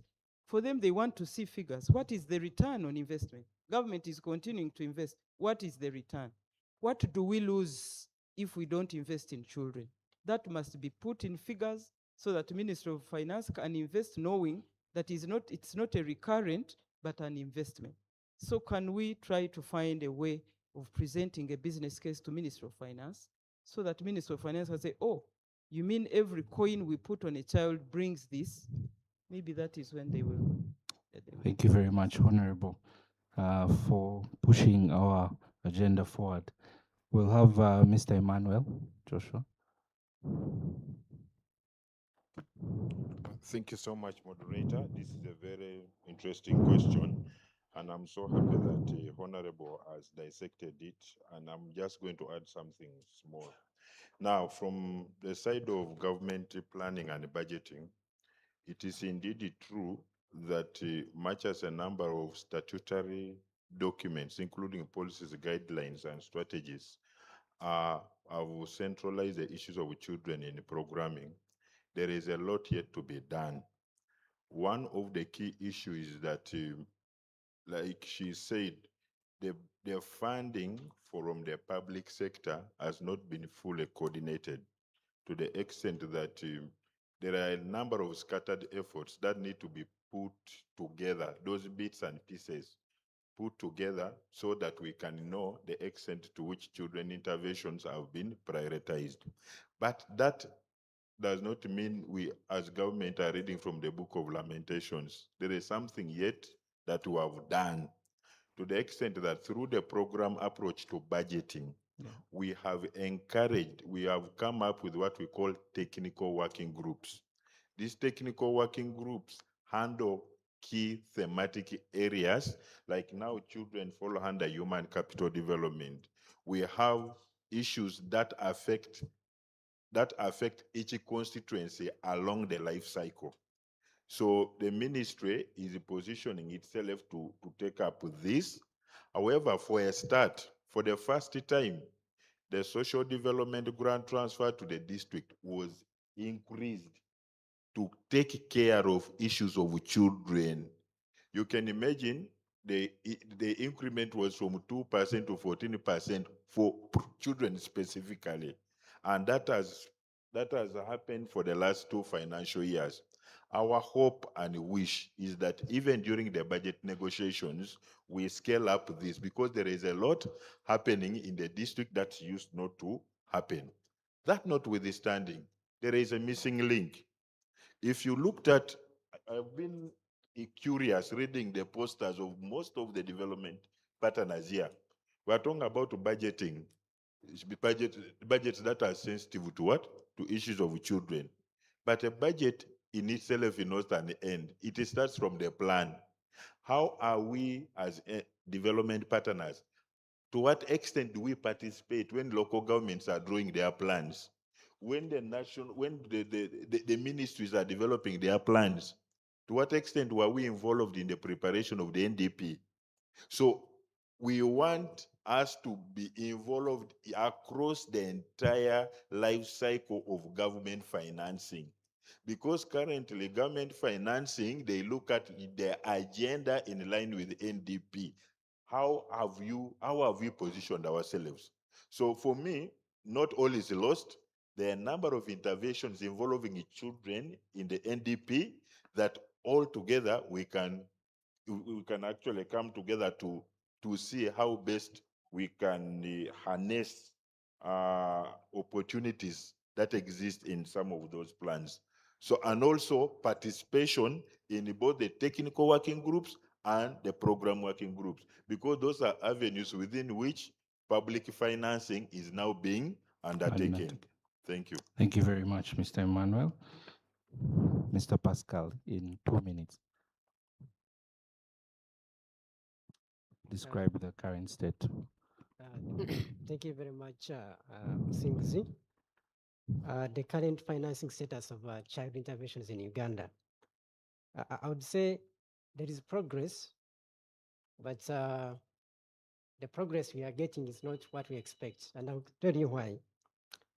Over the last 2-3 years, we have seen government budgets at a global level increasing from 52 trillion, went to 72 trillion, 72 again. Right now we're at 80 trillion for this current financial year because we had a supplementary budget of about 8 trillion. But when you see the growth in the national budget vis-a-vis the growth in the allocations that go to child-centric sectors, those sectors that are sensitive to children financing, does not match the growth. You find you have a growth of 37% in the national budget. When you check what is actually going to the child-centric sectors, you find you have a growth of 0.5, 0.6. It tells you it has an issue on prioritizing what we are spending on. That we are spending a lot of money, the budgets are increasing, but the money that's actually going into the areas that are protecting the 22 million that Mitchell talked about, children in Uganda, is actually not increasing. I'll give you an example. Minister of Gender, where my friend Mr. Emmanuel comes from. Over the years, we have seen their budget grow from 249 billion in the financial year 23-24, 443 billion in the current financial year. That is a 77% increase in the budget. But that is still 0.6% of the current budget. But most of the children interventions are housed under Ministry of Gender. But that ministry is getting 0.6% of the budget. Actually, it is less than that because you have just gotten 8 extra trillion that has been added on the budget. When you also look at within the Ministry of Gender, that 400 billion, and dissect it, which one goes where, you'll find that those departments like this and children department are getting, their budget has actually increased from 10 to 48 billion from 2024 in the current to the current financial year, 61% increase. But what actually goes to the children? Because that department has two issues, has children and issues of the elderly. The issues of the elderly are taking 74% of that budget. That means that issues of children are remaining is about 26%, of which most of it is recurrent. So it tells you that much as at the global figure, we have increase in financing, the budgets are growing, money is being allocated to the departments, but when you actually go into the detail, you find that the money that is actually going to interventions that are going to protect our children is actually not either not increasing or declining. The same cuts across. Minister of Education, Minister of Health, all the money is increasing. We have more allocation to Minister of Education. We are currently at about 5.04 trillion in Minister of Education. Minister of Health, we have about 5.8 trillion.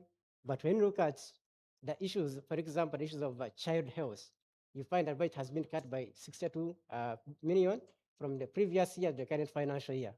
So how I can assess the current financing framework for child interventions in Uganda is that there is hope that we are currently spending more. The issue is actually on prioritizing, spending more on what? If we can fix the issue of prioritizing, and this goes as the players in this sector, if we can now come up with a better argument, what she talked about, to convince Minister of Finance, convince Parliament, and say that there is a return here. If you invest in children by this much, the returns are this much, we can now change this landscape and we have children being more prioritized. So there is hope, but we're still having challenges of prioritizing children interventions. Thank you. Thank you very much. And Ms. Janice, while you're answering to that, you would also tell us how does Uganda's debt burden impact investments in child-focused social sectors? Thank you so much, Arthur, for this opportunity. I will talk from the debt perspective of view, because he has talked about the budget part, they're talking about the social sector part, and how they can improve financing of those sectors. At the moment, Uganda's debt is at 116 trillion. 116 trillion. The last financial year, or this financial year that we are currently now implementing of 2025-2026, 37% of it was for debt financing. Now you can imagine the rest of other programs are now scrambling for the almost like 63% of the remaining budget, where will now issues of children-related sectors get financing if we are scrambling for only 63% of the remaining budget. That is one. Two, I want to first applaud government for what I've just heard right now, that we're increasing the budget for CBS, which is a very good thing, because CBS has the Department for Probation's Office, and Probation's Office is the mother of all issues of children. Now that the allocations for CBS has been increased, at least we will see some impact, and also we see some of the cases of children being handled and taken on. So going back to debt again, one of the issues probably that is making us not look into, maybe government not looking into financing of child-related sectors, is that most of the loans that we get, both external and internal, most of them are for concrete, if you understand what I'm saying. It is for infrastructure only. These loans don't look at social sector financing, like health, education, justice, because we need allocation a lot. By the way, we need a lot more allocation of funding to the justice system, because they also handle the issues of children a lot in terms of law. That is one. So one of those issues now that we look at borrowing to build infrastructure, not social sector, also has an issue or affects child-related sectors to be financed. The other issue is that probably we don't know how to use the loans that we get. At the moment, we have 1.89 trillion that is seated at the Ministry of Finance, and it has not been utilized. We don't know why it has not been utilized. Probably maybe it is about capacity to utilize those loans, because we are good on paper. We are good to get loans. We go get loans, talk to AU, talk to World Bank, they give us loans, but we don't know how to utilize them. But we are happy that at the moment, with Ministry of Finance putting up certain frameworks that are in place, these loans will be utilized, and then we have capacity for them, for the staff to know how to utilize those loans and implement these projects that are accordingly. But however, if it is concrete loans, the loans that we get for concrete, then what about the social sector part? So we also urge government, Honorable, as you're here now, to look at that if we are requesting for a loan, at least 20% of it should go to social sector. 20 or 15% should go to social sector. Social sector including first look at children-related issues, so that we know that at least education is taken care of. As Pascal has just informed you, education sector has 8.8 trillion this financial year, but loan repayment or interest payment that we have this year is 11 trillion shillings. You can't compare that. So we should look at that also and make sure that we know how to absorb our loans, we know how to utilize our loans, and also we should also plan for the social sector financing. I thank you. Thank you very much. Honorable, how is Parliament strengthening budget oversight to ensure children's rights are adequately financed? Yeah, thank you very much. Actually, I think I'll look at like 3-4 things. One of them is that we need an audit report on children the financing for children, because the Attorney General is obliged to give us audit reports, financial audit reports every year. But we would like that there's an audit report on financing for children, child-focused financing, and that one is going to be worked out together with the Equal Opportunities Committee, the Equal Opportunities Commission. Secondly, responsive justice for children. There is some alternative justice that is taking off at Ministry of Justice and Constitutional Affairs.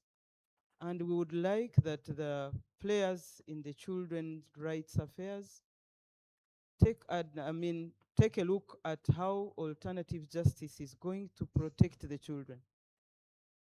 Because things like mediation and all that alternative justice may end up actually when people are just negotiating for payments around a violation that has happened to the child.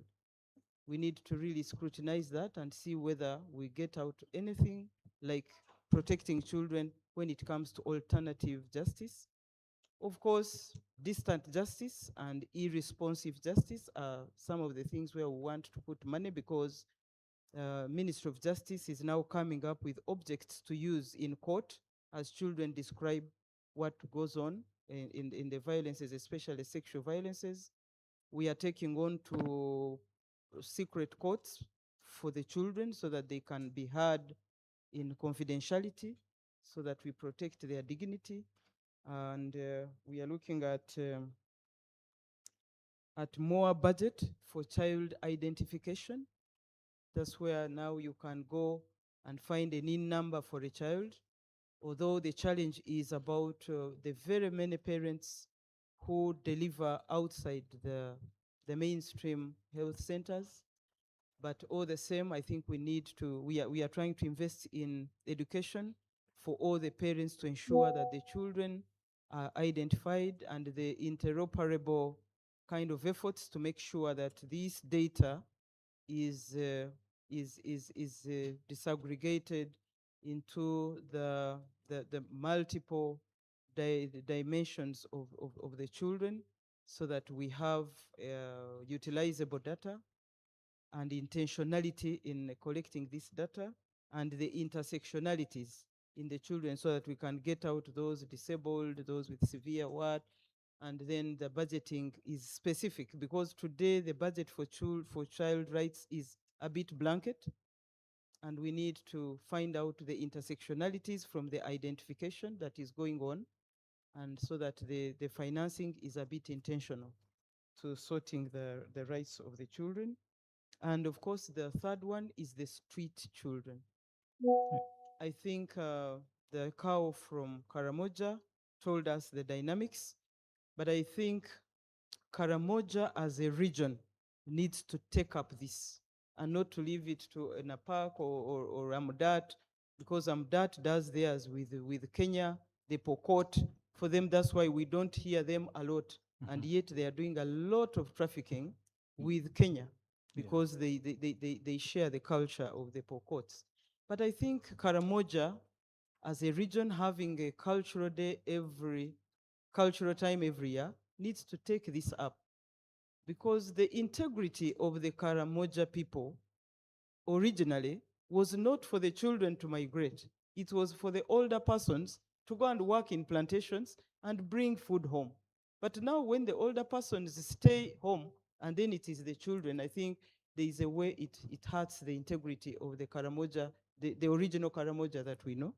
But all in all, we would like to do a whole of society approach on these street children, because they are becoming a national insecurity. Sometime last year, the president showcased children who were radicalized, having been packed into structures pretending to be schools, and then in the end, they are taken to Congo. And so these street children we see during the day, no one of us knows where they are at night. At night, they are being trained into very, very, very insecure behavior. Actually, most of them are the ones who hit, they are the metal hit people. on people on the streets. And Mutaimba. you know, with the late Sarah Nyirabashisi, the former minister for children, we interrogated a few children on the street, and they told us, for us, if we are told to follow you up, even if it takes us 2 months, we shall follow you up and do what we are told to do because we are paid for it. And Wow. so we need to take this as a national insecurity and not to simply look at it as a social problem. It comes up into a national insecurity, and therefore Ministry of Internal Affairs becomes very critical here Yeah. to ensure they know where everyone is, if they really have any forms of intelligence that they practice. Wow. Very, very interesting. I'll just ask Mr. Emmanuel, uh, how does the ministry assess progress in implementing child protection and welfare programs under limited budgets? Thank you so much. That's a very nice one. In terms of our assessment, I think we have made a number of strides. Amidst shortage of financing, we have engaged a number of partners to fill up those gaps that have emerged because of limited financing. But we have so far succeeded in the following. Number one, we have a 24/7 child helpline. That helpline, you can call at any time to talk about to report on issues to do with the violence against children. So it has helped us to follow up on some of these cases, and that helpline is connected to a number of to the local governments, whereby follow-ups can be made. Of course, as a ministry, we have also developed a number of policy, legal policy, and other regulatory frameworks. Honorable has talked about issues of street children to the extent that it was June of this year that Cabinet approved the children's strategy for the next 5 years. We went to finance with the proposal that was approved by Cabinet. A same story that we are told is that this is what? Consumptive what? Expenditure. And I think at a policy level, and we call upon everyone in the room, civil society, the policy makers, to demystify issues to do with the consumptive. Because if we talk about it being consumptive, we are now linking it to security. So we are shooting the same foot that it helps us what? To move forward. The other thing is that we have developed a collaboration. Part of my being here is because there is a collaboration between the government and development partners. What you are doing, why you are doing it for and on behalf of government, that collaborative move is making us to move some bit of strides. Thank you very much. Our time is fast spent, but I'll give each member 20 seconds in just one sentence. What action will your institution take to strengthen sustainable child rights financing in Uganda? I'll start with Pascal. 20 seconds. Thank you very much. From our side at CSBAG, what we are doing and what we have always done is to ensure that we create awareness around the budget, but also we call upon the CSOs, the development partners within the room to join us, and we engage government on these issues of public financing. We are starting a new budget roadmap.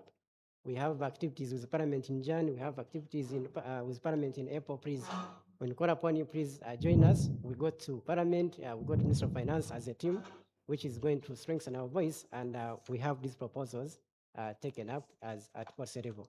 Thank you. Thank you very much. Janice? 1 minute is 1 minute in one sentence. That is 20 seconds. 20.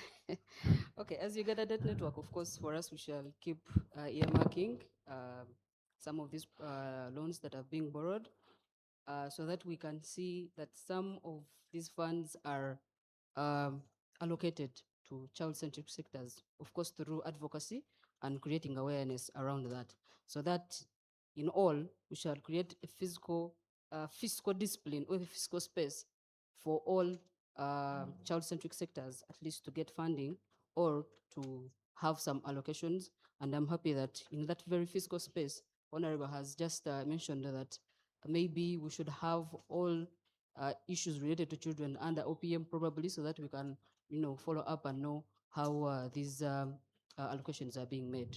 I think 1 minute is done. Thank you. Thank you very much, Honorable.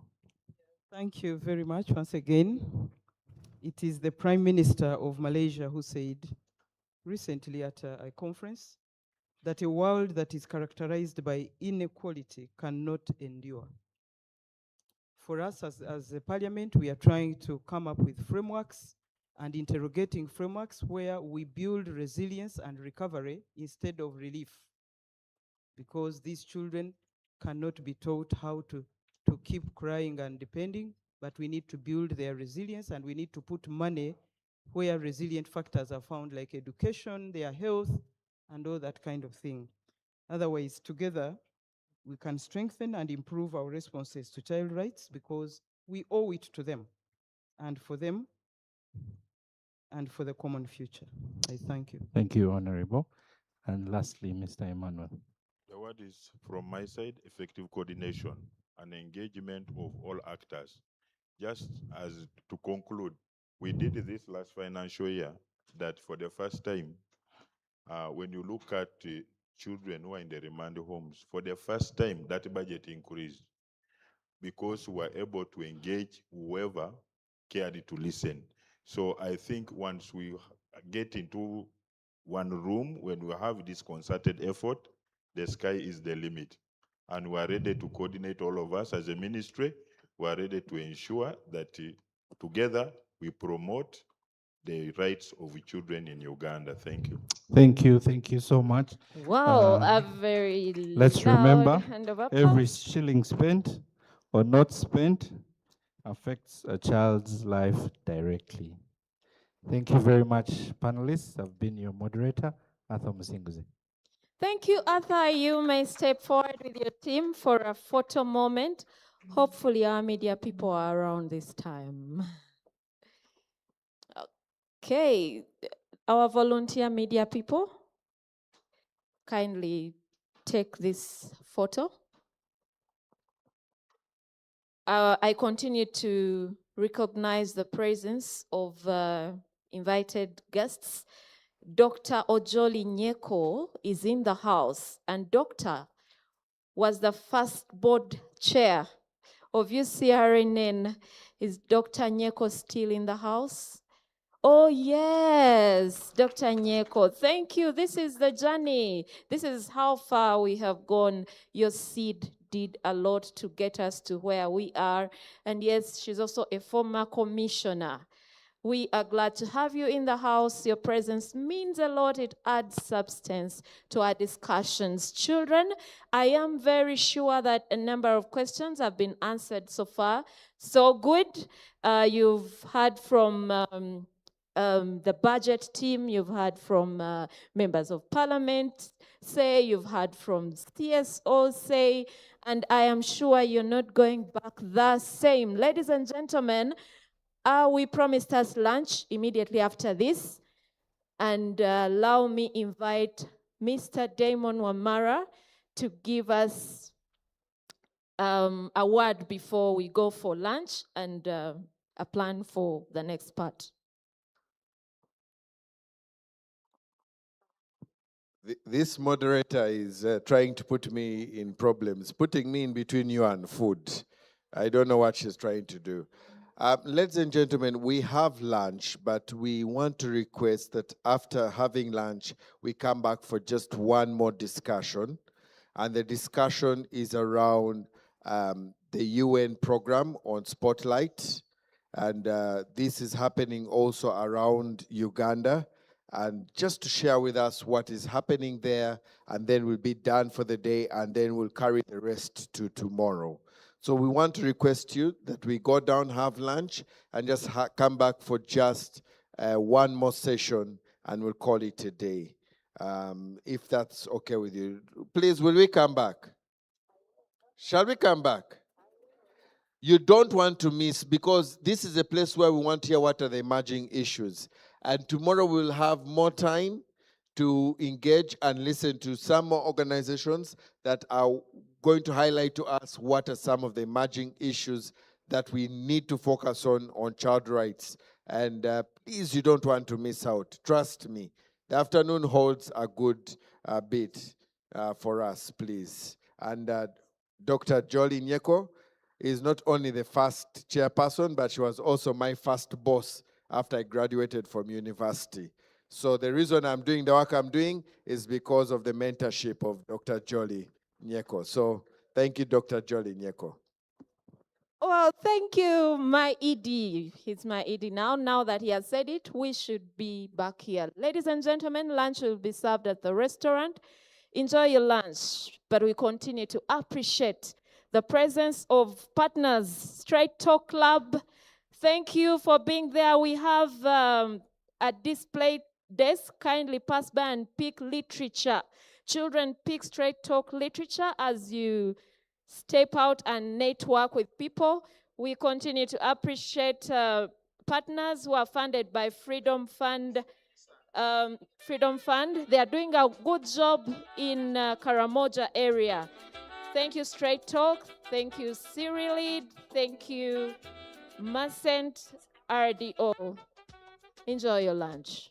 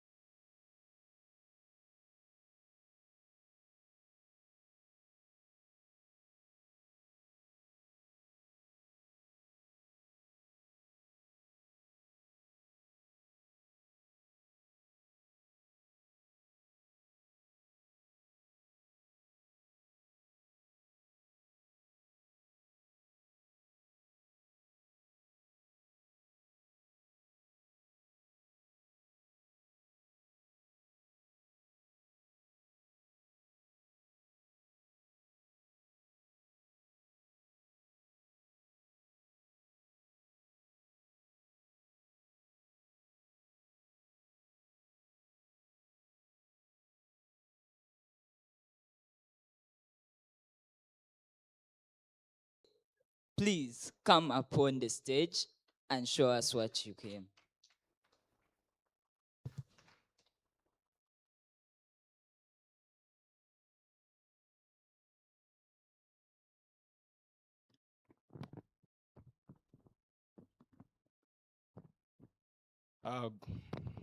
Good afternoon, ladies and gentlemen.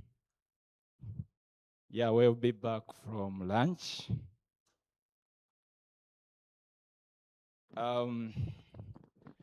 Yes, my assignment is is a simple one. I just wanted to share a few things with us. Yeah, but before I get started, someone is just fixing my presentation. It's going to be brief. But just to appreciate, I would like to appreciate the conveners of this meeting, Uganda Child Rights NGO Network. Please kindly join me.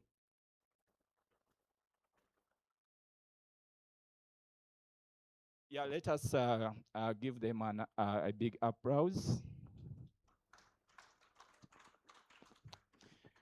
Yeah, my name is Kombe Kenneth, and I work with Save the Children as the program manager, a program called NORAD.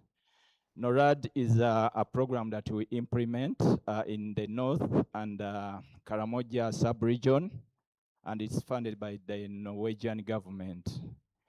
Yeah, as Save the Children, we are also privileged to be part of this event, as of course we mark the second National Child Rights Cso Symposium 2025. Yeah, as Save the Children, it is not just a name, but it is what we do as the organization.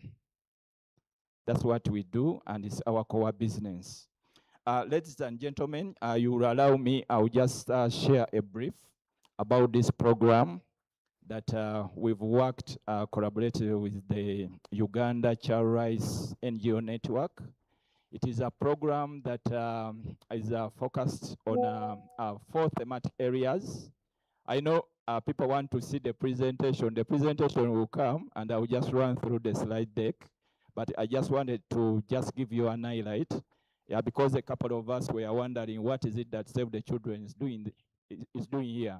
Yeah, one of the core areas of this project is children's rights.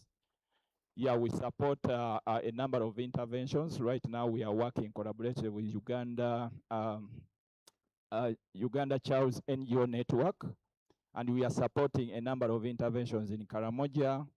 Yeah, we are supporting a child rights reporting to the treaty bodies. We're working with the same organization. Yeah, we are supporting quite a number of capacity building engagements to ensure that the civil society organizations are well empowered and they are able to hold the duty bearers accountable for the rights of children. Our scope, we are in 9 districts. Yeah, we have 4 districts in Acholi sub-region. That is Gulu. We are in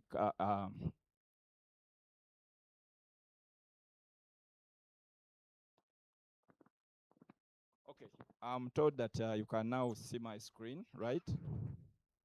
It's on. Okay, let me quickly run through the slides. I know it's getting late, and I know when you were in Kampala, around this time, people are trying to figure out how they'll get out of traffic. All right.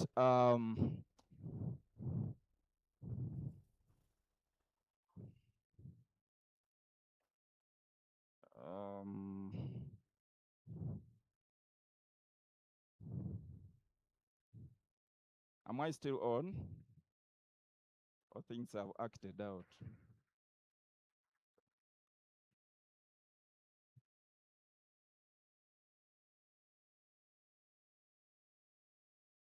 Presentations on.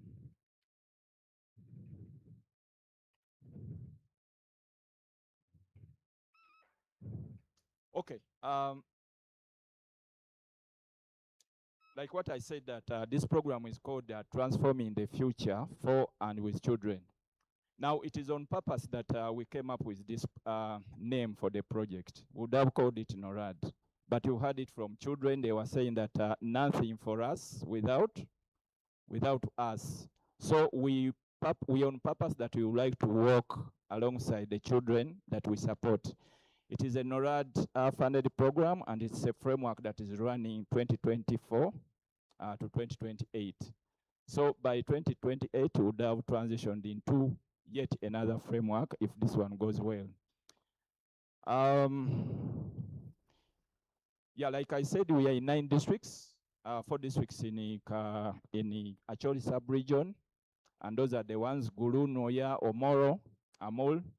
And then in Karamoja, we are in Moroto, Nabilatuk, Nakapilipilit, Napak, Kotido.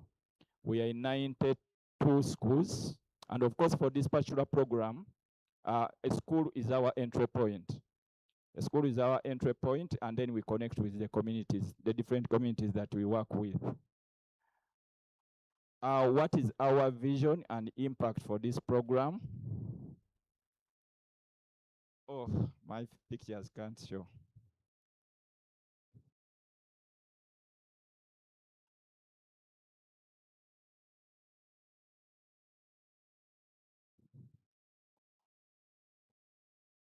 Okay. I'll request that I use another mic so that I can.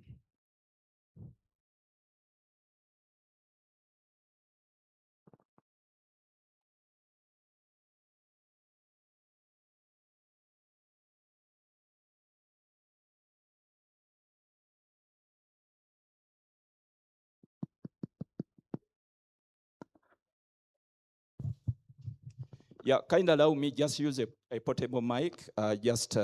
We are short of time, but I just wanted us to visualize the project. And of course, it has a vision. All children enjoy their rights to survival, protection, development, and participation in a safe, inclusive, and resilient environment. Our entry point working with UCRNN is around impact goal number 1, where we support children's rights and governance. And our area is we would like to see that local government, central and local governments of Uganda and other duty bearers respect, protect, deliver child rights, and are held accountable by children and the civil society. And that is the area where I talked about our intervention. We commit our resources to ensure that all duty bearers are held accountable for the rights of children. Number 2, we ensure that children are empowered and they are able to amplify their voices and advocate for their rights. That is under impact area number 1. Number 3, we support child rights reporting. You had the ED of UCRNN talking about the reporting to the treaty bodies. The process is ongoing, and we commit our resources in that area as well. Number 2 is on child protection. Now, this is the uniqueness of this program is, it is an integrated program. It is an integrated program, and we are looking at protection, we are looking at children's rights, we are looking at education, we are looking at livelihood. Unfortunately, something is acting out. I don't know.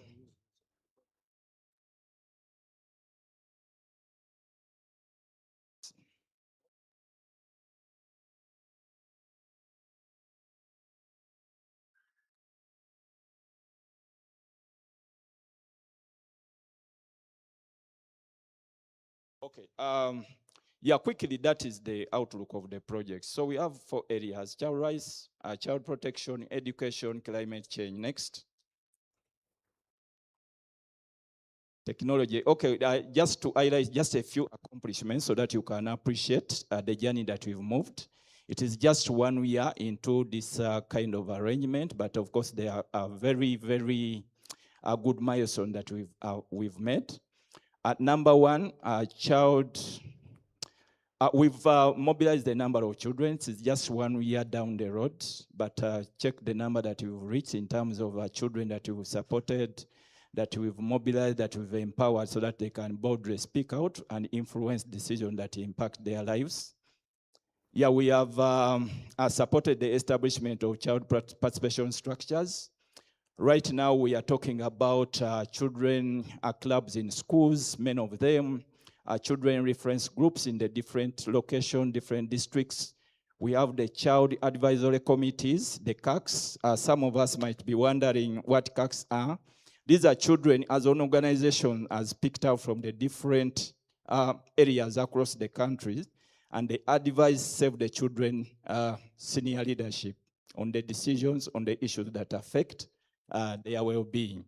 So when we are in those senior leadership meetings, we have the children representation. So that's the beauty with the CACs. Capacity building of civil society organizations. Yeah, of course, I've been talking about our engagement with UCRNN, and we have built a number of civil society organizations so that they can ably integrate child participation, child rights in their advocacy network. Don't assume that it's a given, it's something that can be undertaken. There are organizations that don't have that capacity. So we commit our resources to that cause. If you are there, an organization, child rights organizations, I would just implore you that you get connected to UCRNN. We rolled out the public investment in children. And again, you heard the numbers when technocrats from Uganda Debt Network were submitting. And the work we do here is to make sure that we get very good analysis of the national budget allocations. And that is the work that UCRN and UDN have been doing, and also joining forces. So public investment in children, it is an approach that can help you analyze the national budgets. And you are able to take the information, to synthesize information to the child's level. So if you are there, these common approaches are everywhere. You can go to the website, you will see public investment in children. All the tools that you need, you can be able to interact with them. Previous slide. Next. I'm about to finish. Okay, the other common approach is the child-centered social accountability. Now, this is a community-led approach. Some of us might be here and wondering, how can we really influence decisions at the local level? Now, child-centered social accountability is an approach that you can leverage to engage the local stakeholders to identify and also advocate for the identify the issues that affect children, but also engage other duty bearers at the district, at the national level, to prioritize issues that affect children. Number 6, child rights reporting. I've already talked about that, but if you need, you can read through. We are supporting the treaty body reporting mechanisms, and that is a core area. Number 7, of course, we've partnered with UCRNN and mobilized CSOs to act and respond to the critical issues that affect children in Karamoja, including child trafficking, child labor, child marriage, and other forms of violence. Now, this is our area of focus when it comes to Karamoja programming, and UCRNN is doing an amazing job. We realized that we couldn't do it alone. We needed a partner who is grounded and is able to influence both at national but also at sub-national level. I just wanted to just pick just a few things. Some of the areas around child protection. It's around safe family approach, system strengthening, mental health and psychosocial support. As finally, I conclude, just move me to the next slide. They are done. Okay, just to mention the challenges, just in, because of time. We still have weak CSO coordination and engagement. I think that's the reason why we are here. Okay? That's the reason why we are here. And it's an area that has really challenged us so much, and we needed to team up. We know that the civil society space is shrinking, and I think it is high time we come together and see what we can do, okay?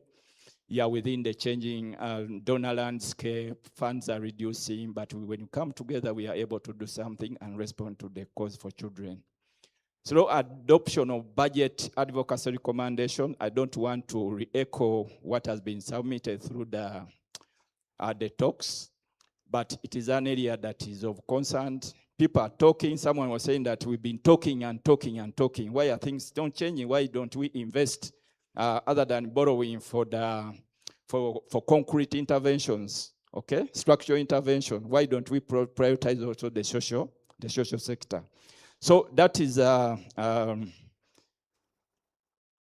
yes, the gaps in child rights governance and programming. Friends, we don't want to assume that we have all the capacity there is for us to implement child rights reporting. We don't have all the capacity that we need to make sure that children's rights are upheld. That's why we need to come together and share capacity. I was telling them that gone are the days when we call capacity, I use the term capacity building. It is capacity sharing. We don't own the blueprint of capacity, but when we come together, we share capacity. I think we can leave it at that, but Demon, just allow me highlight the partner that you are working with. I don't know which slide is that. It must be somewhere. You skipped it.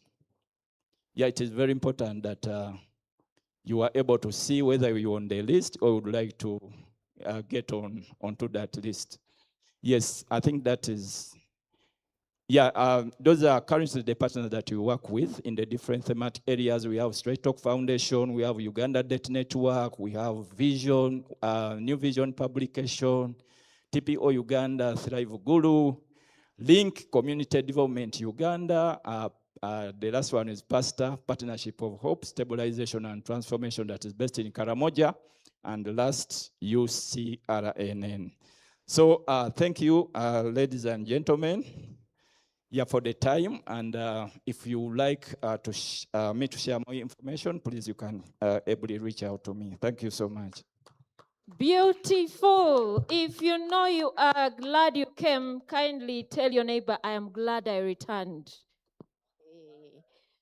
Partnership opportunities here. They are calling us to, one, what I've seen, join UCRNN, friends, because there are quite a number of opportunities I have seen there. So if you're here and you're not yet a member of UCRNN, an opportunity is there. Collaboration is here. Shared resources, no duplication. Let's put things together and implement as partners, right? Yes. And now next, we are going to have a panel discussion or spotlight initiative. And now that is going to be wrapped up. Remember, I told you we are here for a short time. What show has told us is going to be wrapped up by Connie Kekihembo, a member of Civil Society Reference Group. Ladies and gentlemen, put your hands together as we welcome Miss Connie Kekihembo.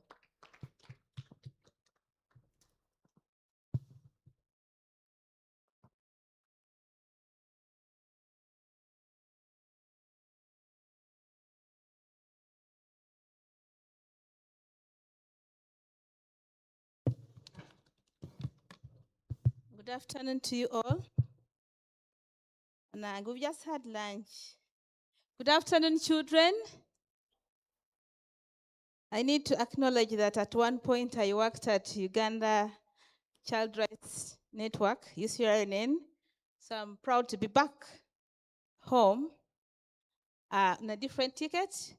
But children, I think I remain accountable to what we want to see for children for the rest of our lives. We want to see a future where children are happy and enjoying their rights. My name is Connie Kekihembo, and I am here on behalf of the UN Civil Society Reference Group. under the Spotlight Initiative 2.0. We are a team of 12 people, and our role is to see that we support the conversations around building the girls' movement, the conversation around child rights and their education. I want to congratulate the convener for this symposium. I think the discussion has been going on very well. And as we go back to our team, who are really doing the advisory role and the watchdog role to see that we are highlighting critical issues and gaps around children and the girl child. We have recently just celebrated the Day of Persons with Disabilities. And in our findings, I just wanted, as we wrap up, just keep us reminded of the key issues that we have established during our exercise and work that we do as a reference group. We note that the children are still not yet in school, so we have been recommending in whatever forum during this period of 16 days of activism that we need to make education more inclusive. I remember many years back when I used to work in the disability fraternity with Katale Mwachasha Home, with Uganda Society for Disabled Children. We really had strong advocacy around inclusiveness of persons with disabilities. And this was actually fast-tracked into the policy document. But again, when we go back to the actions, our children who have different types of disabilities are still not inclusive, they are left behind. And this is a time when we are saying no one should be left behind. Again, to remind ourselves that it's important, those who are taking efforts to employ our young girls and boys who have some level of disability, they need some incentive. And the incentive for employers is basically to see that they hire more persons with disabilities to tap into their skills. And this has also been documented for a long time, but I'm not sure if the employers are actually enjoying the incentives around that. But the reason is really to see that we get more of our young girls and boys who have disabilities into the workspace by providing an incentive. We also try to establish during our engagements, especially during the field visits, that there's need to equip health services with especially the sign language interpreters to also access the health facilities, with a number of interpreters, say for the blind and the accommodation and other aspects. What is critical in this space is that not everybody is able to enjoy the health services, especially when you have some form of disability.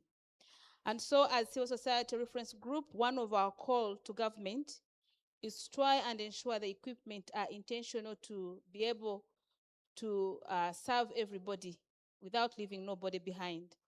The last issue that we have established as a civil society group, and like I said, we provide advisory role to the Spotlight Initiative, but also to the government, that the programming has to go deeper and ensure that they prioritize the persons with disabilities in refugees. They do face quite a different mode of challenges. And we think this should be really intentional, and the government should take initiatives not to leave out any person with disabilities when they are in the refugees. So those are the key core calls that we have been engaging and requesting our government to take on during this period. I want to thank you for inviting us, but also to congratulate the children who have been here since morning. Thank you so much. Thank you very much for keeping it brief. Let's give her a round of applause as she gets off the stage. All right, now we are down to our final program for the day. May I please invite Madame Nascent, and she summarizes us for the day's work today.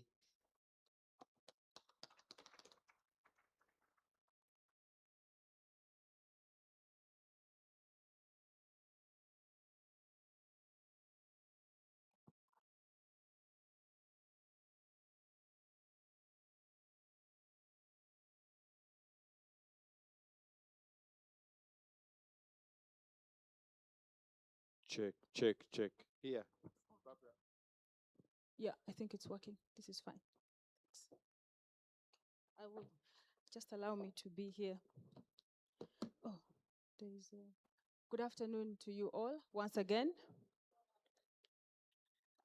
It's a pleasure for us to be here, and we will not take a lot of time indeed, but I just want to say congratulations, UCRNN, for convening all of us here today and for allowing us to share and for allowing us to connect and allowing us to reflect on what more we can do when it comes to prevention of children against exploitation and other forms of abuse.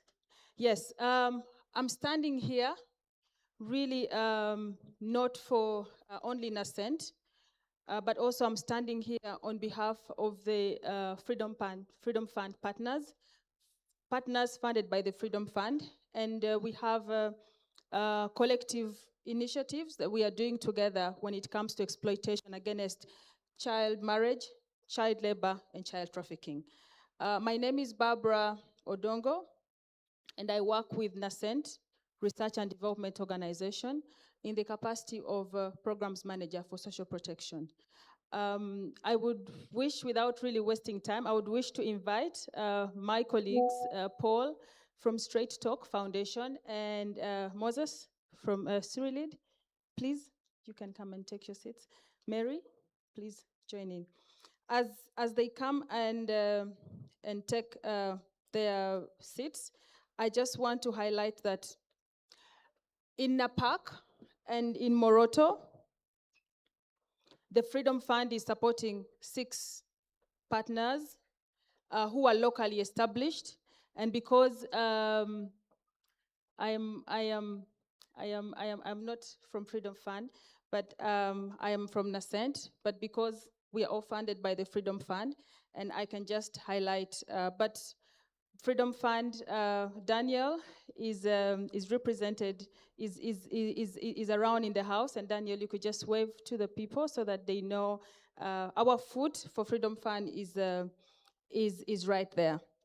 Yes, in Napak and Moroto, Freedom Fund is supporting 6 locally established NGOs in addressing and responding to trafficking, child marriage, and teenage pregnancies. And today, as we recommit, as we reflect, and as we renew our efforts, we were reflecting how has the initiative that we are collectively running or collectively implementing, how is it advancing child protection in the area?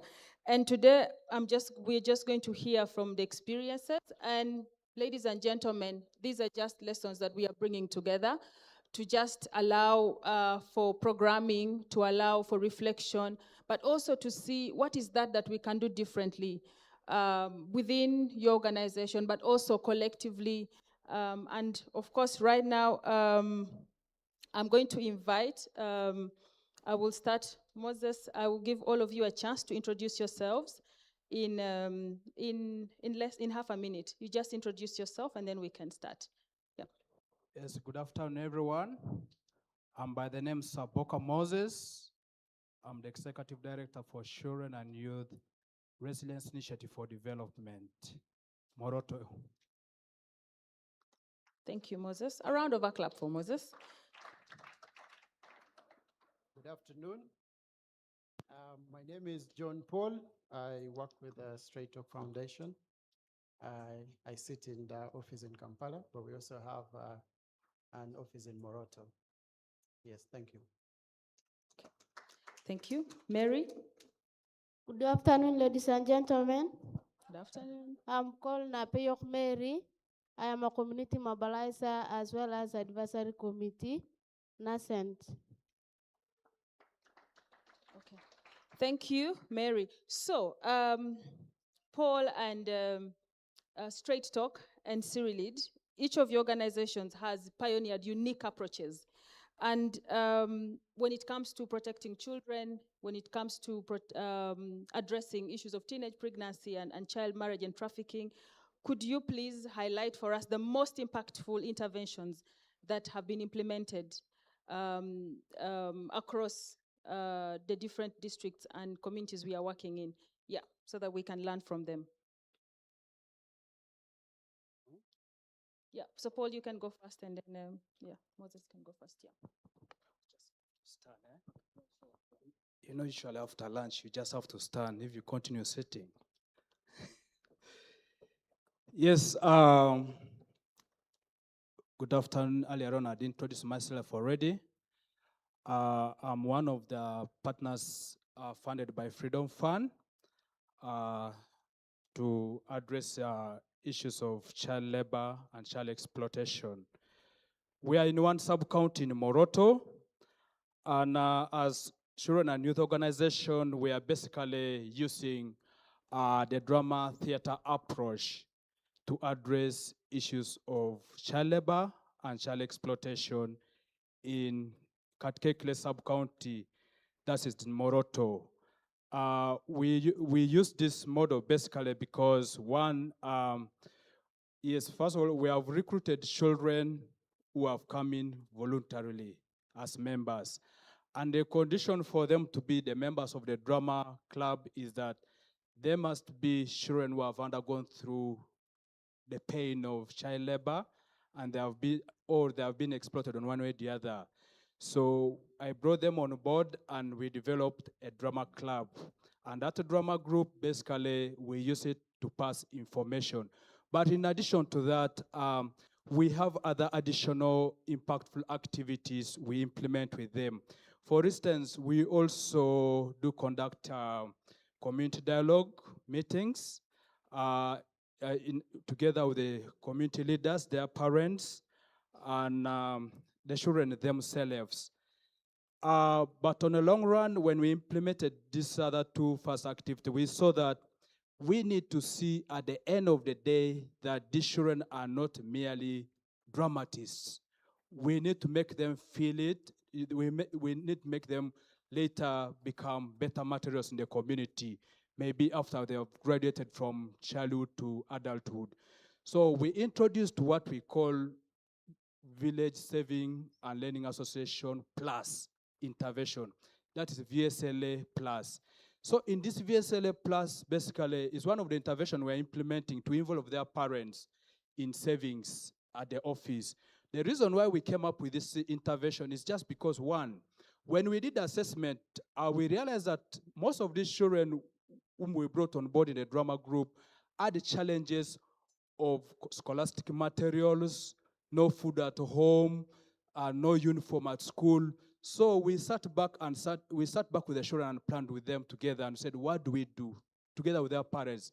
They said the only way basically maybe we could bridge the gap of the challenges our children are facing while they are basically working at the mining sector in Moroto is by supporting the household income. That is by setting now up what we call what? A village saving and lending association among the parents of these children who have been got from the mines. So with that, we expected that the savings they can use to purchase scholastic materials, pay part of the school fees, and other things. And with that, we believe the children at the end of the day will stop being at the mine. Yes, some of the progresses basically we have noticed is that so far there is increased awareness on issues of child labor and exploitation in Moroto district, and the mothers of these children and the children themselves who are survivors have become our change agents in Katkekle sub-county. Now, if you come there, they will clearly tell you what will happen in case you are got at the mining sector. Then in case of any problem, they will explain to you the referral system very clearly. So as we talk, that basically they are very aware of that. Then we also see that through our interventions, the sub-county structures on child protection and child welfare, child welfare. You have 1 minute. 1 minute. All right. Yeah, we also see that the committees are increasingly becoming active on addressing issues of child labor. Yes, I will quickly run into the gaps.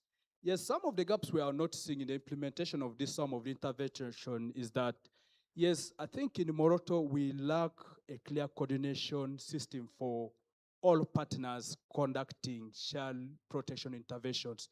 If we have one partner coordinating all other partners in the district, let me tell you, there will be no duplication of resources. We all have little money. You find a partner is doing the same thing like the other. So if we have one partner coordinating all other partners in that, things will be okay, which will be, resource utilization will be well streamlined.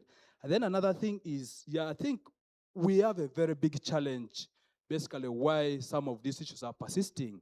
It is just because some of the interventions partners are implementing, they do not implement it in an holistic way. Here, we call for a multi-sectoral approach, whereby the other partner will handle this and this kind of thing. At the end of the day, you'll be addressing the problem of a child holistically.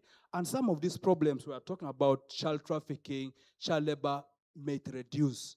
It's unless we take that angle of multi-sectoral, implementation of some of these interventions. I was told I had 1 minute, so I cut off so many things out. Sorry.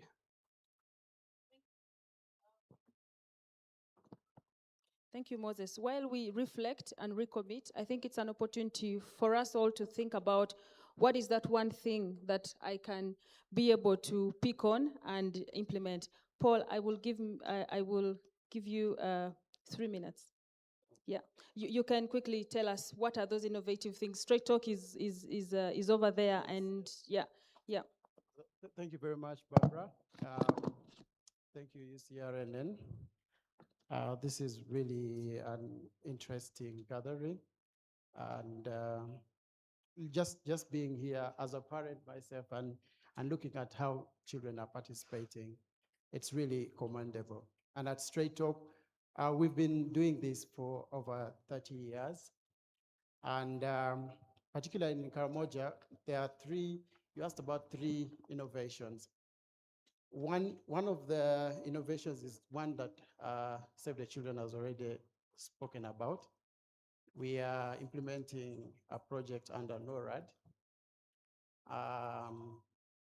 It's on transforming the futures for and with the children. And then the other that we are doing is around the bursary program. It's an education initiative that we are doing in Karamoja. It's a Karamoja bursary program, which is funded by the Embassy of Ireland. And we started this in 2016, and so far we've supported over 2,000 young people, children, to go from secondary to tertiary education and graduated. And sitting here with the Freedom Fund partners, because we were implementing the education initiatives, and then we're doing the NORAD framework, we realized that during the holiday, when the children who are getting the bursary program come back home, that is the time when they drop out of school, because there is that gap, that idle time that they have. So then that's how we came up with an initiative during the holiday. So we are calling it a holiday program. So we have holiday camps running in Karamoja, where these children, not only the ones in the bursary, but also the ones who are in the communities. So they engage in fun activities during the holiday. Then we also have community dialogues with parents. We are using the national parenting guidelines to bring parents, to sensitize parents on the values of protecting children. So those are the 3 initiatives that we are doing in Karamoja. Thank you, Straight Talk. I pick a leaf on the holiday camps. I don't know how parents trust you with their children during that holiday, but maybe we can come and understand that further. Finally, I want to go to Mary. Mary, like she said, is an advisor on a youth committee in her community, but she's also a community mobilizer against trafficking, child marriage, and child labor. And Mary, because you have been part of these programs, can you tell us your experience in terms of what was your turning point and And how do you see the impact in your community, and what more can we do? Thank you, Barbara. I'm again called Mary Napeyok. I came from Nakiloro. Before I started working with Nascent, I was also involved in child labor in mining sites. So for me, I was the firstborn from our home, and we realized that why Karamojongs mostly they are at high risk of child labor. Parents, they have offloaded their responsibilities and their right to children. It is children feeding parents, not parents feeding children. That's why that problem is resisting, is continuing. We are here discussing the same issue, singing like a song. The same thing is repeating, is happening. So for me, I worked from the mines. When Nascent come in, I was in danger. Pits are covering children. Children are dying from there. We are drinking water with the mercury. So when Nascent come in, he carried out to community dialogues, sensitization on the dangers of child labor, early marriages, trafficking in the mines. So for me, I took that responsibility of attracting on the sensitization. I tried, I withdrew myself from child labor. And you see me like this, I am a woman of 3 children. Will you believe? It's because the way children of Karamajada are suffering. Our parents have offloaded their responsibility to us, the children. We are the ones asking for food. We are the ones burning charcoals, but parents have forgotten their responsibility. Now, Nasen selected me as a community mobilizer, advisory committee, as well as a younger mother to advise, be an example to the rest. I sensitize my colleagues, young mothers, children. They trained me on life skills. But now I'm the forefront of my community, rescuing other children from danger. And secondly, I thank Nascent. Nascent introduced VSLA to Nakiloro. We never knew about how to save money. Whenever they finish with alcohol. You know, for them, they like drinking. The little you get, they finish. So they introduced VSLA. I also joined. I become a beneficiary of the VSLA. When they shared the first cycle, I break off from child labor. I started my personal business. As per now, I'm the advisory committee advising the rest.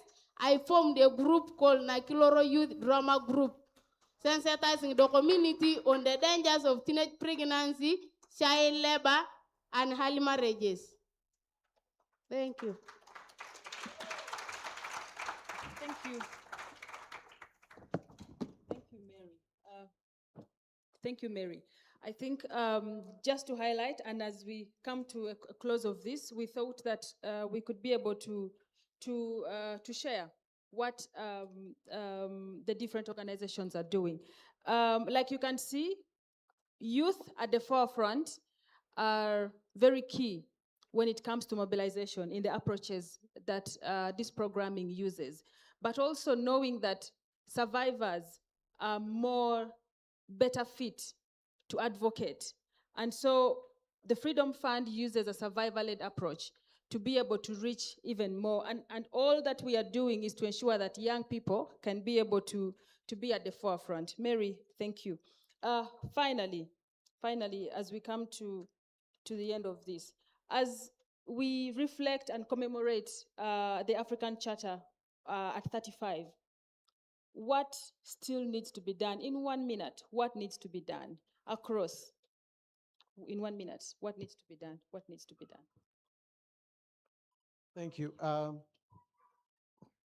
lot, first of all, with the model that we're doing, bringing CSOs together, I think for me, that is already a plus. And someone spoke about the layering approach on getting one child to benefit across the board. If we can come together like that Straight Talk is doing this, maybe Straight Talk is giving education support, Nascent is providing maybe VSLA. There's another person doing skills development, and it's just on one person. And then we work closely with the local government officers to make sure that whatever we find can be implemented really, and maybe taken up to even policy level. I think for me, in that way, we can go far. Already a lot of good is being done, but it just needs to be tied together. Thank you. Okay. I think you highlight the issue of non-duplication, but building on what are the strengths of different partners. Yes, Moses, please, let's make it 1 minute. Yeah, thank you so much. I think what I think needs to be done, one, we have to increase the engagement of children in organization in a very meaningful way. When we talk of we supporting the children, we must also have them as leaders in our organization, and we involve them right from the planning and the design of our interventions. That is the only way we can get sustainable solutions. Then secondly, I think I'd already alluded that we need proper coordination for children and youth interventions in every district or the region or the whole country. If one have one partner coordinating all other partners implementing child labor issues, then we shall utilize the little resources we have in a very effective manner. Thank you. Thank you, Moses. Mary, do you have any final words? To me, local government should increase more intervention on children by increasing more schools on the villages that are missing. Yeah. And secondly, government should carry out outreaches to identify children who are vulnerable and families like child-aided families who are unable to go to school and they don't taking care of their younger ones. Government should find a way to support such kind of families. Thank you very much. And dear participants, thank you very much for listening to us. We would, in case you would like to interact with more of the lessons that we share today, we have some materials. Straight Talk has some materials, Nascent has some materials, but you can also just, reach out to us for more lessons. We've put together some lessons and materials, and we can share those with you. Thank you very much. Yeah, and I wish you a very good rest of the day. Can we take a picture?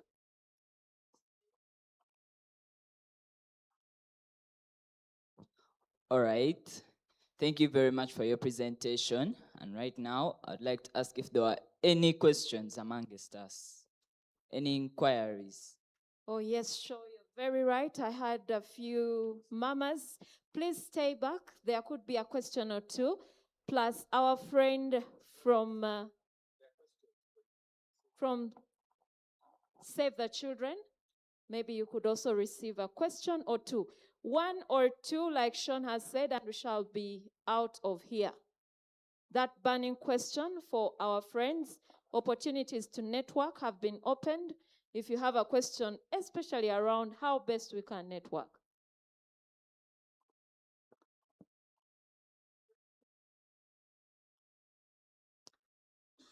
Anyone? If you have, please raise up your hand.